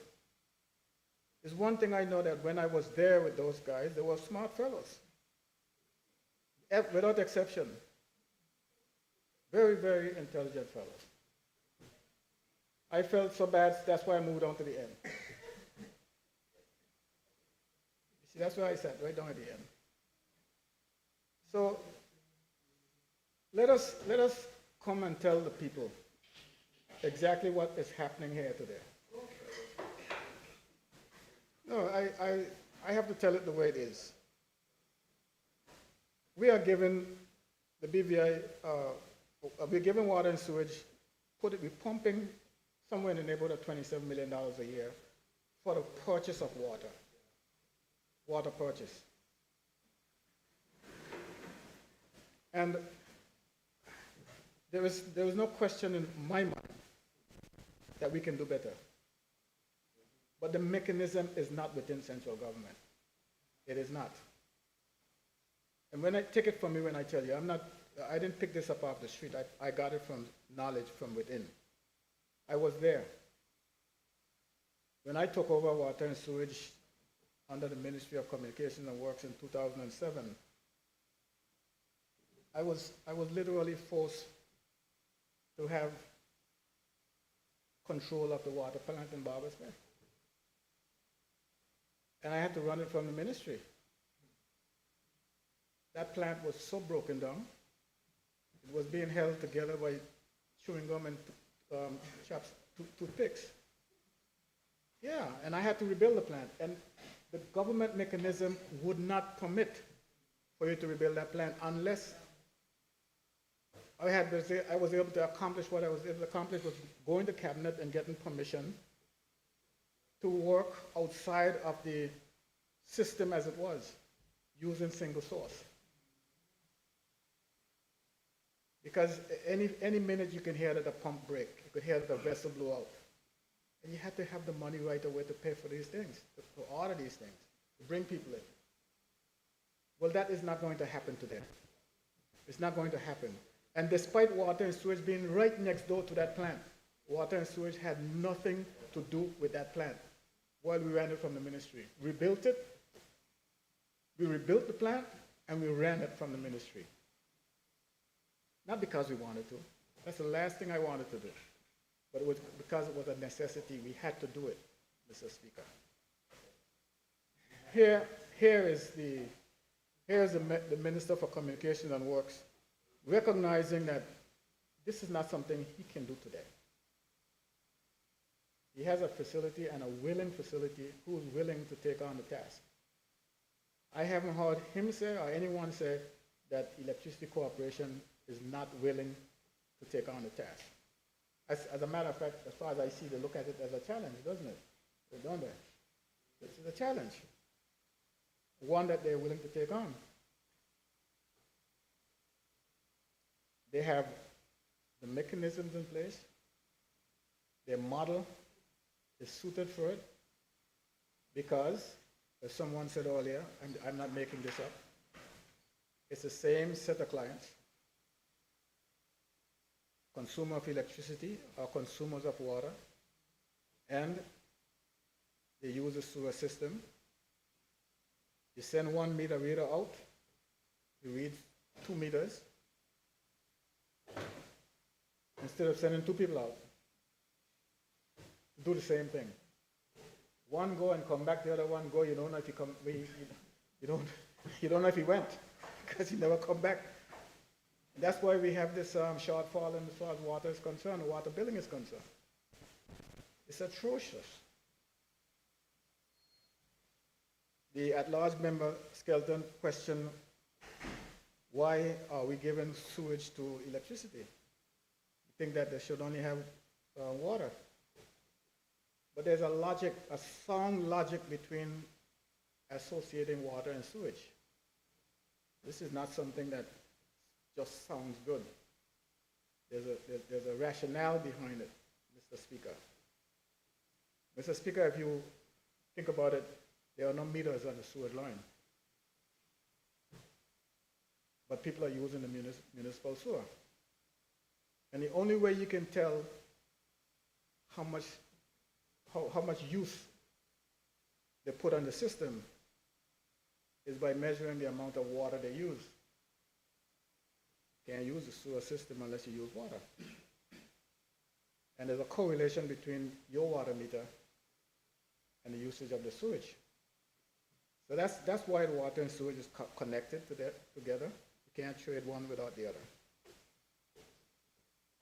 I would imagine, Mr. Speaker, that if Electricity Corporation was given a choice as to whether or not they would drop the sewage and just take water, maybe they might say, yes, I'll just take the water. But it's a package which I think they're capable of handling. And I think the minister will do himself a service if he would continue to push for that to happen. Mr. Speaker, looking at the bill itself, it says, Section 4, the bill says, renaming the British Virgin Islands Electricity Corporation. And they went on to say that the new name now is Virgin Islands Energy and Water Corporation.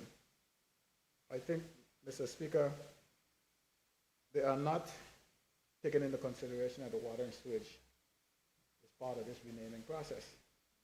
So you're not just renaming the BVI Electricity Corporation, you're also renaming the Water and Sewage Corporation as well. Mr. Speaker, the board officers and employees of the corporation, this corporation, under 4A, it says a business unit with responsibility for energy services, and B says a business unit with responsibility for water and sewage services. That I concur with. That's what it is. That's what it's going to be. And under 3, numbering, vesting, which is 7.3 says, where any question shall arise under subsection 1, whether any land, building, installation, equipment, or other form of property was used exclusively for the purposes of the Water and Sewage Department, a certificate under the hand of the minister shall be conclusive evidence. Mr. Speaker, the Premier spoke about this, and I agree with him 100% regarding the ownership and transfer of property, carte blanche. 4A says the benefits and burdens of any contract for or in connection with supplying or providing water to which the government is a party, including the rights to recover and receive all monies due and payable to the government, and which subsist immediately before the date of which the act comes into force, shall be deemed to have been transferred from the government to the corporation. Madam Speaker, Mr. Speaker, this is problematic. It's problematic because the truth, in fact, is when you're talking about water and sewage, they got some funny bills that they send to people that even they can't ascertain or justify what these things are. And let alone going to BVI Electricity Corporation to say that they have that to deal with. I understand the member for the 8th when he says that debt is an asset. Is that how you put it? Yeah, on the balance sheet, if you accounts receivables is an asset. But some accounts receivables are just to be written off. There's nowhere you can't tell some old lady that she owed the government $10,000 for water. So you got to write some of them off. So I think that the government should create a little unit to deal with this stuff. Hold them off from going to Electricity Corporation. Don't turn the people off right away. Electricity Corporation, you're going to get them upset. Well, we ain't got the time. No, you don't understand. This is the last year. We got to free up the minister. Madam, Mr. Speaker, let me speak to that for a little.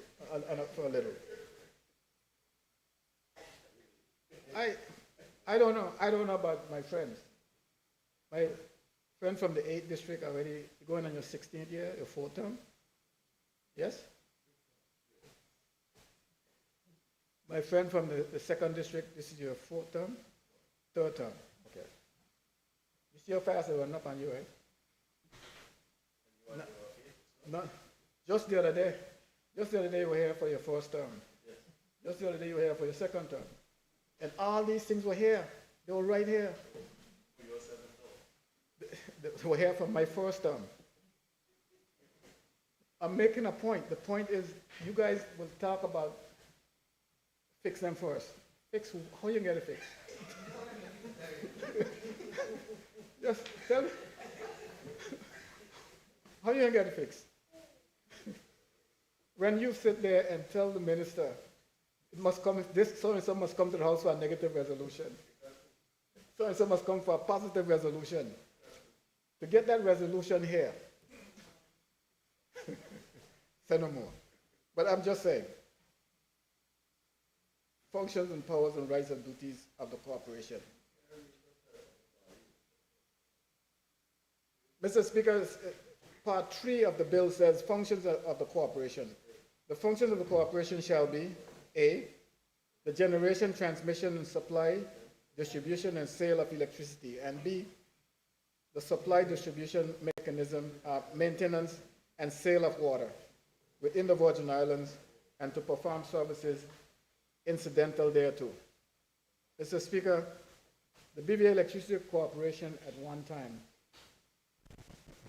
produced water and supplied water to the Water and Sewage Department. Needless to say, Mr. Speaker, I hate to tell you, but it did not function too well.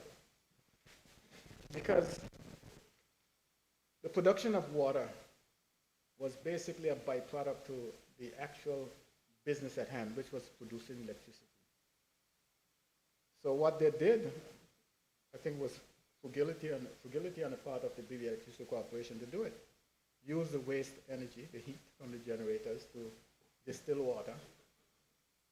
And it distilled enough water to cool whatever they wanted to cool. And there was a surplus, so they sold that to the government. It didn't work out the way they wanted to. But they had the equipment, they used it. When it was exhausted, they never replenished it. So producing water, the water business is not anything new for BVA Electricity Corporation, Mr. Speaker. I think it's familiar territory.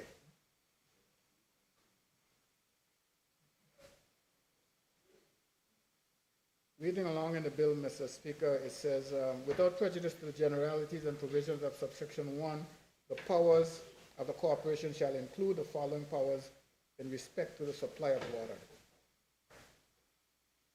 To do all acts and things necessary for the production, distribution, supply, and sale of water to the public in general for domestic and commercial use. Mr. Speaker, I'm happy to see it has production in here. Because, and I don't think that this mention of production is adequate. Because the water business, water and sewage, the major part of water and sewage is water production. Not just the distribution lines that the Water and Sewage Department concentrate on. I think production plays a major role, and that's why we talk about the monies that are being spent, this $27 million. It's no small feat, Mr. Speaker. And I think water and sewage has to get involved in that. When government entered into negotiations and contract with the Bywater people, I understood that Bywater came up. It came up in the form of an Adrian White, something like that. I heard that somehow they went to England to dig up Adrian White. So since somebody brought it up, I'll talk about it, Mr. Speaker. I wasn't here. I heard that somebody brought it up. As far as I'm concerned, I heard the premier talking about it. He said that that's an orange which has no juice left. So only the skin was left. But if some people want to get mileage, out of it, why not? Why shouldn't I too get some mileage out of it? So, you know where to look for the juice, you'll find it. People hear about Adrian White and they hear about Bywater, they don't know nothing about it. I'll tell them today, Mr. Speaker. So production is a major part of the issues that this territory has with water, Mr. Speaker. And if the BVI Electricity Corporation is not going to get involved in the production of the water, they might as well stay away from it. Because they'll end up being in the same predicament as the as the water and sewage department is. There's monies involved, a lot of money. There's a section here, Mr. Speaker, that speaks to the powers of the corporation to borrow from government. I think that this terminology is basically misleading, to borrow from government. I remember, Mr. Speaker, one time,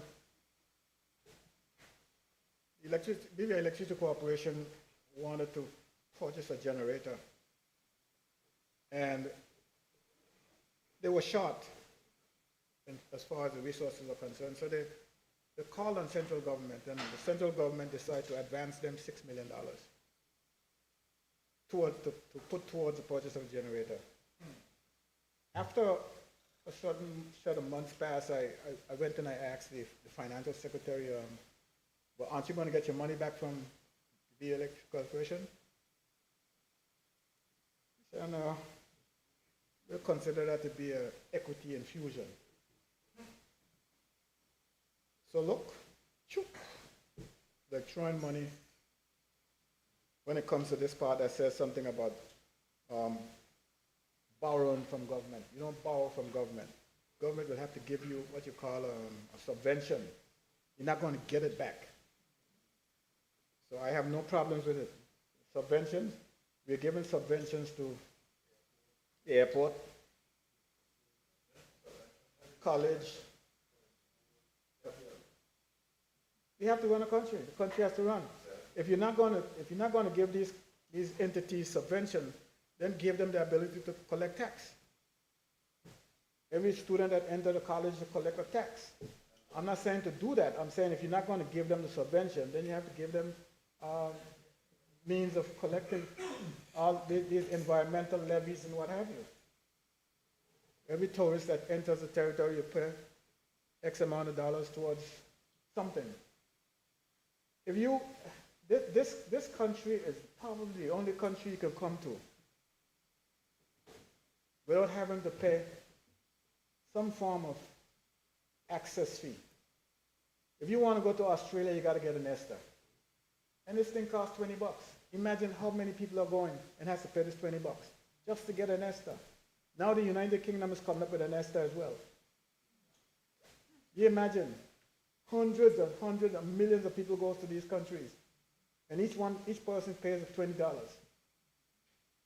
Everybody comes here. I see that the premier was he's always so excited about the tourism figures that he shows us. See, and he got a percentage over last year, the same period. Oh, we passed a million, and a million passengers at $10 for an ESTA. That's $10 million. You know what you can do with that? All this money that we hear quivering about. When the cruise ships come, don't they use our water? You can't pay for that water. The money they pay for it, that's not paying for the water. That's not enough. Or sewage, not our sewage, but or garbage disposal and all that stuff. No. We have to get creative. And I think that with all these things that we're doing, it brings us closer. It brings BVI Electricity Corporation closer to the government, and the government will know better how to plan. Power of minister to give policy directions. Now I have problems with this. And Minister, I have to give you credit because this bill, as far as the minister's involvement is concerned, I think it's superior. It's superior to the ones I've been seeing lately. And Minister, remember you've been in the unity government recently, and you would have seen all these policies that came out through after the COI. And if you leave it to the officers, ministers would be nothing more than ministers with briefcase and suit and tie. Minuscule? Okay. Because I can tell you,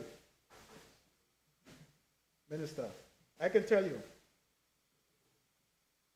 if you don't study your own legislation, if you don't know your own legislation, you will be taking messages to places about your own self to your colleagues. Or we trust that you know what you're bringing to us. So you ask us to consent, and we consent. Meanwhile, when you look at it carefully, you just sold yourself completely out.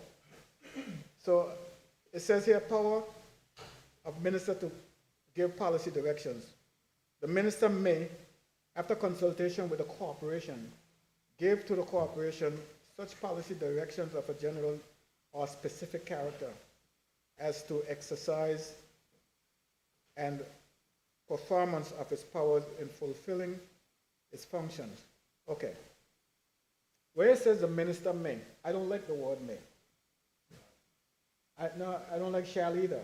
May is, the intent here for may is fine. But may seems to be through some form of authorization.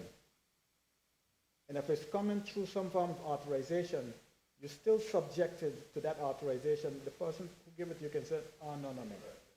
They can pull it back. I think it should say the minister can. It gives the minister, that's ability now to do it. So the minister can do it if he wants, he can do it if he don't. He can't if he can if he wants, and if he don't want, he wouldn't do it. But may, I don't like may. And it says, give to the minister can, after consultation with the corporation, give to the corporation such policy directions. I would imagine that in this case, corporation should mean the general manager or the board. Because I don't see why the minister cannot direct the general manager to do something. It's always the case. If you tell the general manager to do something, it is his responsibility to inform his board that this is what you want. It should be no different from a permanent secretary.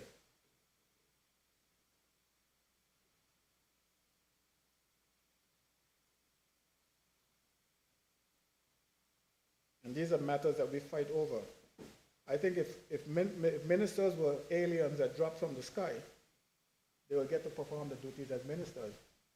But because we are churchgoers, like all our constituents, and because we're the same people, brothers, sisters, uncle, nephew, they don't trust us. What must I do for them to trust me? Start wearing white clothes. I don't know what to do. Just don't trust us. And these are the same set of laws we follow that everyone else is following. Someone was reminding me today that in places like the Isle of Man, they got a ceremonial seat somewhere for the governor. Nobody knows he exists. But here, same set of people, same British overseas territory or dependent territory.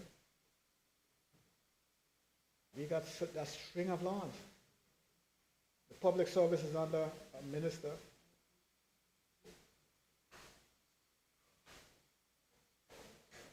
Why? Question is why?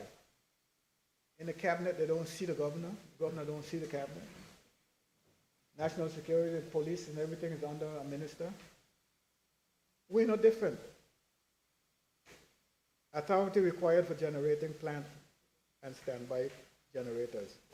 I think that this particular section, as it reads, subject to the provisions of this act and to any regulation or bylaws made under it, no person other than the corporation shall A, use, work, or operate, or B, permit to be used, work, or operated any installation designed for 1, the generation of electricity, or 2, the supply of electricity to or for the use of any other person. I think there should be a similar and equal provision in this piece of legislation regarding water. This provision needs to be similar for water. The new corporation should undertake to take ownership of the water production plants, given the length and care that was taken to ensure that the $45 million plant at Paraquita Bay revert to the government in 17 years, which take place in 4 years, which is 2030. Mr. Speaker, I need not say more about this. And this is where history is important, Mr. Speaker. I thought 17 years would never come. But listen to the member, he said 4 years from now. That's only one more term for him. And he would have to be the one taking over the water plants. If you don't do it, it's not going to happen. We did a constitution here in 2007. Hopefully we should have gone back in 10 years. It's 20 years now. 20 years. Look at it. 2007. 20 years hence. And if we play games with it, Mr. Speaker, it wouldn't happen. It will be 30 years. And that's what I see happening. People are playing games with these things. Oh, you can't do this. Oh, you can't do that.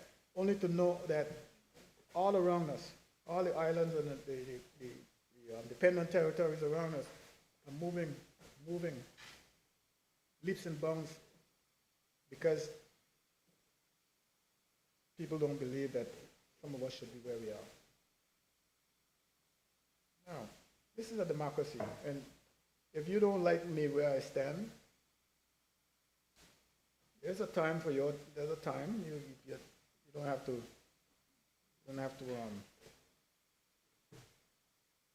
penalize the whole country by stifling growth. You have to move on, Mr. Speaker.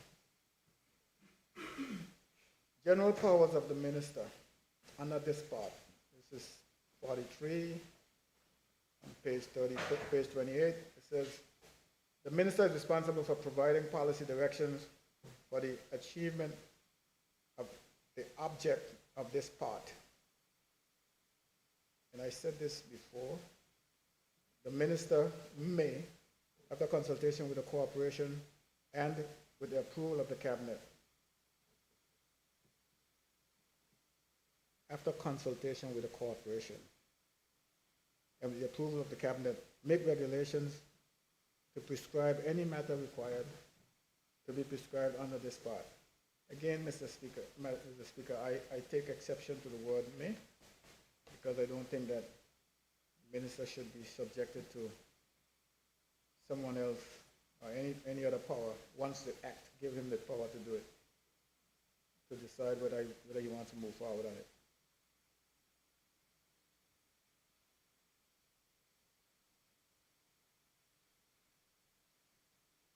Let me see if I got anything else in this. Yeah.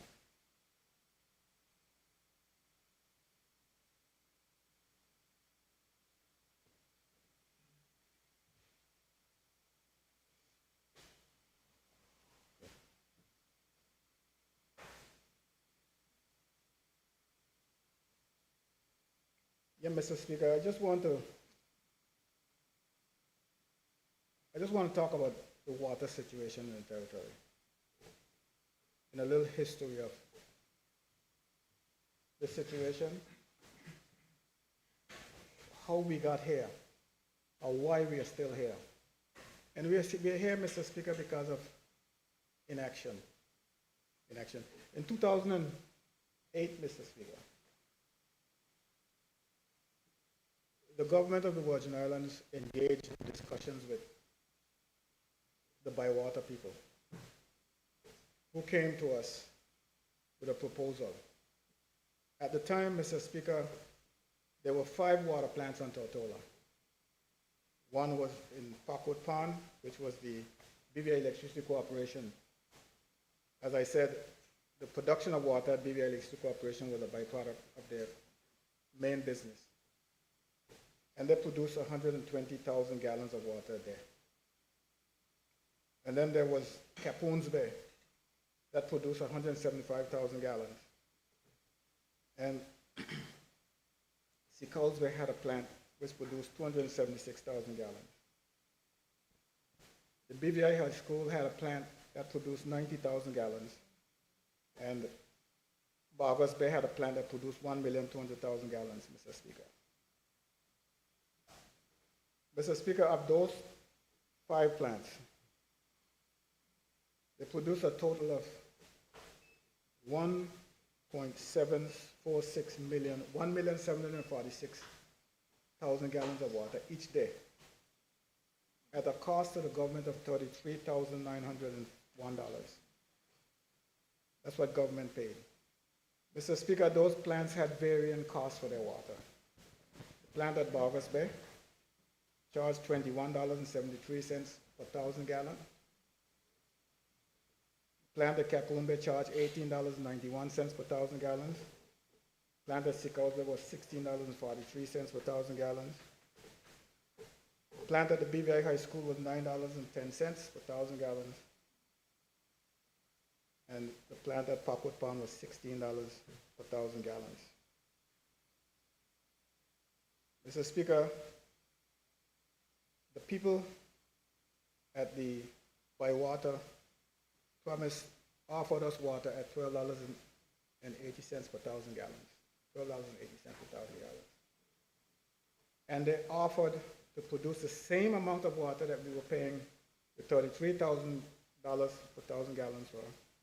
They offered to produce it to us for $22,000, $520 a day. The offers, Mr. Speaker, didn't end there as far as water production was concerned. It included other things. Other things such as the building of a water tank at Sabbath Hill, a 600,000 gallon water tank. This was all additional to, well, the cost that the water was being produced for. Additional meaning that it was a, you know when you go into the supermarket, the grocery store rather, you finish with the shopping cart, you bag your groceries, there's somebody that's throwing in other things in it. Oh, today we call that an add-on, you take that. That's for you. So the Sabbath Hill water tank was an add-on at no cost, 600,000 gallon tank. And they repaired the one that was there, Mr. Speaker. It was leaking like a sieve. I understand it's up there leaking now too.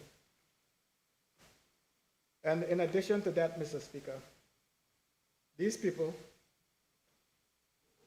they gave us a sewage treatment plant that's done at Broad Point right now. It's the first time the government of the Virgin Islands had a municipal sewage treatment plant in the metropolitan Rotong area.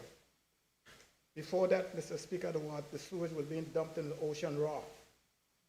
Yeah, I could say it raw, because it was coming. Not only that, Mr. Speaker.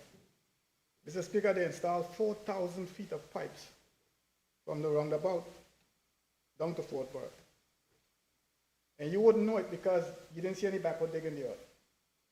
That was one way the core drill under the ground. You wouldn't see how they did it, but it was done.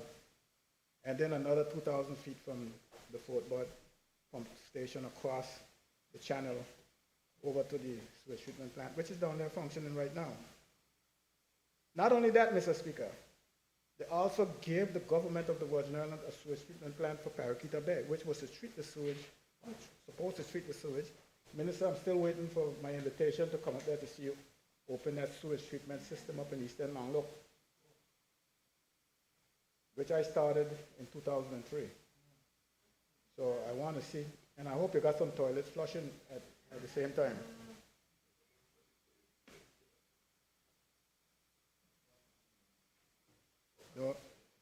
Don't, not again. 2007, we couldn't do it because they wanted to do Long Swamp. Not Long Swamp. For you? Downtown, yeah. Take care of you. Big time. So Mr. Speaker, with all that, the plant is up there, it's built. It's been producing water since, I think, 2013. And the contract states that within 17 years, that plant will be turned over to the government of the Virgin Islands in good working condition, free of cost, gratis.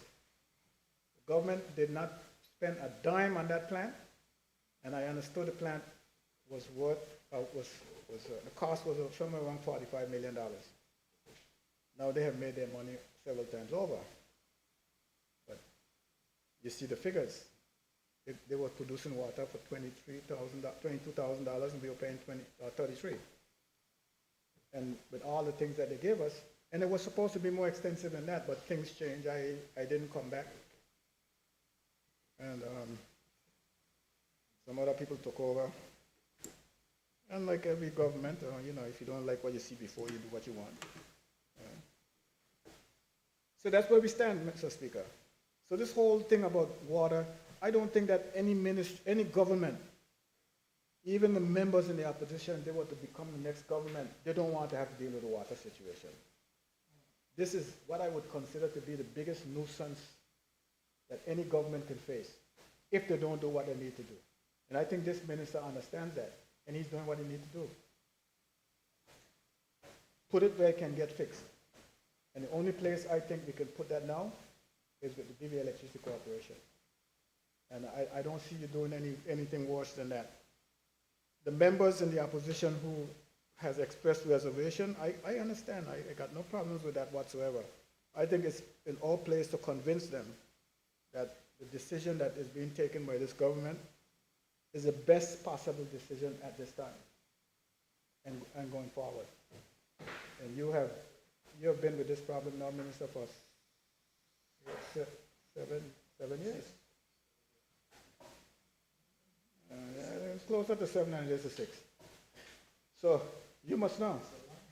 Yeah, you must know what it is like. And still, it's here. I mean, in my constituency, I've done, if we don't, there's no more use in bringing excuses to these people. What these people want is relief.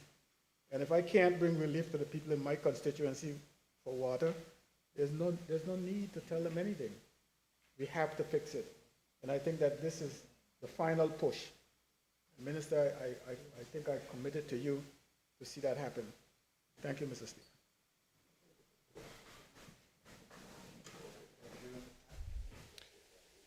I call on the Minister of Communication and Works to wrap up. Thank you, Mr. Speaker. I first want to acknowledge the contributions by all members of this House of Assembly pertaining to their debate for this Virgin Islands Energy and Water Company Act, or Bill 2026. It shows the importance, Mr. Speaker, because each member had the opportunity to lend their voice.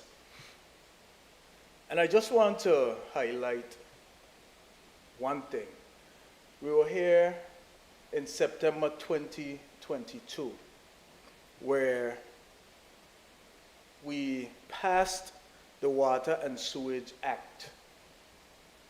And we made water and sewage a statutory body at that time. We had support from a few of the members. Some concerns were also raised back then. And Mr. Speaker, the reason we're here with the merger is because we realized that, in terms of creating a whole new entity, it would be very costly. So we are trying to do the efficient thing by merging it with another utility that is proven to be a working entity. Mr. Speaker, this is democracy, I would say. We've heard different views, and we do respect them.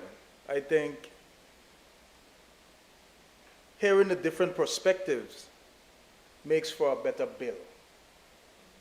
And as we go into the committee stage, we will indeed dissect the bill and make sure that it works for the people of this territory. You've heard all members speak about the challenges with water. This is a long-standing issue. Mr. Speaker, it is not working. It's not working the way we anticipate it should be working. And I don't think we should be known as a government that did nothing about it. Hence, we are here with this merger. I can recall, Mr. Speaker, my first set of questions in the fourth House of Assembly. I think it came from the leader of the opposition at that time. And then it went to the member for the 8th and the member for the 2nd, the opposition. Each one asked me about water. Water in their communities. This was in, I think, April or May 2019. And if you check the last set of questions that were asked again, or even when you hear members speak on any other business, water is most prevalent. Had a challenge. You know, I could recall the answers being, we need funding. How much do you think it's going to take? We think it's going to take about $20 million to repair the water infrastructure. What I can say is at the end of 2024, after the $100 million loan was passed, we allocated $8 million towards repairing the water. Now, you may say it's not enough, and it certainly isn't enough. The leader of the opposition said that he would hope that we would use the entire $100 million, or most of that $100 million, to repair water. Mr. Speaker, no, I respect his passion behind that proposal. But in reality, that is not responsible financial management, or even based on the system that we have in place now. Is no way we can dedicate all that money in one budget year to be able to achieve anything of that nature. Or even if you do, you can be assured that there would be a lot of critical projects neglected. Roads, health, schools. Everything else would obviously have to stop if this was the route you would take. And don't forget about the protocols that were signed on the 23rd of April 2012, where you're confined to a fiscal space. You will see you got $8 million for water. 2025 in the budget, $2 million. This year, $3 million. And I say that because you cannot, or you would not be able to get the entire fund in one budget year with all the other obligations. So I just want to say that it may sound good, but I'm not sure if that's the leadership that we expect, where you work on one thing at a time and you neglect the others. Mr. Speaker, I guess it's politics. But I don't think we should be playing politics with people's lives.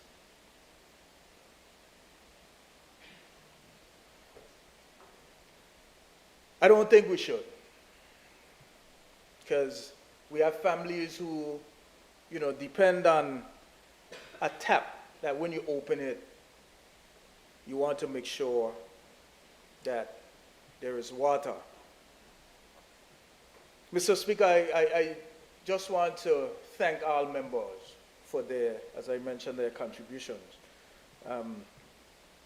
The points raised, those points that we will look at during the debate stage, and I think the committee stage, and I think the acting premier, he basically summed it up. He took a lot of what I would say in terms of all the members, what they contributed, and I don't think I need to rehash them, but I just want to thank the members for their support, because they know we cannot expect a different result with water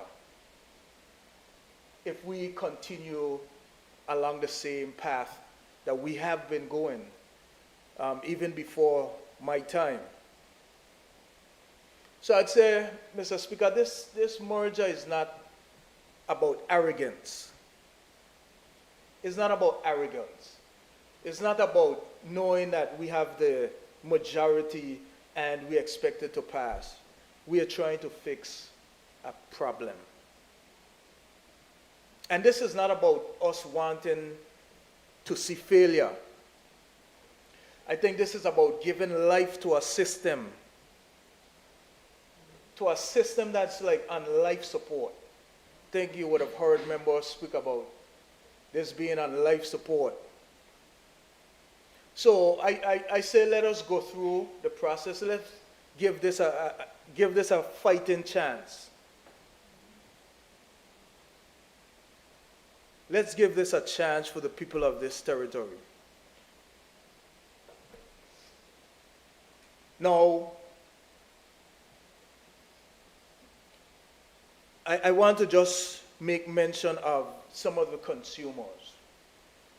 And this would be a suggestion I would make. Not sure how possible it is, but during the debate stage, the committee stage,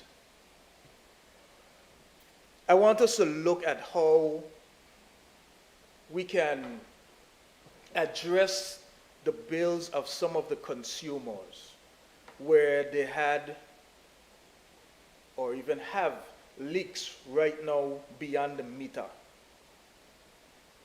On average, they would pay a bill about $80.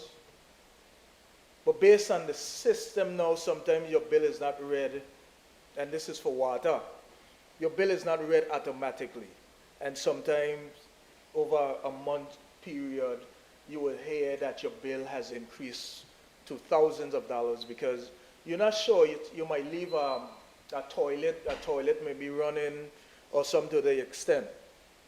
Let us give those consumers some relief as we move and merge to this new system. Mr. Speaker, when you even think about those consumers who don't have a meter and they're being averaged, their past history would say on a monthly basis they were paying $60, and they continue to pay, they continue to be charged that because their bills are being averaged. But in actuality, they're not even getting water through their pipes. And you go to the department, and based on the law, there's nothing that they can do to those consumers. So as we go through the bill, I'm hoping that we can put in whether it's a sunset clause to address those and now those challenges. Mr. Speaker, quite a lot was said, and I wouldn't go and rehash them because a lot were addressed by my colleagues where, I know questions were asked at what we are trying to achieve. I think what we are trying to achieve is to get consistency of water in our pipes, get proper billing, and have an organization where, you have superb customer service. We heard how would the corporation be funded, Many other statutory corporations, statutory bodies, they receive subvention, and we will indeed follow the same protocols that are in place. We heard about you're merging two broken systems. I think those comments were basically uncalled for, because I know that, what BVIC Corporation, despite their strained resources, they do what is necessary to make sure that the lights are on and on consistently. I also heard that the renewable energy has slowed because of debt. And I don't think those comments are truthful. And indeed, we are not passing the buck. We are just trying to do something with a system that water and sewage that for a while now is not functioning the way it should. Mr. Speaker, yes, we would see within the budget there is $27 million for the production of water on an annual basis, and it continues to increase or decrease accordingly. But under the new regime, I'm sure, and I recall when we did standing finance in 2024, the question was asked and we pleaded with the Ministry of Finance, how can we utilize some of this same $27 million to pay for the production of water, to be able to address some of the inventory, some of the challenges that we faced. Just let us get to be able to purchase some new pumps, some new pressure release management, the system, the valves, pipes. How can we utilize that fund? And we were told you can't do it. But I'm sure once it's written in, and where there's financial responsibility, and you ask for this subvention, you would clearly define and delineate exactly what you are trying to do in terms of the operation and the subvention that you would be able to receive.